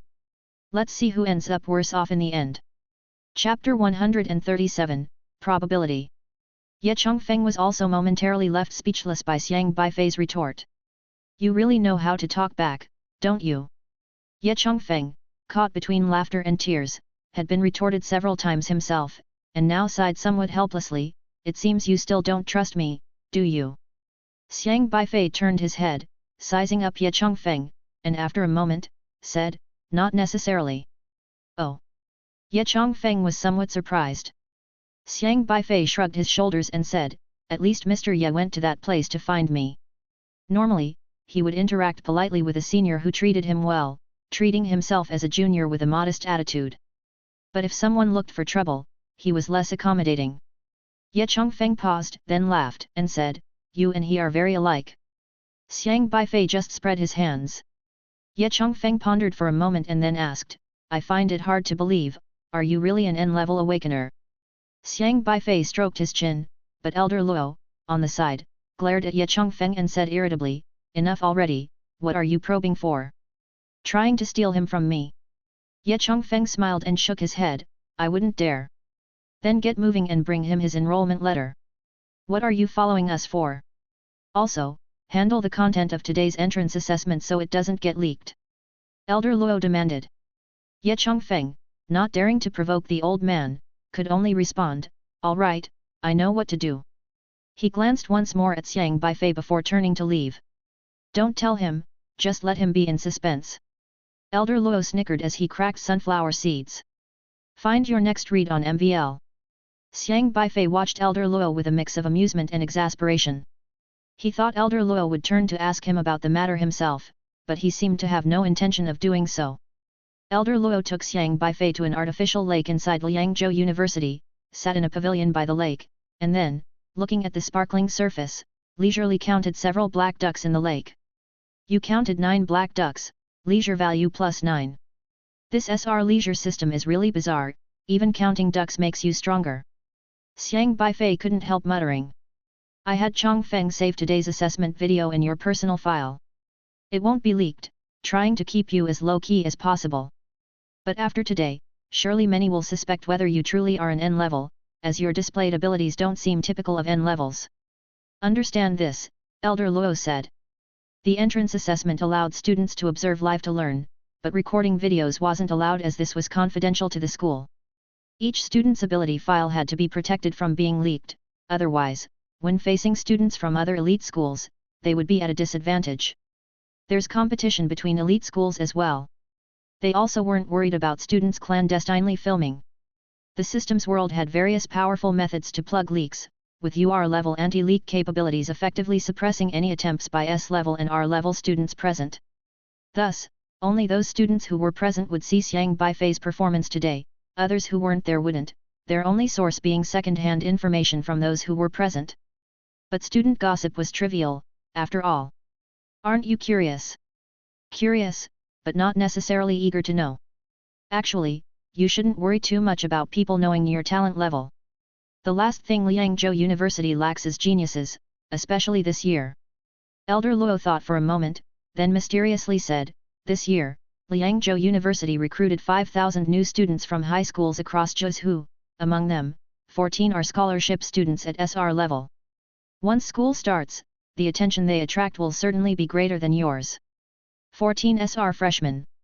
There were roughly over 5 million high school seniors across the Zhuzhou Union taking the entrance exams, with SR level students being exceptionally rare and directly admitted without exams.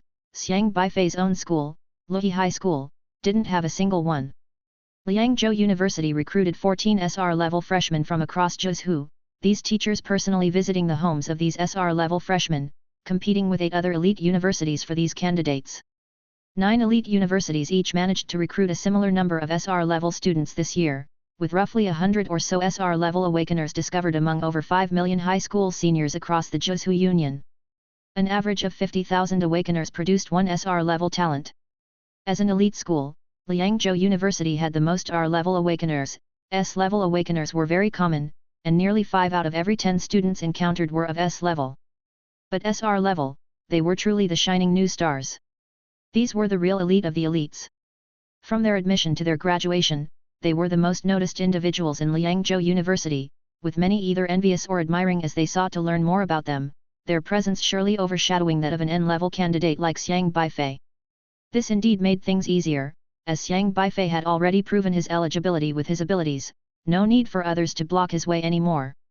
Xiang Beifei then asked, "So how many SSR-level individuals awakened in the Zhuzhou Union this year?" Elder Luo pondered for a moment and said, "According to the Education Bureau of the Zhuzhou Union, there were a total of 11 SSR-level awakeners across the entire Zhuzhou Union this year." 11 SSR-level awakeners. That was a 1 in 50,000 awakening probability. SSR was an even more terrifying level. Their systems were exceptionally favored, making every task they undertook incredibly simple. Possibly even simpler than the SR leisure system, but their potential was even greater. Chapter 138.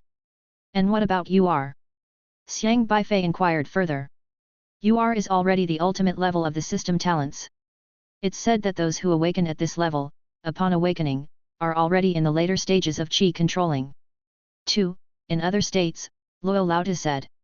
In the entire Zhuzhou Alliance, of the over 5 million awakeners this year, only 2 reached the UR level. 1 in 2.5 million, the odds are so low as to be infuriating. As for the potential of a UR, there's no need to introduce it. In the future, they are the true elites among humans. Saying that they are the true pinnacle and perfection of human genes is not an exaggeration. So how many SSR and UR level students did Liangzhou University manage to snatch? Xiang Beifei asked. Such awakeners are certainly coveted by the 9 elite universities, and the president of Liangzhou University might personally step in to negotiate, offering a variety of tempting scholarships and other favorable educational policies to get them to attend their school. Having an outstanding alumnus can bring great benefits to a school, something Xiang Beifei is all too clear about. Just look at Luhi High School's principal, Li Nangxing. Forget about UR, one is in Qingzhou, the other in Yanzhou. With the advantage of proximity, they were snatched up by Qingzhou University and Yanzhou University as soon as they awakened. Those 2 schools are sly, too quick. We can only compete for those 11 SSRs, let's see how many we can get. The negotiations are still ongoing, and we should hear some news in a few days, Luo Laota explained. After he finished speaking, he turned his head, his deep blue eyes shimmering with a strange light as he sized up Xiang Beifei. "Why are you looking at me?" Xiang Beifei absent-mindedly cracked sunflower seeds and asked. With a chuckle, Luo Laota said, "The other 8 universities don't recruit N-level, but they didn't expect you to be so powerful. Missing out on you, they've lost big. We've hit the jackpot." He appeared quite proud, like a keen horse scout having found a thoroughbred. Enjoy exclusive chapters from MVL. I'm not an SSR awakener, so what's there for them to lose? Xiang Beifei said indifferently. He wasn't too concerned about others' system levels. What mattered to him were the rewards from others' systems. SR, SSR, or even UR, they were all the same in his eyes, they could all bring him rewards, and he wasn't picky. He'd accept all comers, regardless of their capabilities, as long as they dared to provoke him. I think your potential might be on par with SR, or even more impressive. Managing to get someone like you is very valuable in my opinion. After all, like father, like son, haha, your father, Xiang Tianxing, even though he was only SR, he cut down SSR awakeners when he got serious. Luo Laozi said excitedly. It seems you know my father quite well. Xiang Beifei asked. He was my student. How could I not know his capabilities? Luo Laozi said with a pleased air. Hey! Xiang Beifei looked at Luo Laozi, somewhat surprised. You were also my father's teacher. Haha! You get it now. That's why, before the other teachers at the school could make a move, I snatched you first, to avoid their meddling, ha ha ha. Luo Laozi laughed triumphantly. Confused, Xiang Beifei asked, make a move on me? What does that mean? Taking one's own students under one's wing. Although each teacher will lecture to all students, and educational opportunities are fair, a mentor will also take some exceptional students under their wing, teach them exclusively, to undertake some research, or help them complete system tasks, running errands for us mentors and such, explained Luo Laozi cheerfully. So what system tasks do you need me to help you with? Xiang Beifei scrutinized Luo Laozi's leisure system, thinking that the tasks related to him could only be a few. You have completed the task of probing into Xiang Beifei's gossip, leisure value plus 50. You have completed today's chat task, leisure value plus 50. You have completed today's stroll task, leisure value plus 50. You have made a fruitless trip to the cultivated domain, but you don't mind, leisure value plus 50. You are in a very good mood today, leisure value plus 100. You have snatched a precious student, leisure value plus 200. This system task is so laid back, even a wasted trip to the wilderness beyond the domain can make you stronger, feeling like it makes no difference whether you have it or not. Today's good mood is probably because of Xiang Beifei's performance, but besides that, the daily tasks that Elder Luo sets are such that anyone could complete them for him. Ha ha ha, I've completed a lot of tasks thanks to you today, do you want to know what they are? Before Xiang Beifei could even speak, Elder Luo proudly said, I won't tell you, just to torture you. Xiang Beifei. Fine then. I'll just pretend I didn't see anything. Above, white clouds drifted leisurely, and on the lake surface, the light shimmered. It's still summer vacation, so there aren't many people passing through the campus. Elder Luo took out a piece of bread from who knows where, leaning on the pavilion's railing, he was scattering bread crumbs into the water. Many large carp were gathered below, scrambling for them. You have fed the fish today, leisure value plus 10. Xiang Beifei pondered for a moment and asked, do you know about my father's situation, Elder? Don't call me Elder, it sounds strange, you can call me Elder Luo, or Professor Luo. After saying this, Elder Luo pondered for a moment before speaking. Xiang Tianxing didn't stay at the university after he graduated. He went to work for the pioneering department of the Zhuzhu Alliance, but what specific tasks he was carrying out, I'm not very clear. The pioneers are a profession of the Zhuzhu Alliance. They say your father had an accident, but I don't think so. Oh. Xiang Beifei looked at Elder Luo with surprise, why? Intuition. Elder Luo's eyes flickered with some strange luminescence, and suddenly, the aura around him turned deep and powerful, much like the unfathomable sea, stirring an indescribable trepidation in people. Xiang Beifei saw that the data points on his system interface had suddenly begun to jump again. The intuition column went from 123 all the way up to 12,345, and then the system interface in Xiang Beifei's eyes changed to Host, Luo Yungxian. SR, Leisure System. Realm. About 10 seconds later, Elder Luo's aura calmed down again, and the realm column on the system interface changed to Realm, Mid-Meridian Opening. He stared at Xiang Beifei, then the value for intuition dropped to 732. That was Xiang Beifei's college entrance exam score. So, is Elder Luo's intuition usually accurate? Xiang Beifei asked. Intuition is an immediate perception that comes without logical analysis and reasoning, which means it can't always be 100% right. In other words, even if Elder Luo feels that Xiang Tianxing is still alive, he doesn't have concrete evidence. Well, it depends on the situation. Elder Luo threw the rest of the bread crumbs into the lake, then laughed and said, the first time I saw you, I felt that you couldn't be a normal N-level student, but you turned out to be more surprising than I expected. My first intuition about you wasn't simple, and indeed, facts have proven that you really are extraordinary, aren't you? Xiang Beifei smiled, his mind still pondering over his father's matter. Seeing that Xiang Beifei didn't respond, Elder Luo continued, I tried to find him once, but after a lot of effort, I couldn't succeed. He went to a very dangerous area outside the domain to carry out a certain task. I won't tell you where it is, lest you rush over there on a whim. That place, compared to where you went today, is a different concept altogether. However, Xiang Beifei had already figured it out from Kong Daming's system logs. Don't worry, Elder Luo, I have a plan in mind, and I won't act recklessly, Xiang Beifei said. He would definitely not go wandering into that kind of place before he had the strength. That's good, living your life with ease is the way to go, don't overthink things. What's meant to happen will happen naturally. Elder Luo stretched lazily and looked at Xiang Beifei, then said, your martial arts talent is tremendous, with strength and reflexes, as well as control over spiritual power, that are 1 in 10,000. But your combat style is too straightforward, relying on brute force is simple and brutal, but sometimes it puts you at a disadvantage. Today, you were just taking an assessment in the cultivated domain, a relatively low-risk area. The capabilities of the desolate beasts here are weak of course, for those at the chi controlling stage, this place is already quite dangerous.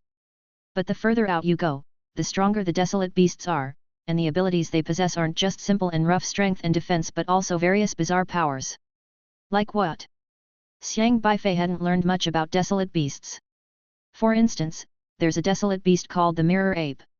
If you cut off its right hand, your left hand will break. If you blind its left eye, your right eye will go blind. It's like fighting with yourself in the mirror. However, you injure it, the corresponding part of your body will get injured. If you smash its head with a punch, your own head will explode accordingly. Elder Luo said, his tone heavy with implication. Chapter 139. Xiang Beifei was astonished and widened his eyes. Such a bizarre desolate beast? There is also a desolate beast called Meng Huai. It is formless and traceless, you can't see it. When you're awake, it won't do anything to you, but as soon as you close your eyes for more than a minute in the outside domain's desolate wilderness, it will drag you into sleep. In the dream, no matter how violent or powerful your body's means of attack are, they are useless in the dream. Your fists won't work on it, and once it kills you in the dream, you won't ever wake up. Luo Laotu added. Many times when venturing deep into the outside domain's desolate wilderness, tasks require several days, and you will inevitably need to rest. Then the probability of encountering Meng Huai is very high. There's a desolate beast called Hun Yat. It is visible but only visible. You can't touch it. It's like a ghost, immune to any physical or energy attack. Yet, it can still hurt you. There is another desolate beast called Ruolei. It moves with sound waves and screams chaotically in combat. As long as you are within the area covered by its sound, it can appear at any position at will. By the time you hear its sound, it may already have suddenly appeared at your ear, cutting off your neck, leaving you completely unguarded. There's also a desolate beast. Luo Laotu then listed a whole bunch of desolate beasts that couldn't be killed by brute force alone, which aroused more and more curiosity in Xiang Beifei. He had only arrived in this world not long ago. In the 2 months since awakening, he had been solely focused on his cultivation. Other than the cultural classes in high school, he hadn't learned about desolate beasts and had no idea that they had so many strange and bizarre abilities. Powerful desolate beasts rely not just on brute force but also intelligence. Their abilities are not inferior to those of human system awakeners. A big reason we've been unable to expand our territory is that it's not so easy to eradicate the desolate beasts in many of the outer border regions. These creatures don't go down without a fight, Luo Laotu explained. Xiang Beifei nodded thoughtfully. He had learned this basic knowledge. Pioneers are a group of system awakeners with various miraculous abilities, many of them powerful SR and SSR. If the desolate beasts in the outside domain wilderness were indeed that easy to vanquish, humans wouldn't be limited to the territories they currently possess. Then what other abilities should I improve? Xiang Beifei asked sincerely. Spiritual power. Luo Laotu replied. Xiang Beifei stroked his chin in contemplation. Meng Huai, Hun Yat, and Ruolei can only be dealt with by spiritual power. Thus, it is best for a pioneer team to include someone with strong spiritual power attacks, Luo Laotu continued. I see, Xiang Beifei nodded slightly. Luo Laotu sized up Xiang Beifei and said with confusion, of course, I don't know what your system is, but I've noticed your spiritual defense is rather strong. I just tried various means of spiritual detection to probe you, but it seems none were successful. Do you possess various spiritual power abilities? No, I only have spiritual defense. Xiang Beifei shook his head honestly. There was no point in hiding this since so many people had tried to probe him, only to be blocked. Almost everyone could guess he possessed this ability. Any experienced person would deduce it. Stay connected through MVL. He had Xiaohe, and Xiaohe's abilities were very effective against the systems of human awakeners, designed specifically for flashy system defenses, but he didn't know if they would work against desolate beasts like Meng Huai and Hunya that attacked with spiritual power. Then you must learn this. Luo Laotu asserted. Okay, I'll learn. Xiang Beifei nodded earnestly. Without the help of a system, he couldn't have the various special abilities granted by systems at any time, such as healing, defense, escape skills, etc. Everything he achieved relied on his own cultivation. He was willing to learn anything that could make him stronger and complement his shortcomings. Luo Laotu smiled and said, Okay, I'm not too busy lately, and you're on summer break. Come see me in a couple of days. I'll teach you some basic spiritual power attacks. He got up, stretched lazily and said, I need to deal with some important matters now, so I won't accompany you any longer. Don't worry, in a couple of days, you'll receive your admission notice. Xiang Beifei noticed that Luo Laotu chose the nap task. So, the important matters turned out to be this. It was now noon, and after a whole morning of assessments, Xiang Beifei had cracked some melon seeds and wasn't hungry yet. But he didn't want to disturb the old man's sleep and said, Then I'll head back first, I'll come over in a couple of days. Luo Laotu pulled out his phone to add contact details for him, then said, Oh right, almost forgot. I promised to give Yuji Shen a piece of my mind. Go back home, and I'll take care of this for you. I'll train him a bit, if I don't peel him a layer, he won't learn. Does he really think I don't exist? He didn't immediately proceed with the nap task but chose the scolding task and practice task instead, then left contentedly, ready to deal with Yuji Shen on Xiang Beifei's behalf. Xiang Beifei couldn't help but smile.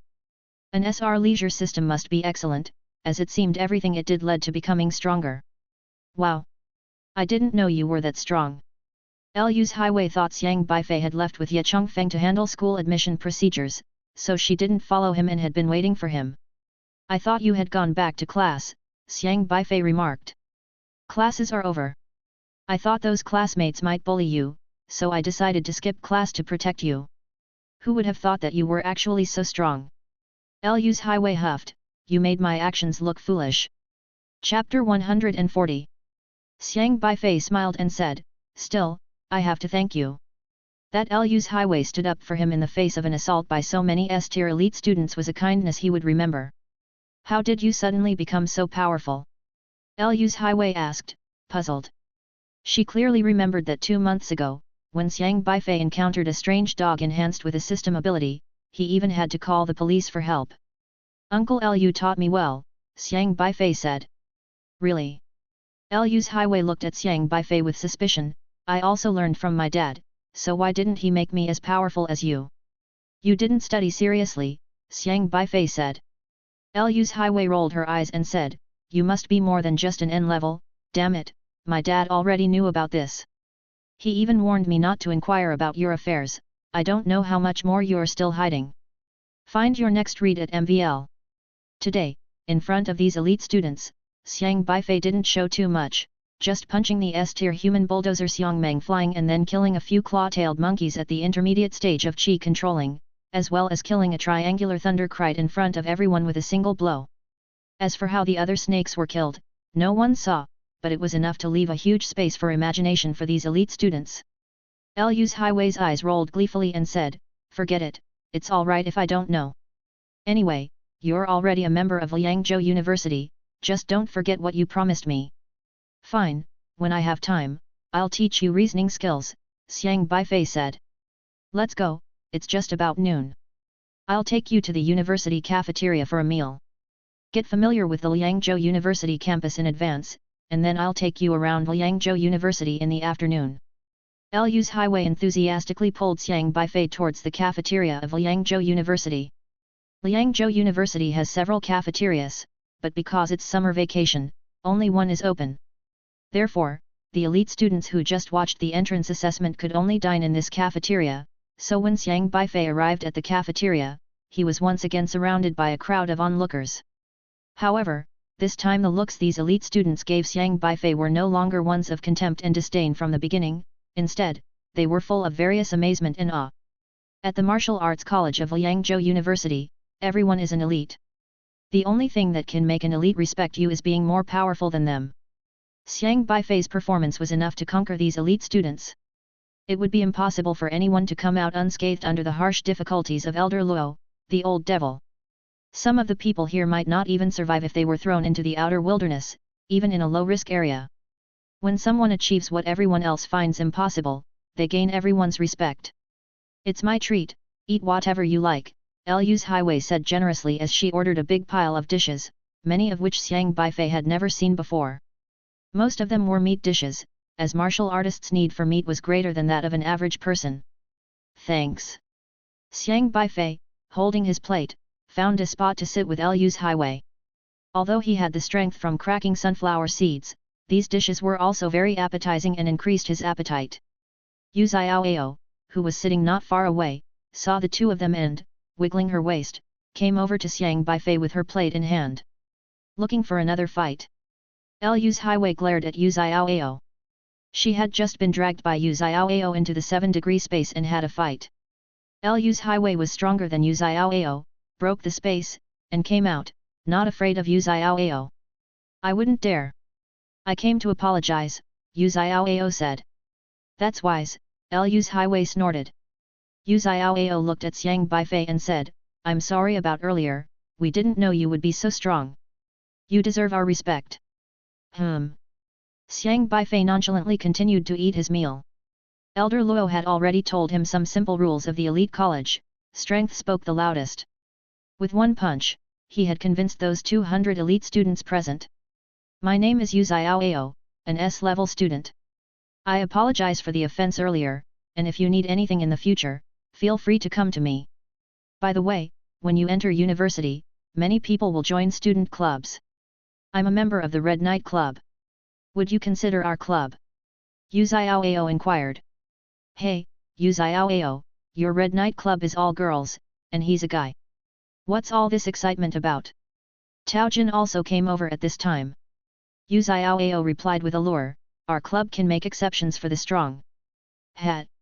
Although Tao Jin and Yu Xiaoao had just been making things difficult for Xiang Beifei, they were not from the same club, in fact, they were competing rivals. He ignored Yu Xiaoao and said to Xiang Beifei with all seriousness, sorry, my name is Tao Jin, from the Black Hawk Club. My behavior just now was very rude, and I hope you won't take it to heart. You're very strong. Really strong. Not bad, Xiang Beifei said. Lu's Highway spoke up, can you guys not? School hasn't even started yet. Are you so eager to recruit people now? Can't you wait until school starts? Isn't it because we're worried that once school starts, we won't be able to snatch up such a powerful new student? Tao Jin said with a smirk. Scram, he's with me, Lu's Highway said fiercely.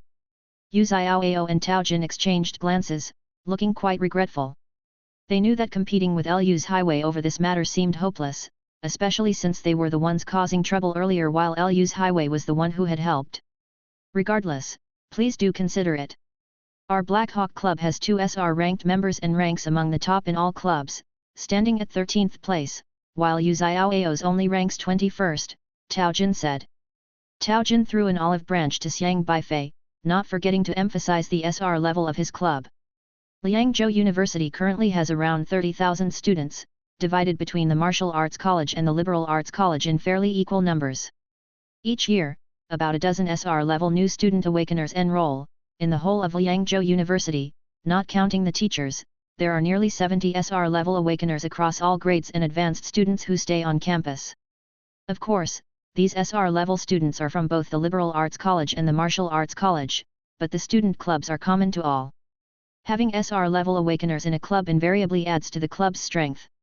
Even if the SR level is from the Liberal Arts College, it's no exception, as their systemic advantages are clear. Their cultivation advances faster than ordinary people.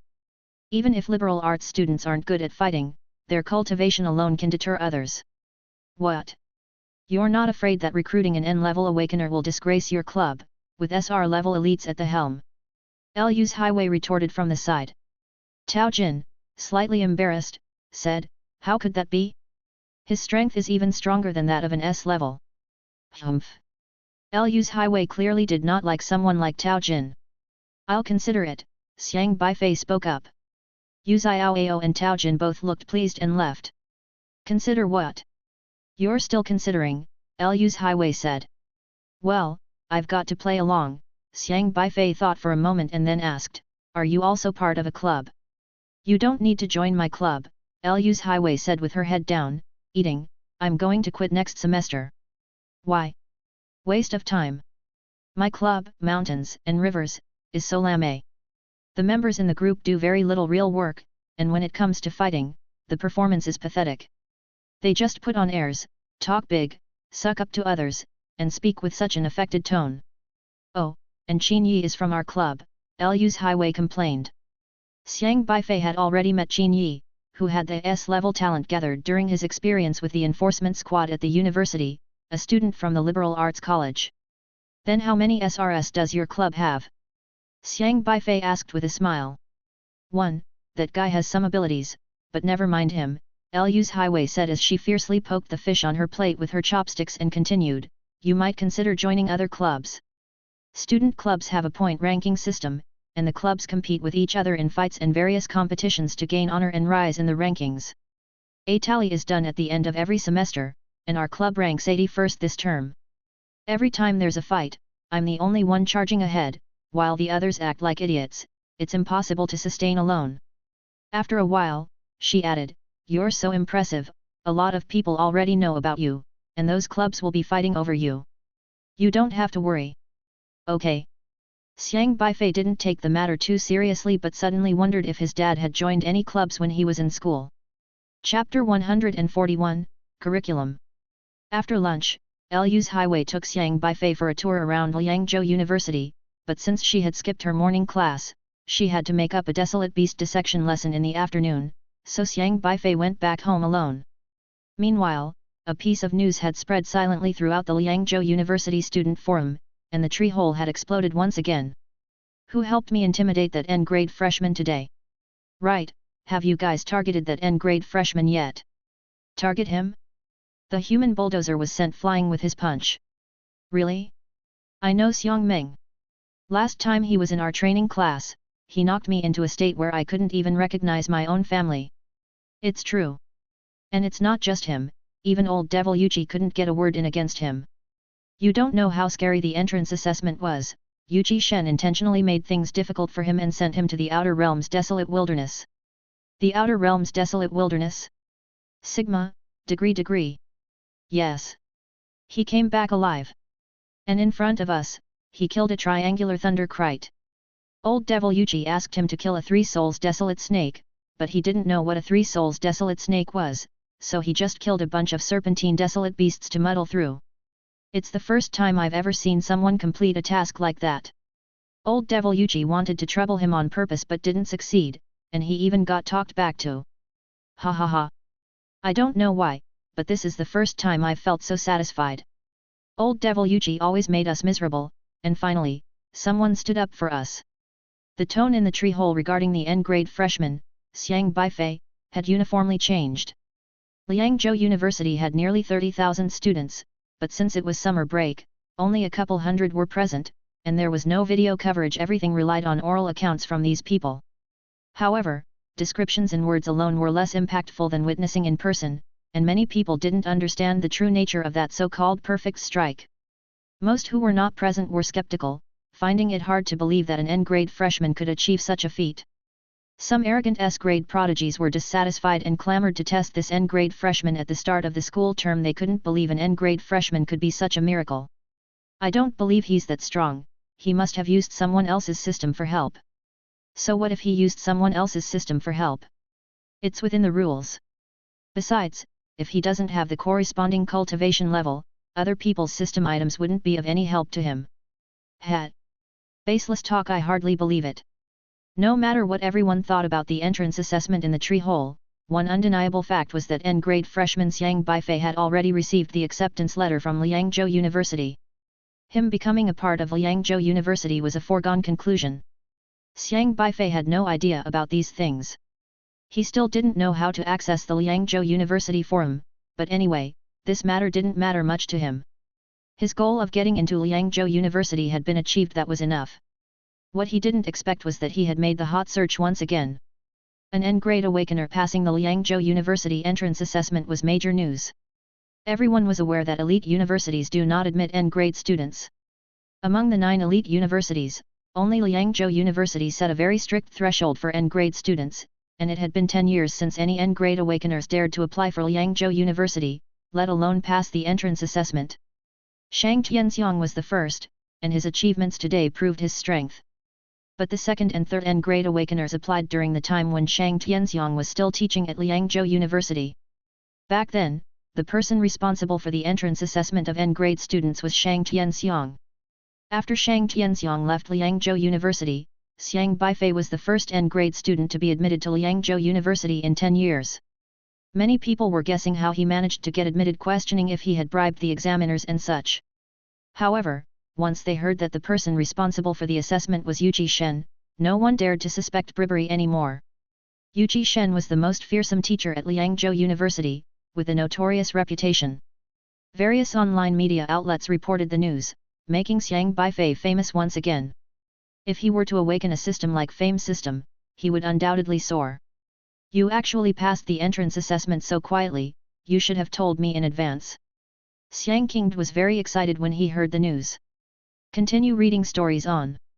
Xiang Beifei smiled but didn't say much. It hadn't been many days since the college entrance exam, and on the day of the exam, his grandfather was even more nervous than he was. Good kid, we're having a celebration dinner tonight. Kong Daming was also very pleased and immediately decided to hold another celebration dinner for Xiang Beifei and Kong Ziyuwen. After all, running a restaurant made organizing a celebration dinner quite simple. Xiang Beifei didn't refuse. For 2 consecutive days, he had to deal with others' celebrations and dodge media interviews. Lu's Highway wasn't the only one interested in him. 2 days later, he received the admission letter from Liangzhou University. The admission letter was very exquisite and looked quite impressive, but what caught Xiang Beifei's attention was a phrase on the admission letter. Our martial arts college offers various courses related to martial artists. Please consider the courses you will select based on your system's features during the summer. Course selection is due 1 week after the start of term. If uncertain, you can consult the relevant tutor after the start of term. A course list is attached. The admission letter also came with introductions to various courses, as everyone's awakened system is different, and elective courses should be chosen based on the features of one's own system. Chapter 142. Students of the liberal arts college need to choose a specialty due to their orientation toward various professions in life, such as doctors, teachers, technology, etc. This decision is made by the system they awaken. However, the martial arts college does not differentiate between specialties. People choose the martial arts college because their system abilities relate to martial cultivation, which requires fighting, and occasionally capturing a couple of desolate beasts for practice. Xiang Beifei briefly looked over the mandatory courses of the martial arts college, which included Desolate Beast Cognition and Anatomy, Outer Domain Desolate Land Simulation, Zhuzhu Alliance Defense Introduction, System Ability Analysis and Processing. The Zhuzhu Alliance requires martial artists to guard its territory. Learning to combat desolate beasts is a necessity for every martial artist, so the mandatory courses involve a lot of knowledge about these creatures.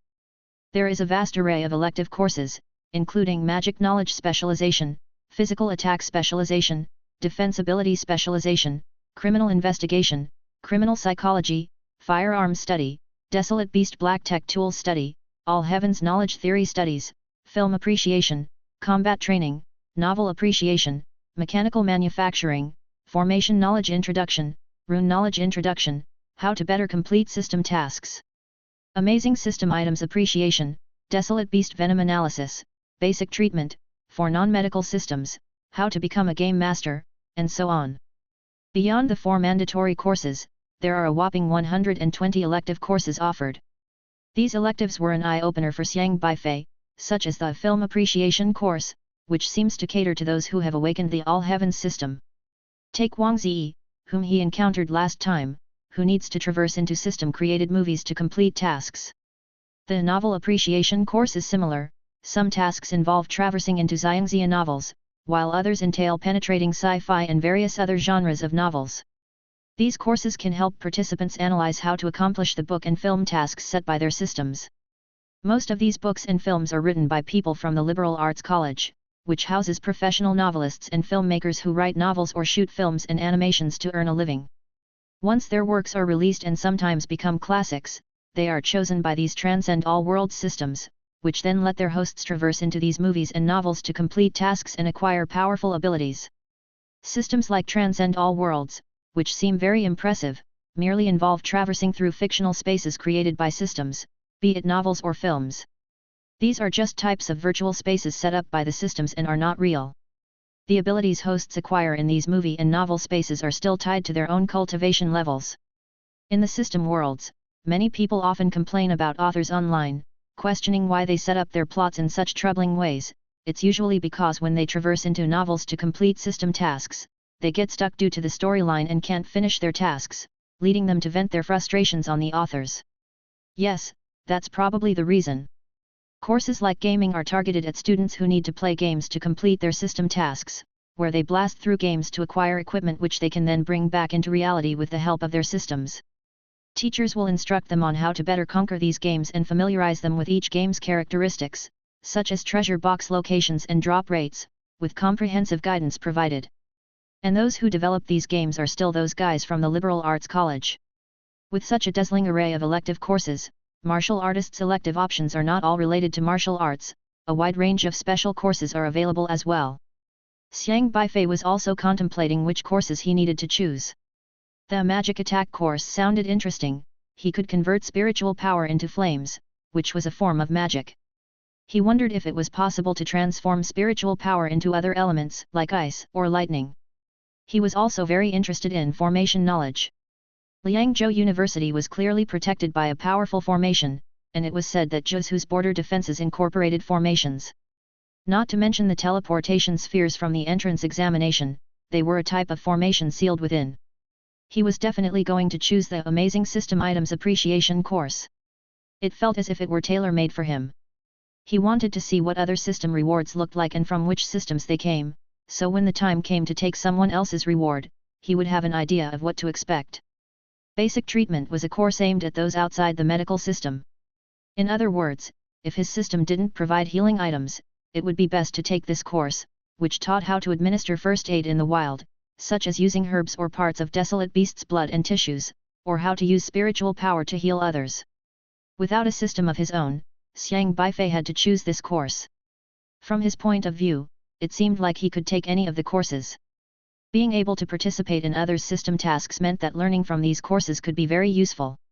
College was a 4-year program, and there were specific requirements for graduation in terms of credits and realm. In addition to passing the mandatory courses, one had to take at least 30 elective courses. Since the 4 mandatory courses had to be taken each semester, choosing 4 additional electives per semester was quite good. Although every student had a system, their energy was still finite. Seems like it's not realistic to study everything. Though Xiang Beifei possessed the ability of learn by analogy, it was predicated on having to learn something firsthand before he could draw analogies from it. Many electives required the teacher's lecturing and experiential teaching, which couldn't be learned simply by studying a book. Therefore, if he wanted to truly master a course, he had to attend class earnestly. I still need to ask Elder Luo for advice and see what he thinks. Xiang Beifei remembered that Elder Luo had agreed to teach him about spiritual power cultivation, which he truly needed at the moment, so he gave Elder Luo a call. On the other end of the phone, Elder Luo agreed quite readily, "Sure, come over tomorrow, and I'll give you some pointers. It's a good time to teach you how to cultivate spiritual power." "All right, I'll come over first thing in the morning." As Xiang Beifei hung up the phone, he seemed to faintly hear the sound of running water in the background, clueless about what boring activity Elder Luo was engaged in now. But he had no interest in knowing, since whatever the old man was doing, he was getting stronger. Being around such an idle fish during his university days must be the right choice. Early the next day, Xiang Beifei went to Liangzhou University. Luo Laotu was still lying at the university gates cracking sunflower seeds.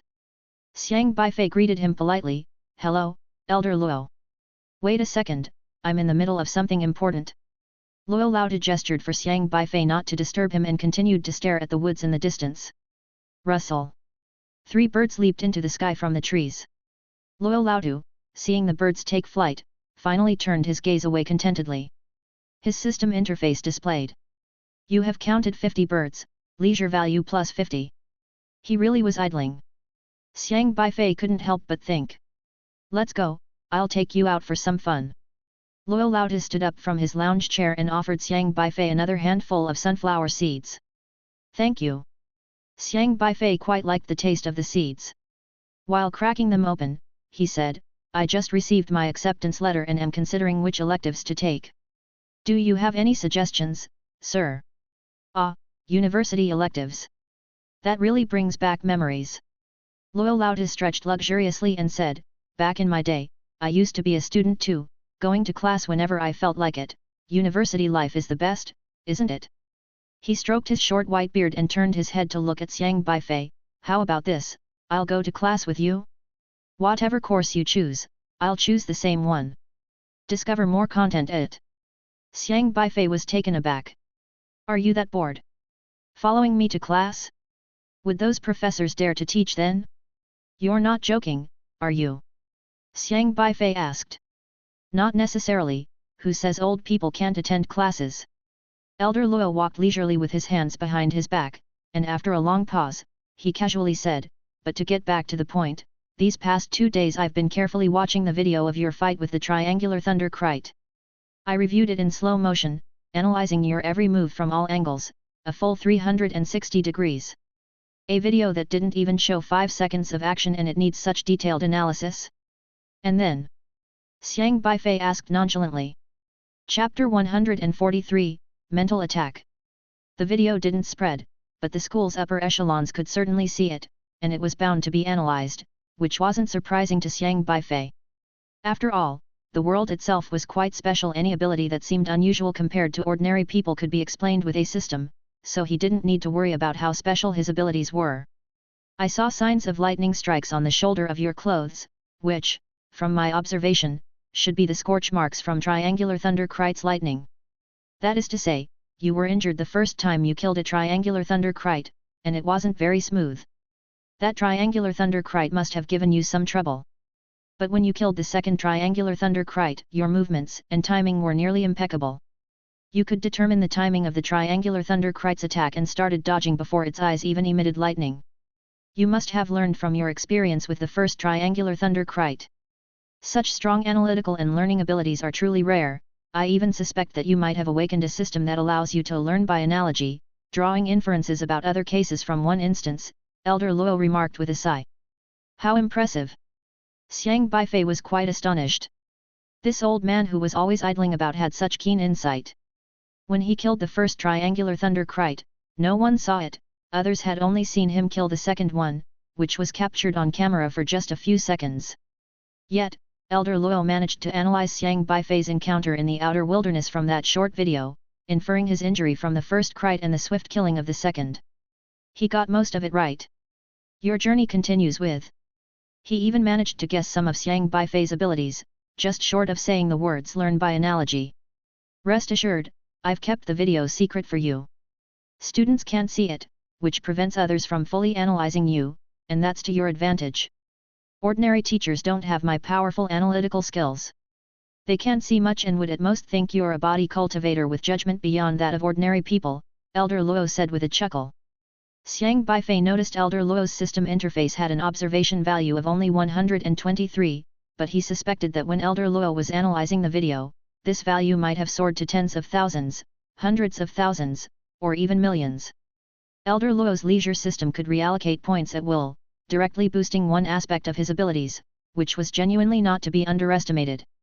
Thank you, Elder Luo. Xiang Beifei was truly grateful in his heart. As an elder, Elder Luo was helping him cover up, all for his sake. No need, you're following me around, so of course, I have to understand you to mentor you appropriately. If you're strong at learning, it doesn't really matter what courses you choose. But I suggest you start with your weaker areas. You have strength and speed, but your defensive power isn't very good. You need to learn physical defense. Does your system provide any defensive cultivation techniques for training? Elder Luo asked further. Xiang Beifei shook his head. No, I only excel at offense. To be precise, he didn't even have offensive cultivation techniques. The only one he was practicing was the Chaos Yin Yang formula, which was a way of circulating spiritual power and belonged to internal practice. The sole means of attack, rapid flame, was learned from Uncle Lu. Without a system, he would be a blank slate. So you're saying I should take the defensibility specialization course?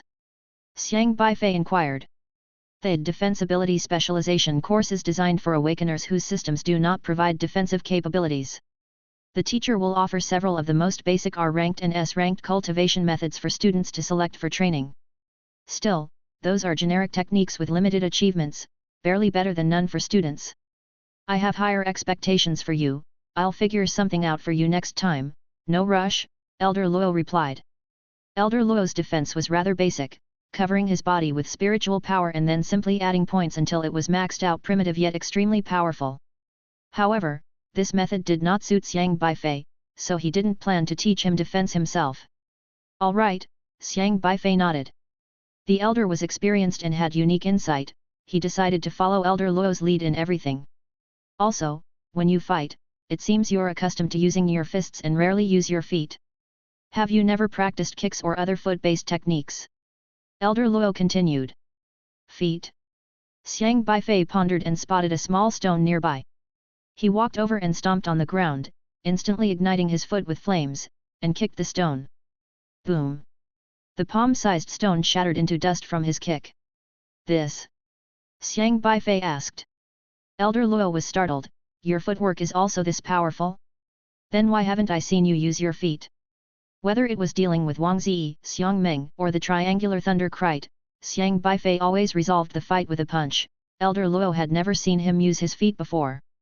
No need. The flames on Xiang Beifei's foot gradually faded, and he began munching on sunflower seeds, replying, why use feet when a fist can handle it?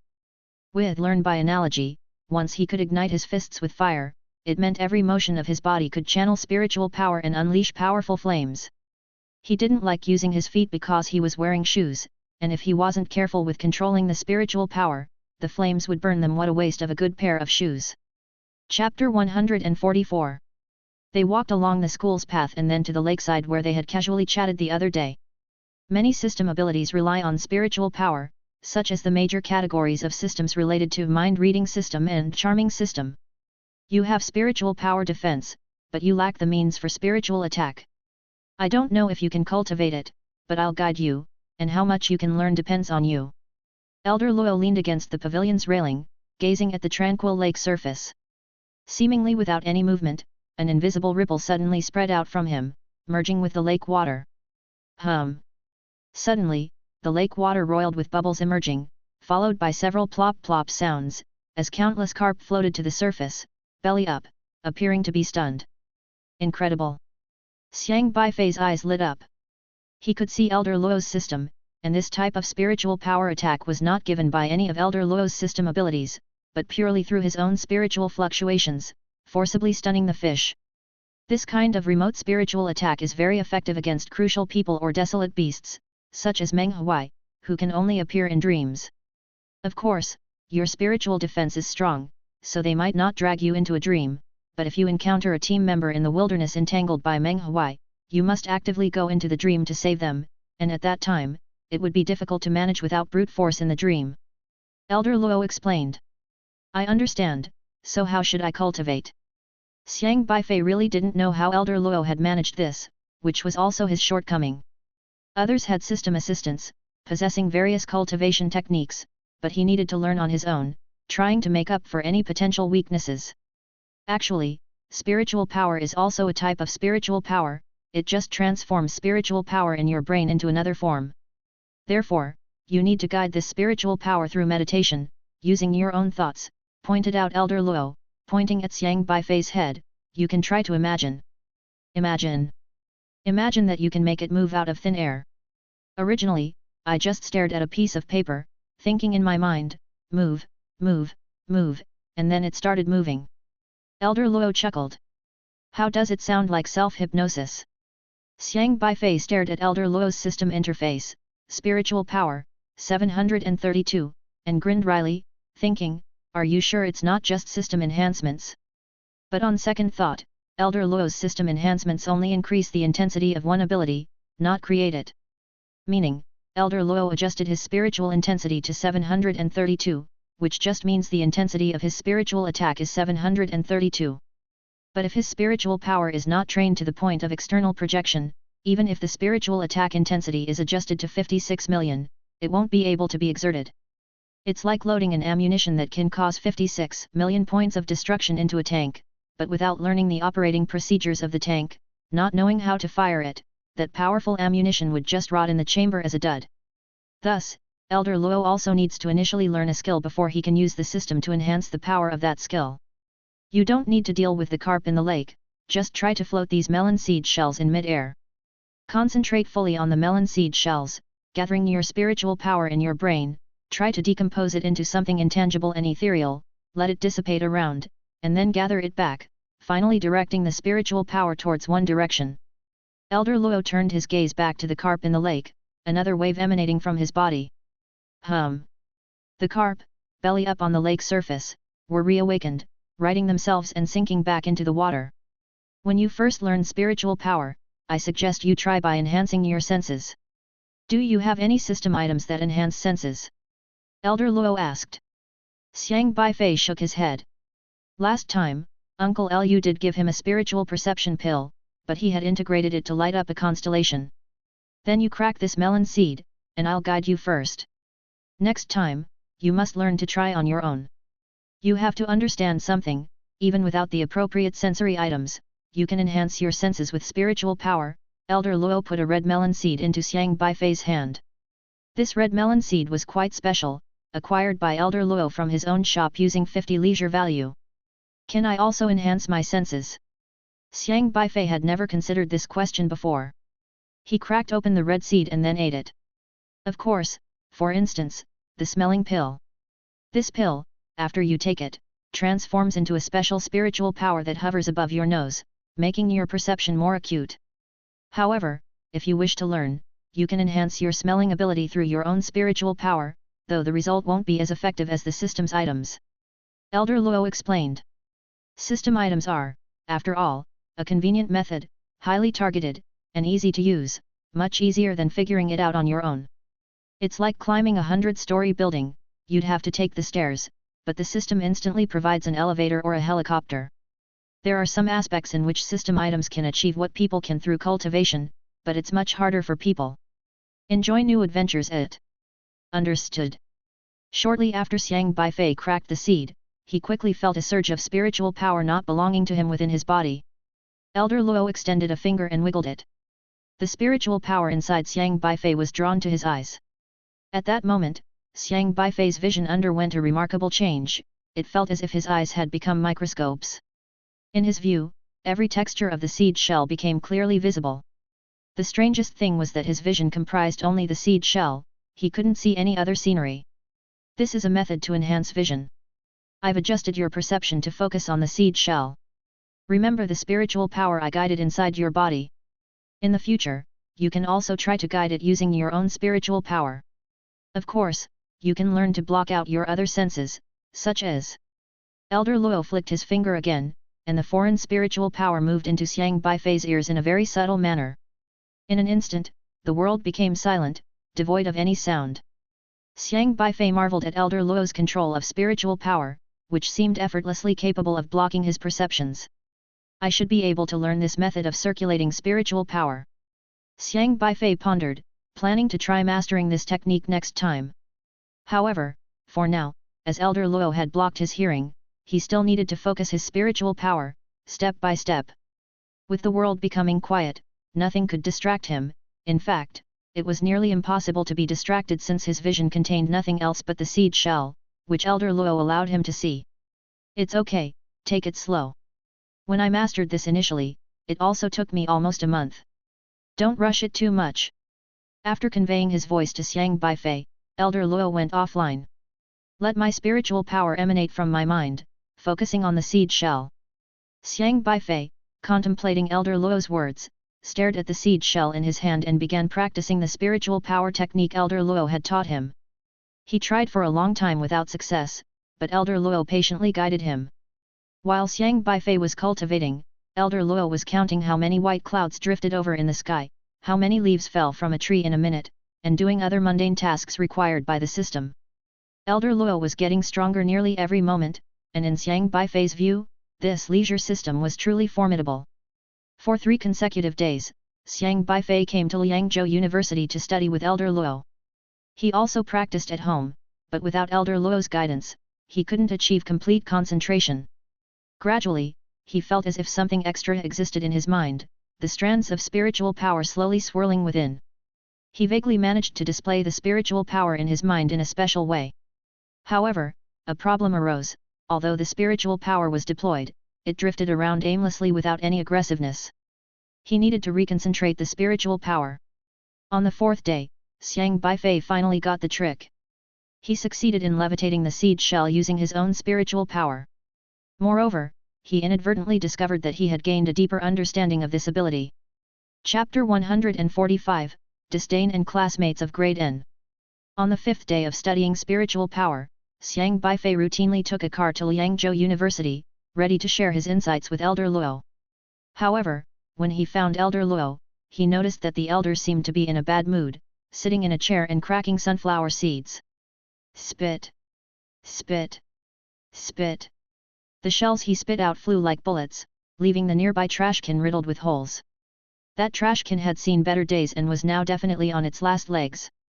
You vented your anger on the trash can, leisure value +1.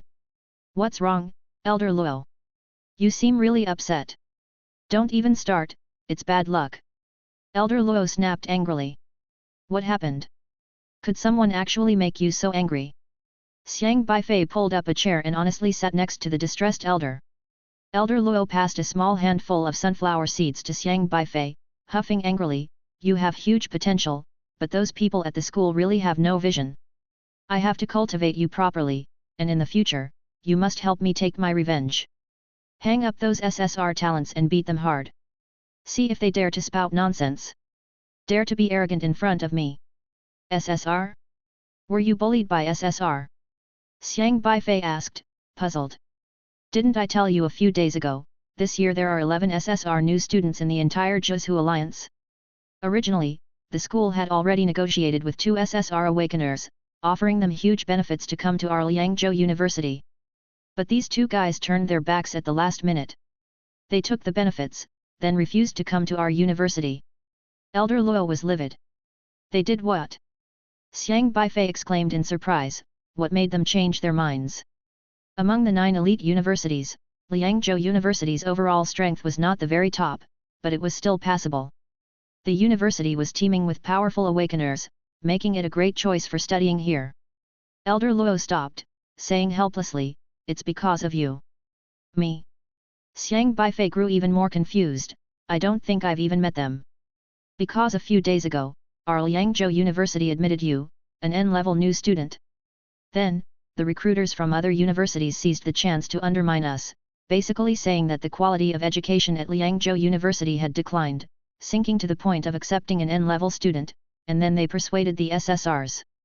Basically, at that time, they implied that the reputation of Liangzhou University was lowered by an N-level student like you. They disdained coming to our Liangzhou University and went to Qingzhou University and Yanzhou University instead. Is that even possible? Xiang Beifei found it bizarre that just because Liangzhou University admitted him, an N-level student, 2 SSR students didn't want to come anymore. They disdained to be in the same school with him, an N-level student? Last night when you weren't here, many of our school's leaders went to retain those 2 SSRs, but they ended up being openly ridiculed by the admissions staff from Qingzhou University and Yanzhou University. At that moment, I nearly grabbed those bastards and gave them a beating. Elder Luo was so angry he was blowing his beard and glaring, and then spat out another sunflower seed shell, making another hole in the trash can. He was straightforward and lived a straightforward life, never beating around the bush when it came to speaking his mind. I wanted to use your potential as a counter-argument, but, unfortunately, empty claims only made matters worse. You have no idea how furious I am, knowing your potential but unable to prove it to them. It drives me mad. Elder Luo tugged at his own beard, extremely aggravated. It's the first time I've heard of refusing the invitation from Liangzhou University because of an N-level student. Don't you guys sign some kind of agreement that makes it impossible to back out? Xiang Beifei said. It was still under negotiation. We were about to sign, but just before we did, they were persuaded by the people from Qingzhou University and Yanzhou University. Elder Luo explained.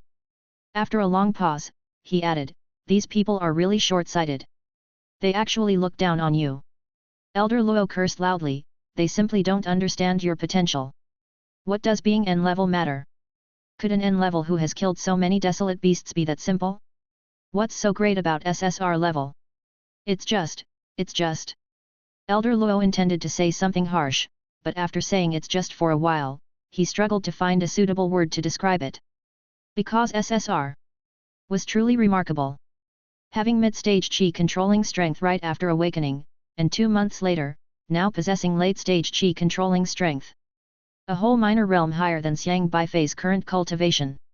With such talent, given time, they might reach meridian opening stage within half a year, and possibly God refining stage by the time they graduate from college in 4 years. Bastards, just because they have an extra S. As if they're so great, daring to act all haughty in front of me, I could slap them dead with one strike. Elder Luo grew angrier the more he thought about it. It wasn't that he was angry SSRs weren't coming, but because he was ridiculed by other schools' recruiting officers, and he had no way to refute them. You fiercely cursed the SSR freshman, leisure value +2. I see.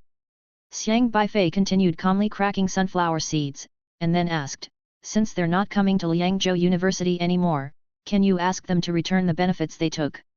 You make it sound so easy. It's just that those people at our school can't lower their faces, saying that after all, they are SSRs, and their future achievements are boundless. This little benefit is like making friends with them. I just laugh. Make friends my ass. They look down on our Liangzhou University and still want to make friends? Trying to stick a hot face to their cold butts. Elder Luo was very displeased with the way those leaders at Liangzhou University handled the situation, and then patted Xiang Beifei on the shoulder, wouldn't it be better to give those things to you instead? Xiang Beifei stroked his chin. That's not a bad idea. Chapter 146.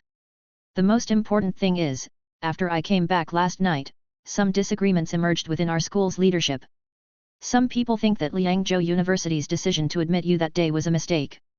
They say we admitted a N-level student and lost 2 SSRs, picking up sesame seeds and losing watermelons. I was so furious back then. Elder Luo rubbed his fist, squinting and humming twice. Xiang Beifei couldn't help but laugh silently because he saw in Elder Luo's taskbar yesterday a message. You flipped a table in front of the school leaders, leisure value +1. You had an unpleasant confrontation with the school leaders over Xiang Beifei's issue, leisure value +1.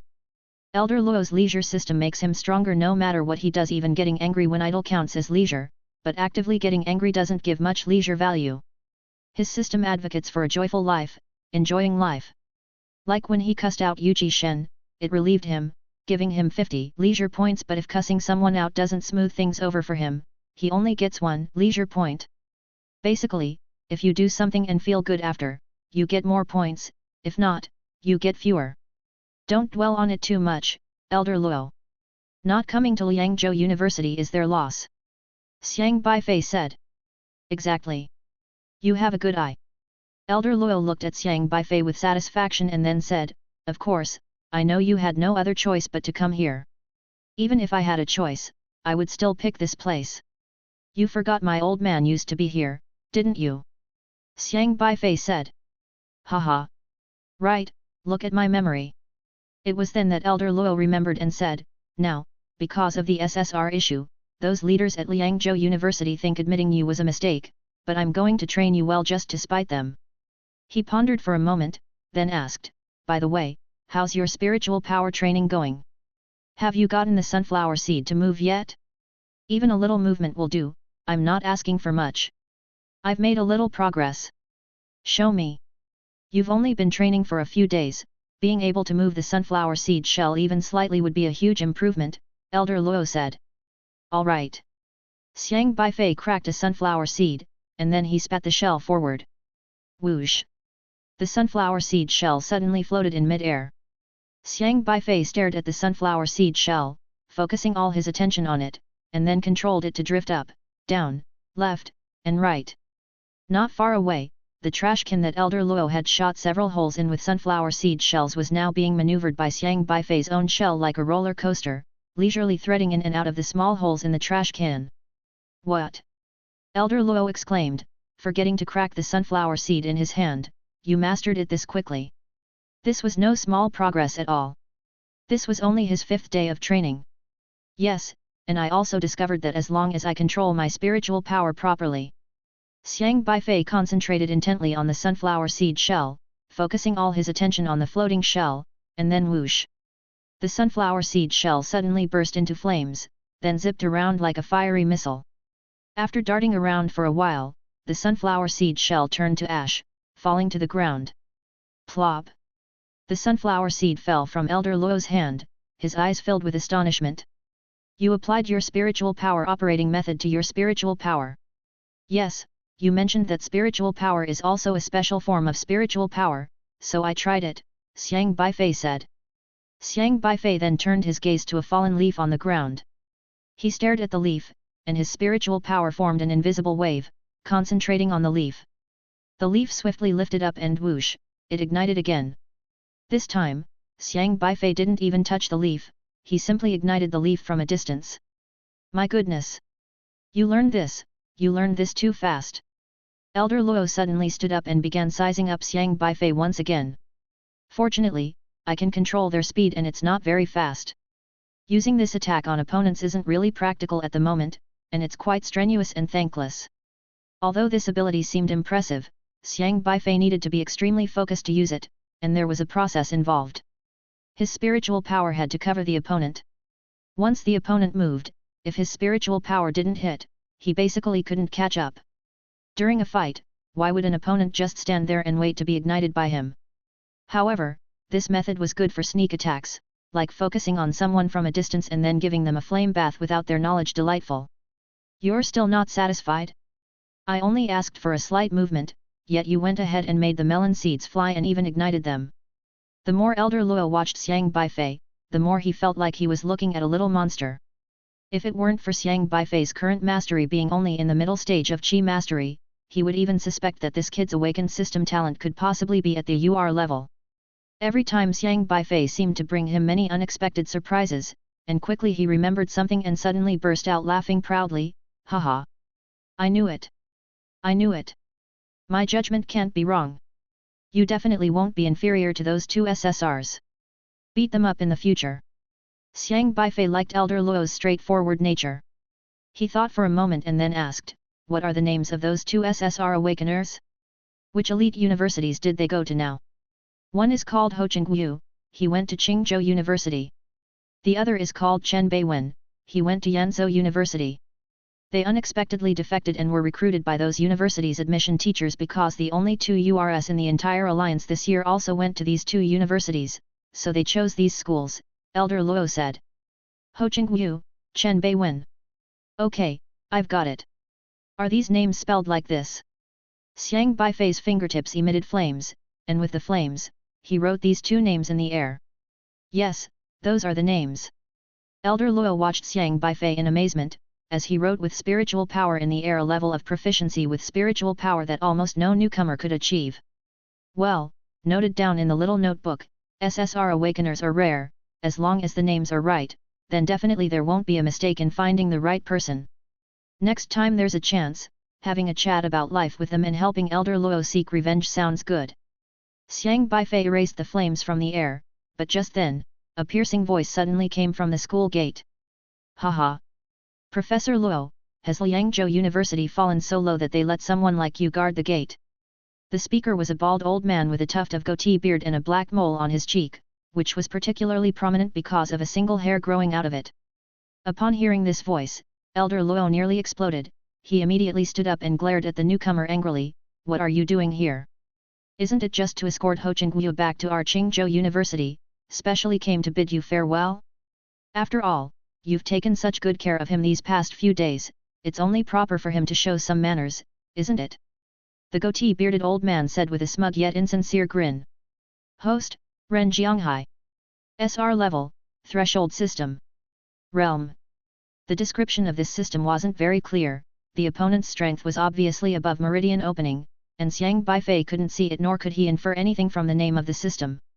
Next to this man named Ren Jianghai was a young man about Xiang Beifei's age, who looked arrogant and somewhat slack in his demeanor. Xiang Beifei was slightly surprised because he saw the system interface of this person. Host, Ho Chingyu. SSR level, Shadow Saint System. Realm, Late Qi Mastery. Hey? This guy, is he the SSR that Elder Luo mentioned?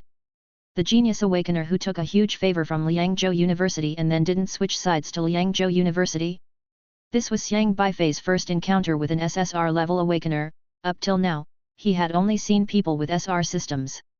Except for Elder Luo's system, which was rather special and visible to him, the cultivation of other SR level awakeners was too high, beyond his sight. Let alone an SSR. However, it was clear that this SSR person appeared to be a freshman, and his cultivation was still within a range that he could see. This fellow student looks familiar. Ren Jianghai sized up Xiang Beifei and soon recalled something, revealing a smile that seemed mocking.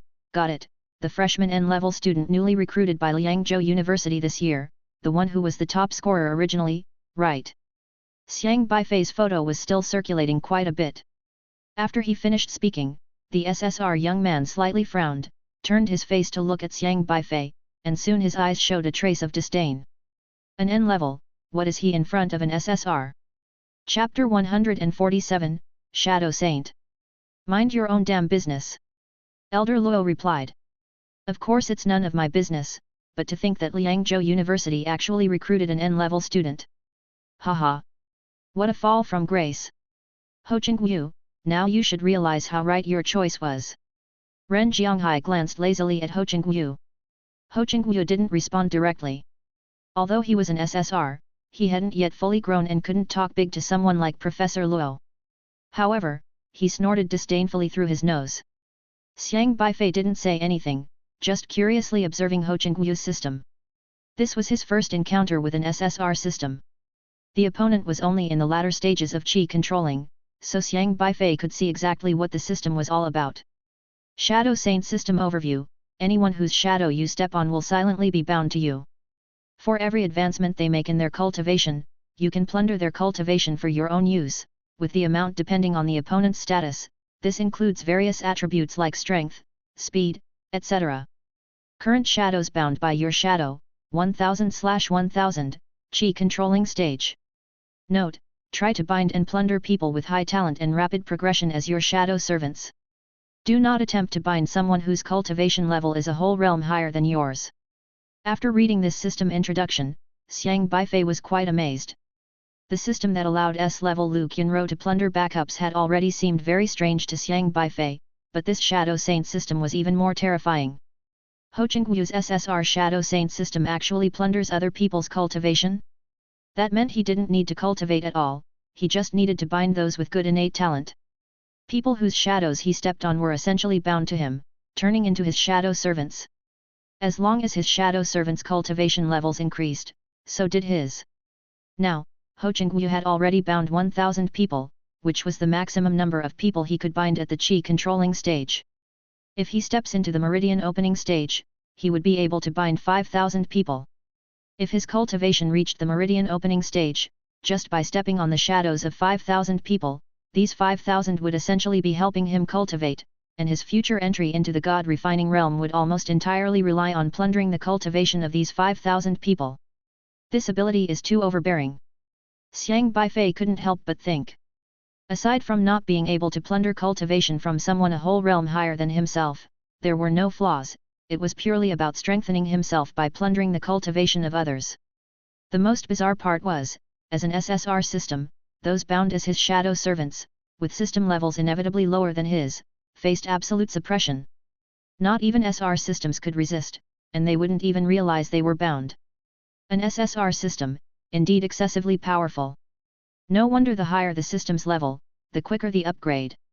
Xiang Beifei thought Elder Luo's SR leisure system was already powerful, but the SSR Shadow Saint system was even more perverse. At present, 1,000 people secretly bound by him were responsible for cultivating, while he just needed to plunder their cultivation and strengthen himself. While Xiang Beifei was looking, a line of data flashed in Ho Chingyu's system. Lu Sa's strength has just improved by 10 points, you've plundered 1 point of his strength. Wang Minggui's speed has just improved by 15 points, you've plundered 2 points of his speed. Zhao Lina's cultivation has just advanced from early qi controlling to mid qi controlling, you've plundered 42 points of her cultivation. The current strength diagram of Ho Chingguo is cultivation, 2098/6000, late qi controlling stage. Strength, 899. Speed, 658. Intelligence, 127. This SSR system quantified every capability improvement of his shadow servants, including cultivation, which could also be measured by data. He could also use these system points he plundered to enter lotteries or buy items in the store. In the world of systems, nearly everyone is doing system tasks every day, then strengthening themselves through these system tasks. However, those shadow servants whose system talents aren't like Ho Chingguo's, definitely wouldn't expect that while they are getting stronger, their strength is quietly being stolen by the SSR. The amount of cultivation Ho Chingguo could plunder from a person wasn't fixed, but as long as the data reached 6,000 points, he could step into the Meridian opening stage. It had only been 2 months, but Ho Chingguo had already plundered 2,000 cultivation points through this powerful SSR system. With this momentum, reaching the Meridian opening stage in half a year wasn't out of the question. Xiang Beifei was genuinely surprised by Ho Chingguo's system. However, he had already figured out who these two people were. This Ren Jianghai must be the teacher from Qingzhou University's admissions office. Last night, the leaders of Liangzhou University had an unpleasant dispute with people from Qingzhou University, but Ren Jianghai dared to come, claiming it was a farewell visit, but in reality, he planned to provoke Elder Luo one more time with SSR Ho Chingguo before heading back. Elder Luo was likely so angry mainly because of this history with Ren Jianghai, and now being ridiculed, he had no way to refute it. Elder Luo's face was grim, and he said sternly, "What students Liangzhou University recruits is none of your business. Just manage your own school's students. Of course, our Qingzhou University doesn't recruit N-level students. We only recruit absolute elites, like SSR Awakener Ho Chingguo." Chapter 148. Elder Luo glared at Ho Chingguo with a malevolent gaze, greatly disapproving of this SSR Ho Chingguo. Having promised to study at Liangzhou University and having taken all the benefits, and then being snatched away by Qingzhou University, he still had the audacity to appear before himself. Xiang Beifei was indifferent to whether or not Ho Chingguo wanted to study at Liangzhou University, he was merely curious about the SSR system and was observing it. But at this moment, he suddenly noticed a line of text appearing on Ho Chingguo's system interface. A candidate with extraordinary potential for shadow servant detected. Xiang Beifei, N-level awakener, mid-stage qi controlling. Analysis: the progress of this person's cultivation seems a bit fast, current analysis is inconclusive.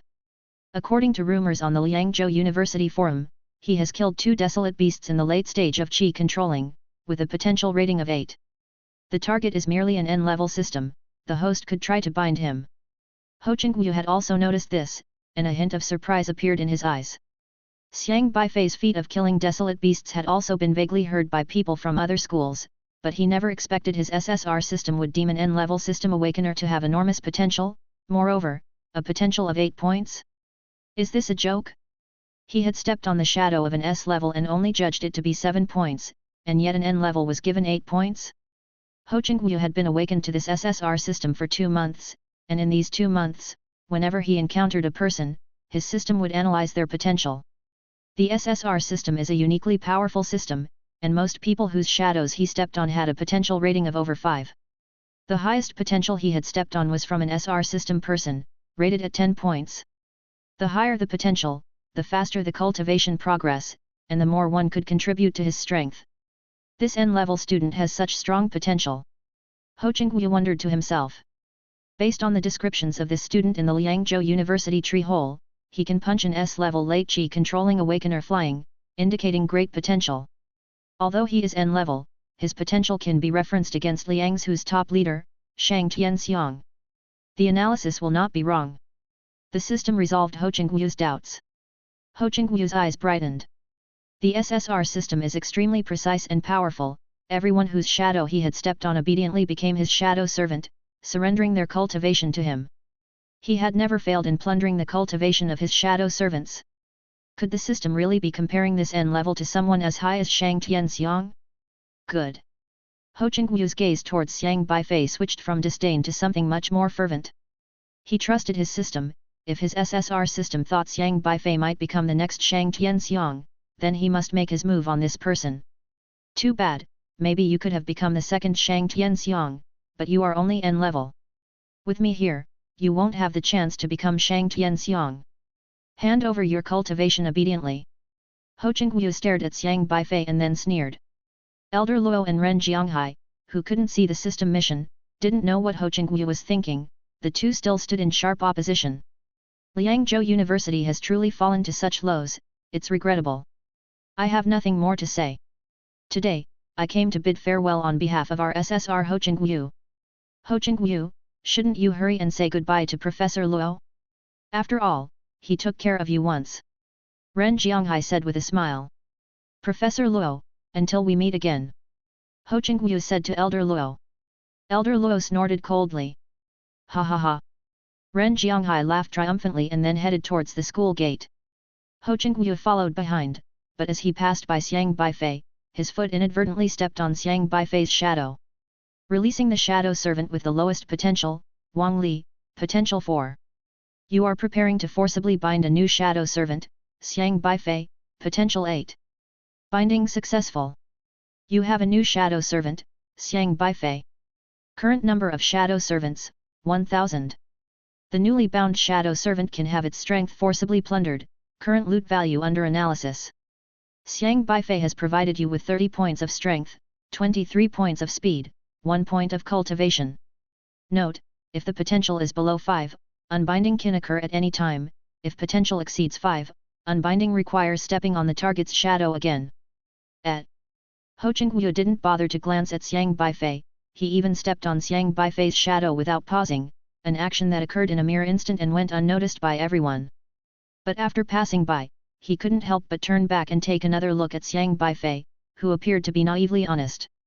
Each time a new shadow servant is bound, he would steal a portion of their power, euphemistically calling it an entrance fee.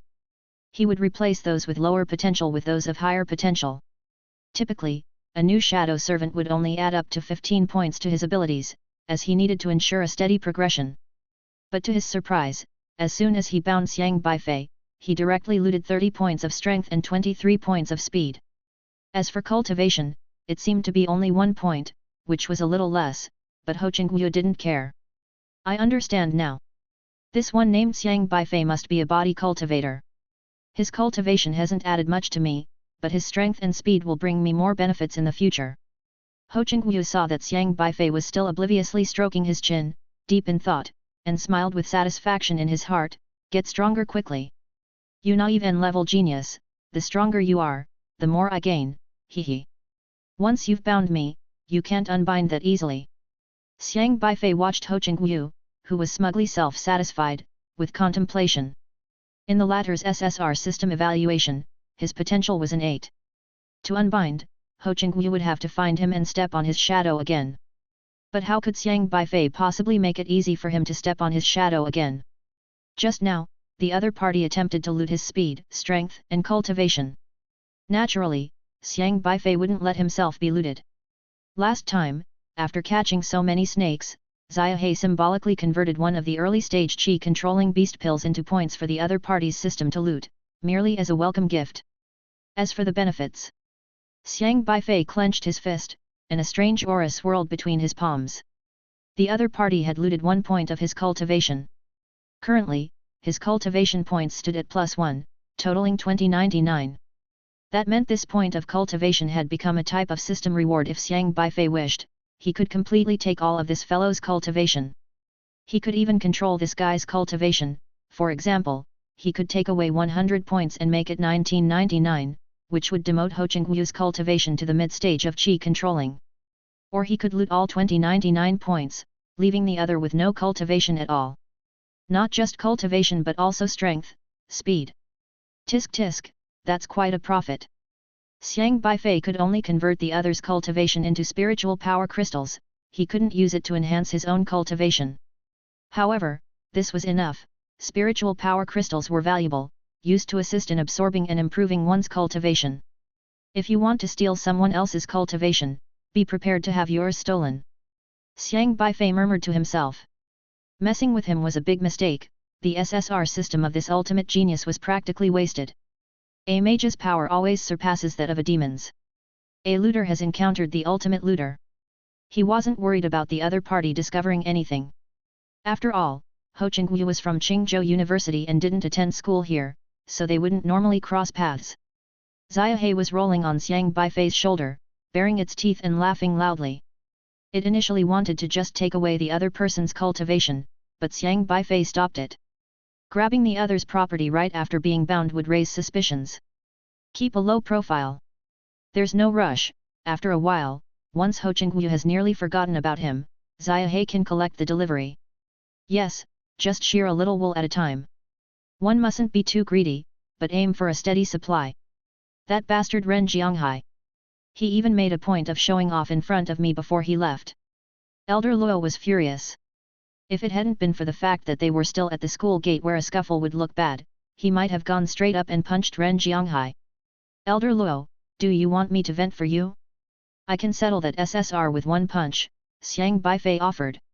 Elder Luo had been so hospitable in offering him seeds to eat, so Xiang Beifei couldn't just eat them for free. Elder Luo, thinking quickly, said, No, I was just joking with you. They are now in the late stage of qi controlling, SSR level cultivators in the late stage of qi controlling, not something that S level cultivators like Xiangmeng and Guohan in the late stage of qi controlling can compare with. You can't just pick a fight with them. If you come out worse, it would only serve to confirm the speculations of those people. The gap in strength is significant even among those in the late stage of qi controlling, especially between the S and SSR levels with a difference in talent of many degrees. It's likely that Xiangmeng wouldn't be able to defeat a new SSR level student. Although Elder Luo verbally expressed a desire for Xiang Beifei to take action, he truly did not want Xiang Beifei to be at a disadvantage. Chapter 149, The more I think about it, the more I feel at a loss after stepping back. Can't defeat him? Xiang Beifei seriously pondered this question. SSR is indeed a genius. But so what? In his eyes, it's just for fleecing. Especially with an SSR level talent like this, completing system tasks is extremely simple, finishing one task after another effortlessly. Currently, this Ho Chengyu dares to bind with him without knowing what's coming. He will fleece so much from this SSR that it will start doubting its own existence. You believe in my potential, right? Xiang Beifei said. But not like this. We aren't strong enough right now. It's okay to suffer some setbacks and be underestimated. We need to keep a low profile, accumulate strength quietly, endure humiliations, and then, with patience and time. The more Luo Laote spoke towards the end, the deeper his frown became. The more he thought about restraining himself temporarily, the angrier he got. The more he thought about stepping back, the greater the loss seemed. Damn it, I can't take it anymore. Do whatever you want to them. While there's still a chance in the qi controlling stage, if they advance too quickly in their cultivation, opportunities will grow slimmer. Luo Laote said angrily as he rolled up his sleeves. He was quite optimistic about Xiang Beifei's strength. After analyzing how Xiang Beifei killed the triangular thunder kite, he realized Xiang Beifei could likely defeat almost anyone in the late stages of qi controlling, even though he was only in the mid stages himself. And SSR awakeners are only in the late stages of qi controlling, who knows, they might step into the meridian opening stage soon, and by then, Xiang Beifei might not be able to beat them. So, revenge needed to be taken sooner rather than later. Alright then. I will definitely take revenge for you. Xiang Beifei nodded. Elder Luo had already made trouble with some of the leaders at Liangzhou University for him, he couldn't just stand by and do nothing. Ho Chengyu was almost dealt with, and if there was a chance, he would go after Chen Beiwen. Observing that there was no one around, Luo Laote then quietly asked, What's your plan for dealing with them? Are you going to hit them? After a long pause, he added, I'm not saying you can't hit them, giving them a beating is fine, but you must run away fast after. Make sure they can't recognize you, otherwise, there'll be trouble. Us elders cannot intervene because of our status, and those two universities are now protecting them.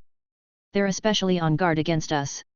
It seemed Luo Laote wasn't exactly law-abiding in his youth, even teaching how to fight while also reminding to protect oneself. I won't tell you the plan.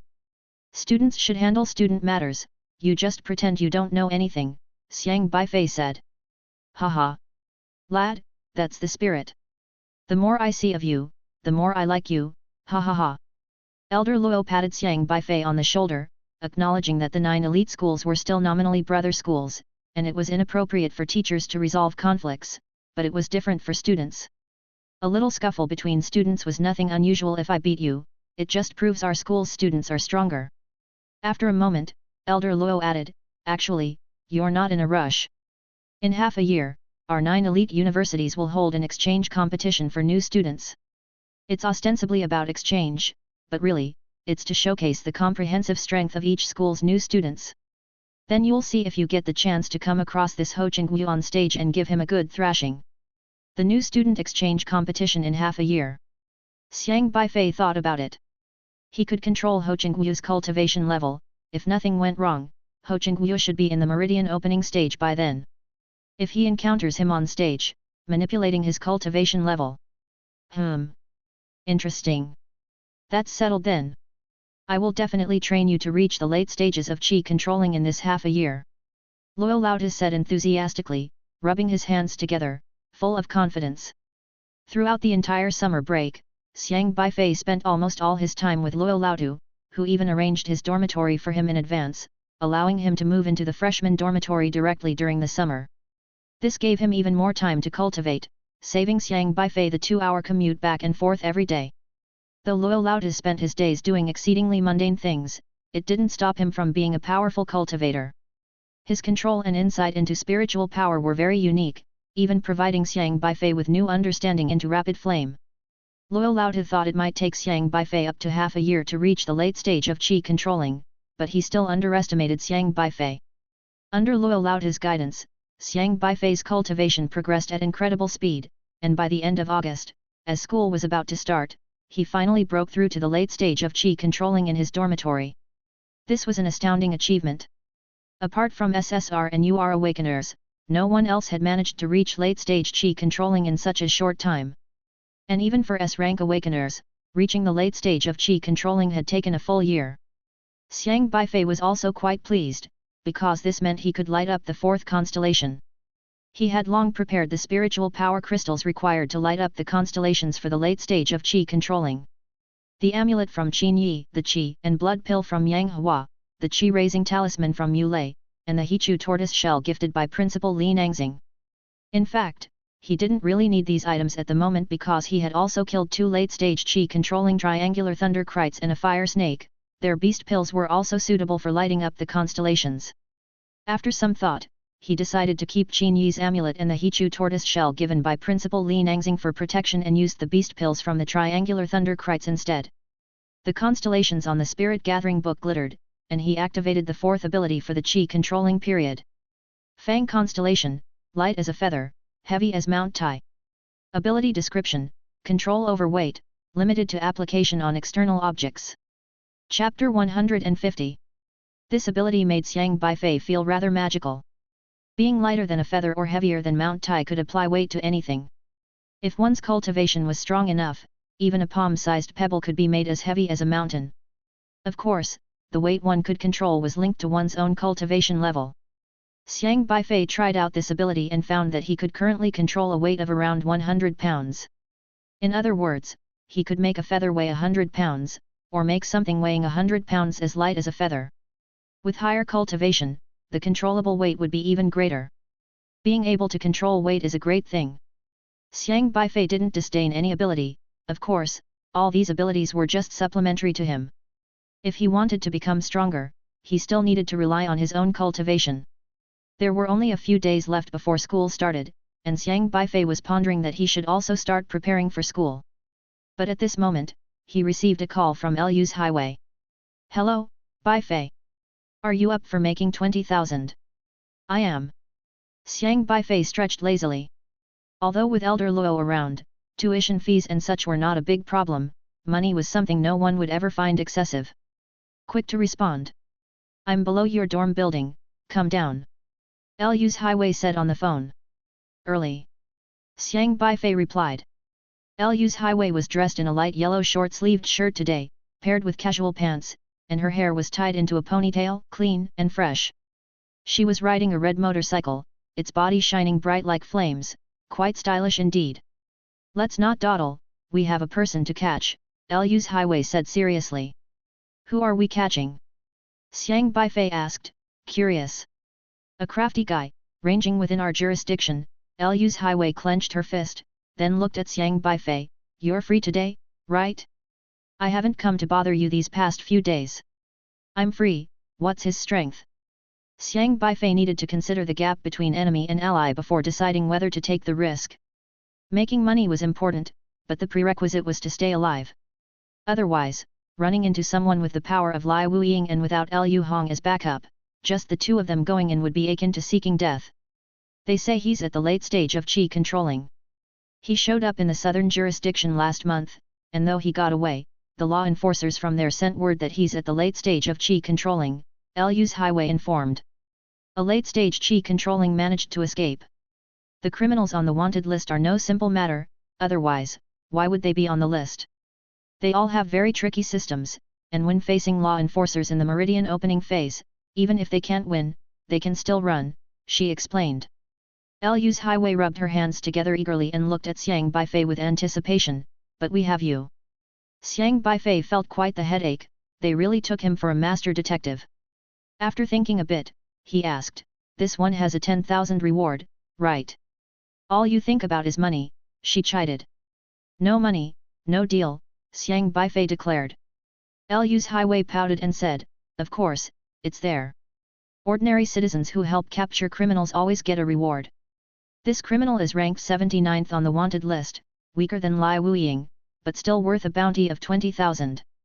Deal. Xiang Beifei nodded slightly, then asked, what are the specifics? Lu's Highway took out some documents and handed them to Xiang Beifei. Early this morning, someone reported a car accident on the highway, a cruise ship hit a sedan. A cruise ship hit a sedan on the highway. Xiang Beifei raised an eyebrow. That's quite the thrill, isn't it? Yes, according to eyewitnesses, they saw a cruise ship traveling along the road, and then it suddenly crashed into the lead car, sending it spinning in the air several times and turning into a heap of scrap metal, Lu's Highway elaborated. And then, the people in the car vanished, and after the cruise ship hit the sedan, it disappeared too. My dad is still at the crime scene investigating. What we can preliminarily confirm is that this guy is the highway cruise ship killer, a fugitive on the wanted list. But there's no other progress beyond that, so I snuck off to find you. Lu's Highway handed Xiang Beifei a piece of information with an introduction to the highway cruise ship killer.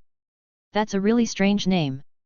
Xiang Beifei looked over the information about the highway cruise ship killer.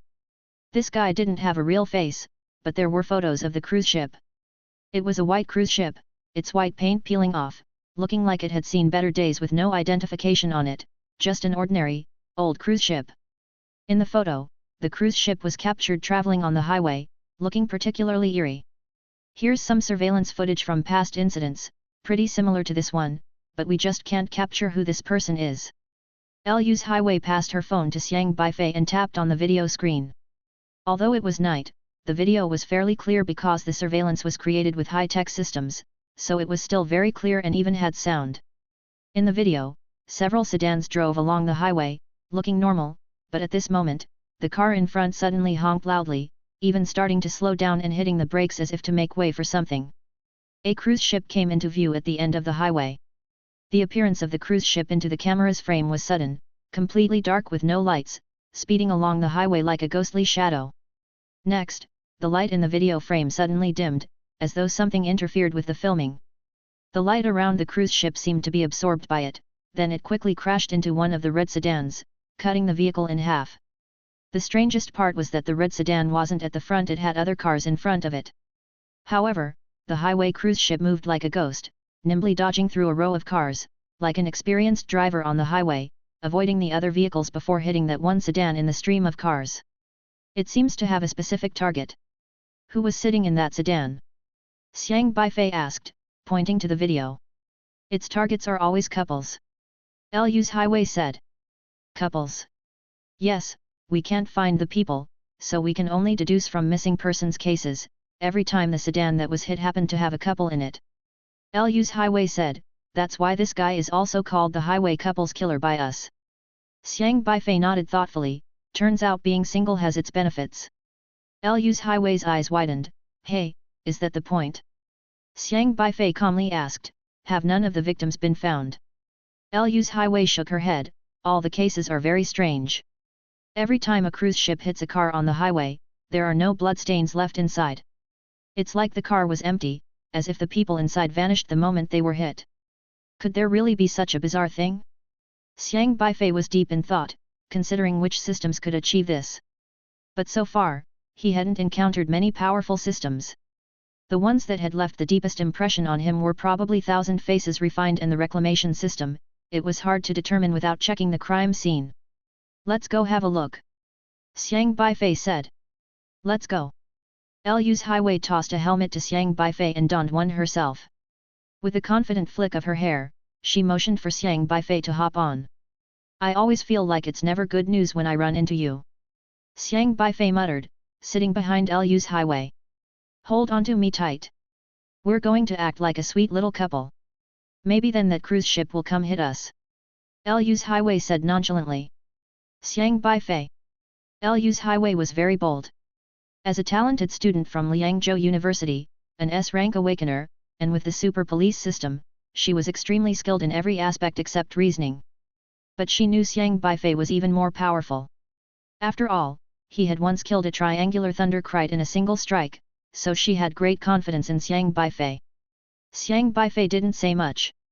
As he sat behind Lu's highway, he hesitated and stretched out his hand, gesturing, pondering where to place it respectfully. But Lu's highway had already floored the accelerator, speeding off. The huge inertia almost threw Xiang Beifei off, and he instinctively hugged Lu's highway's waist tight. Quite slender, indeed.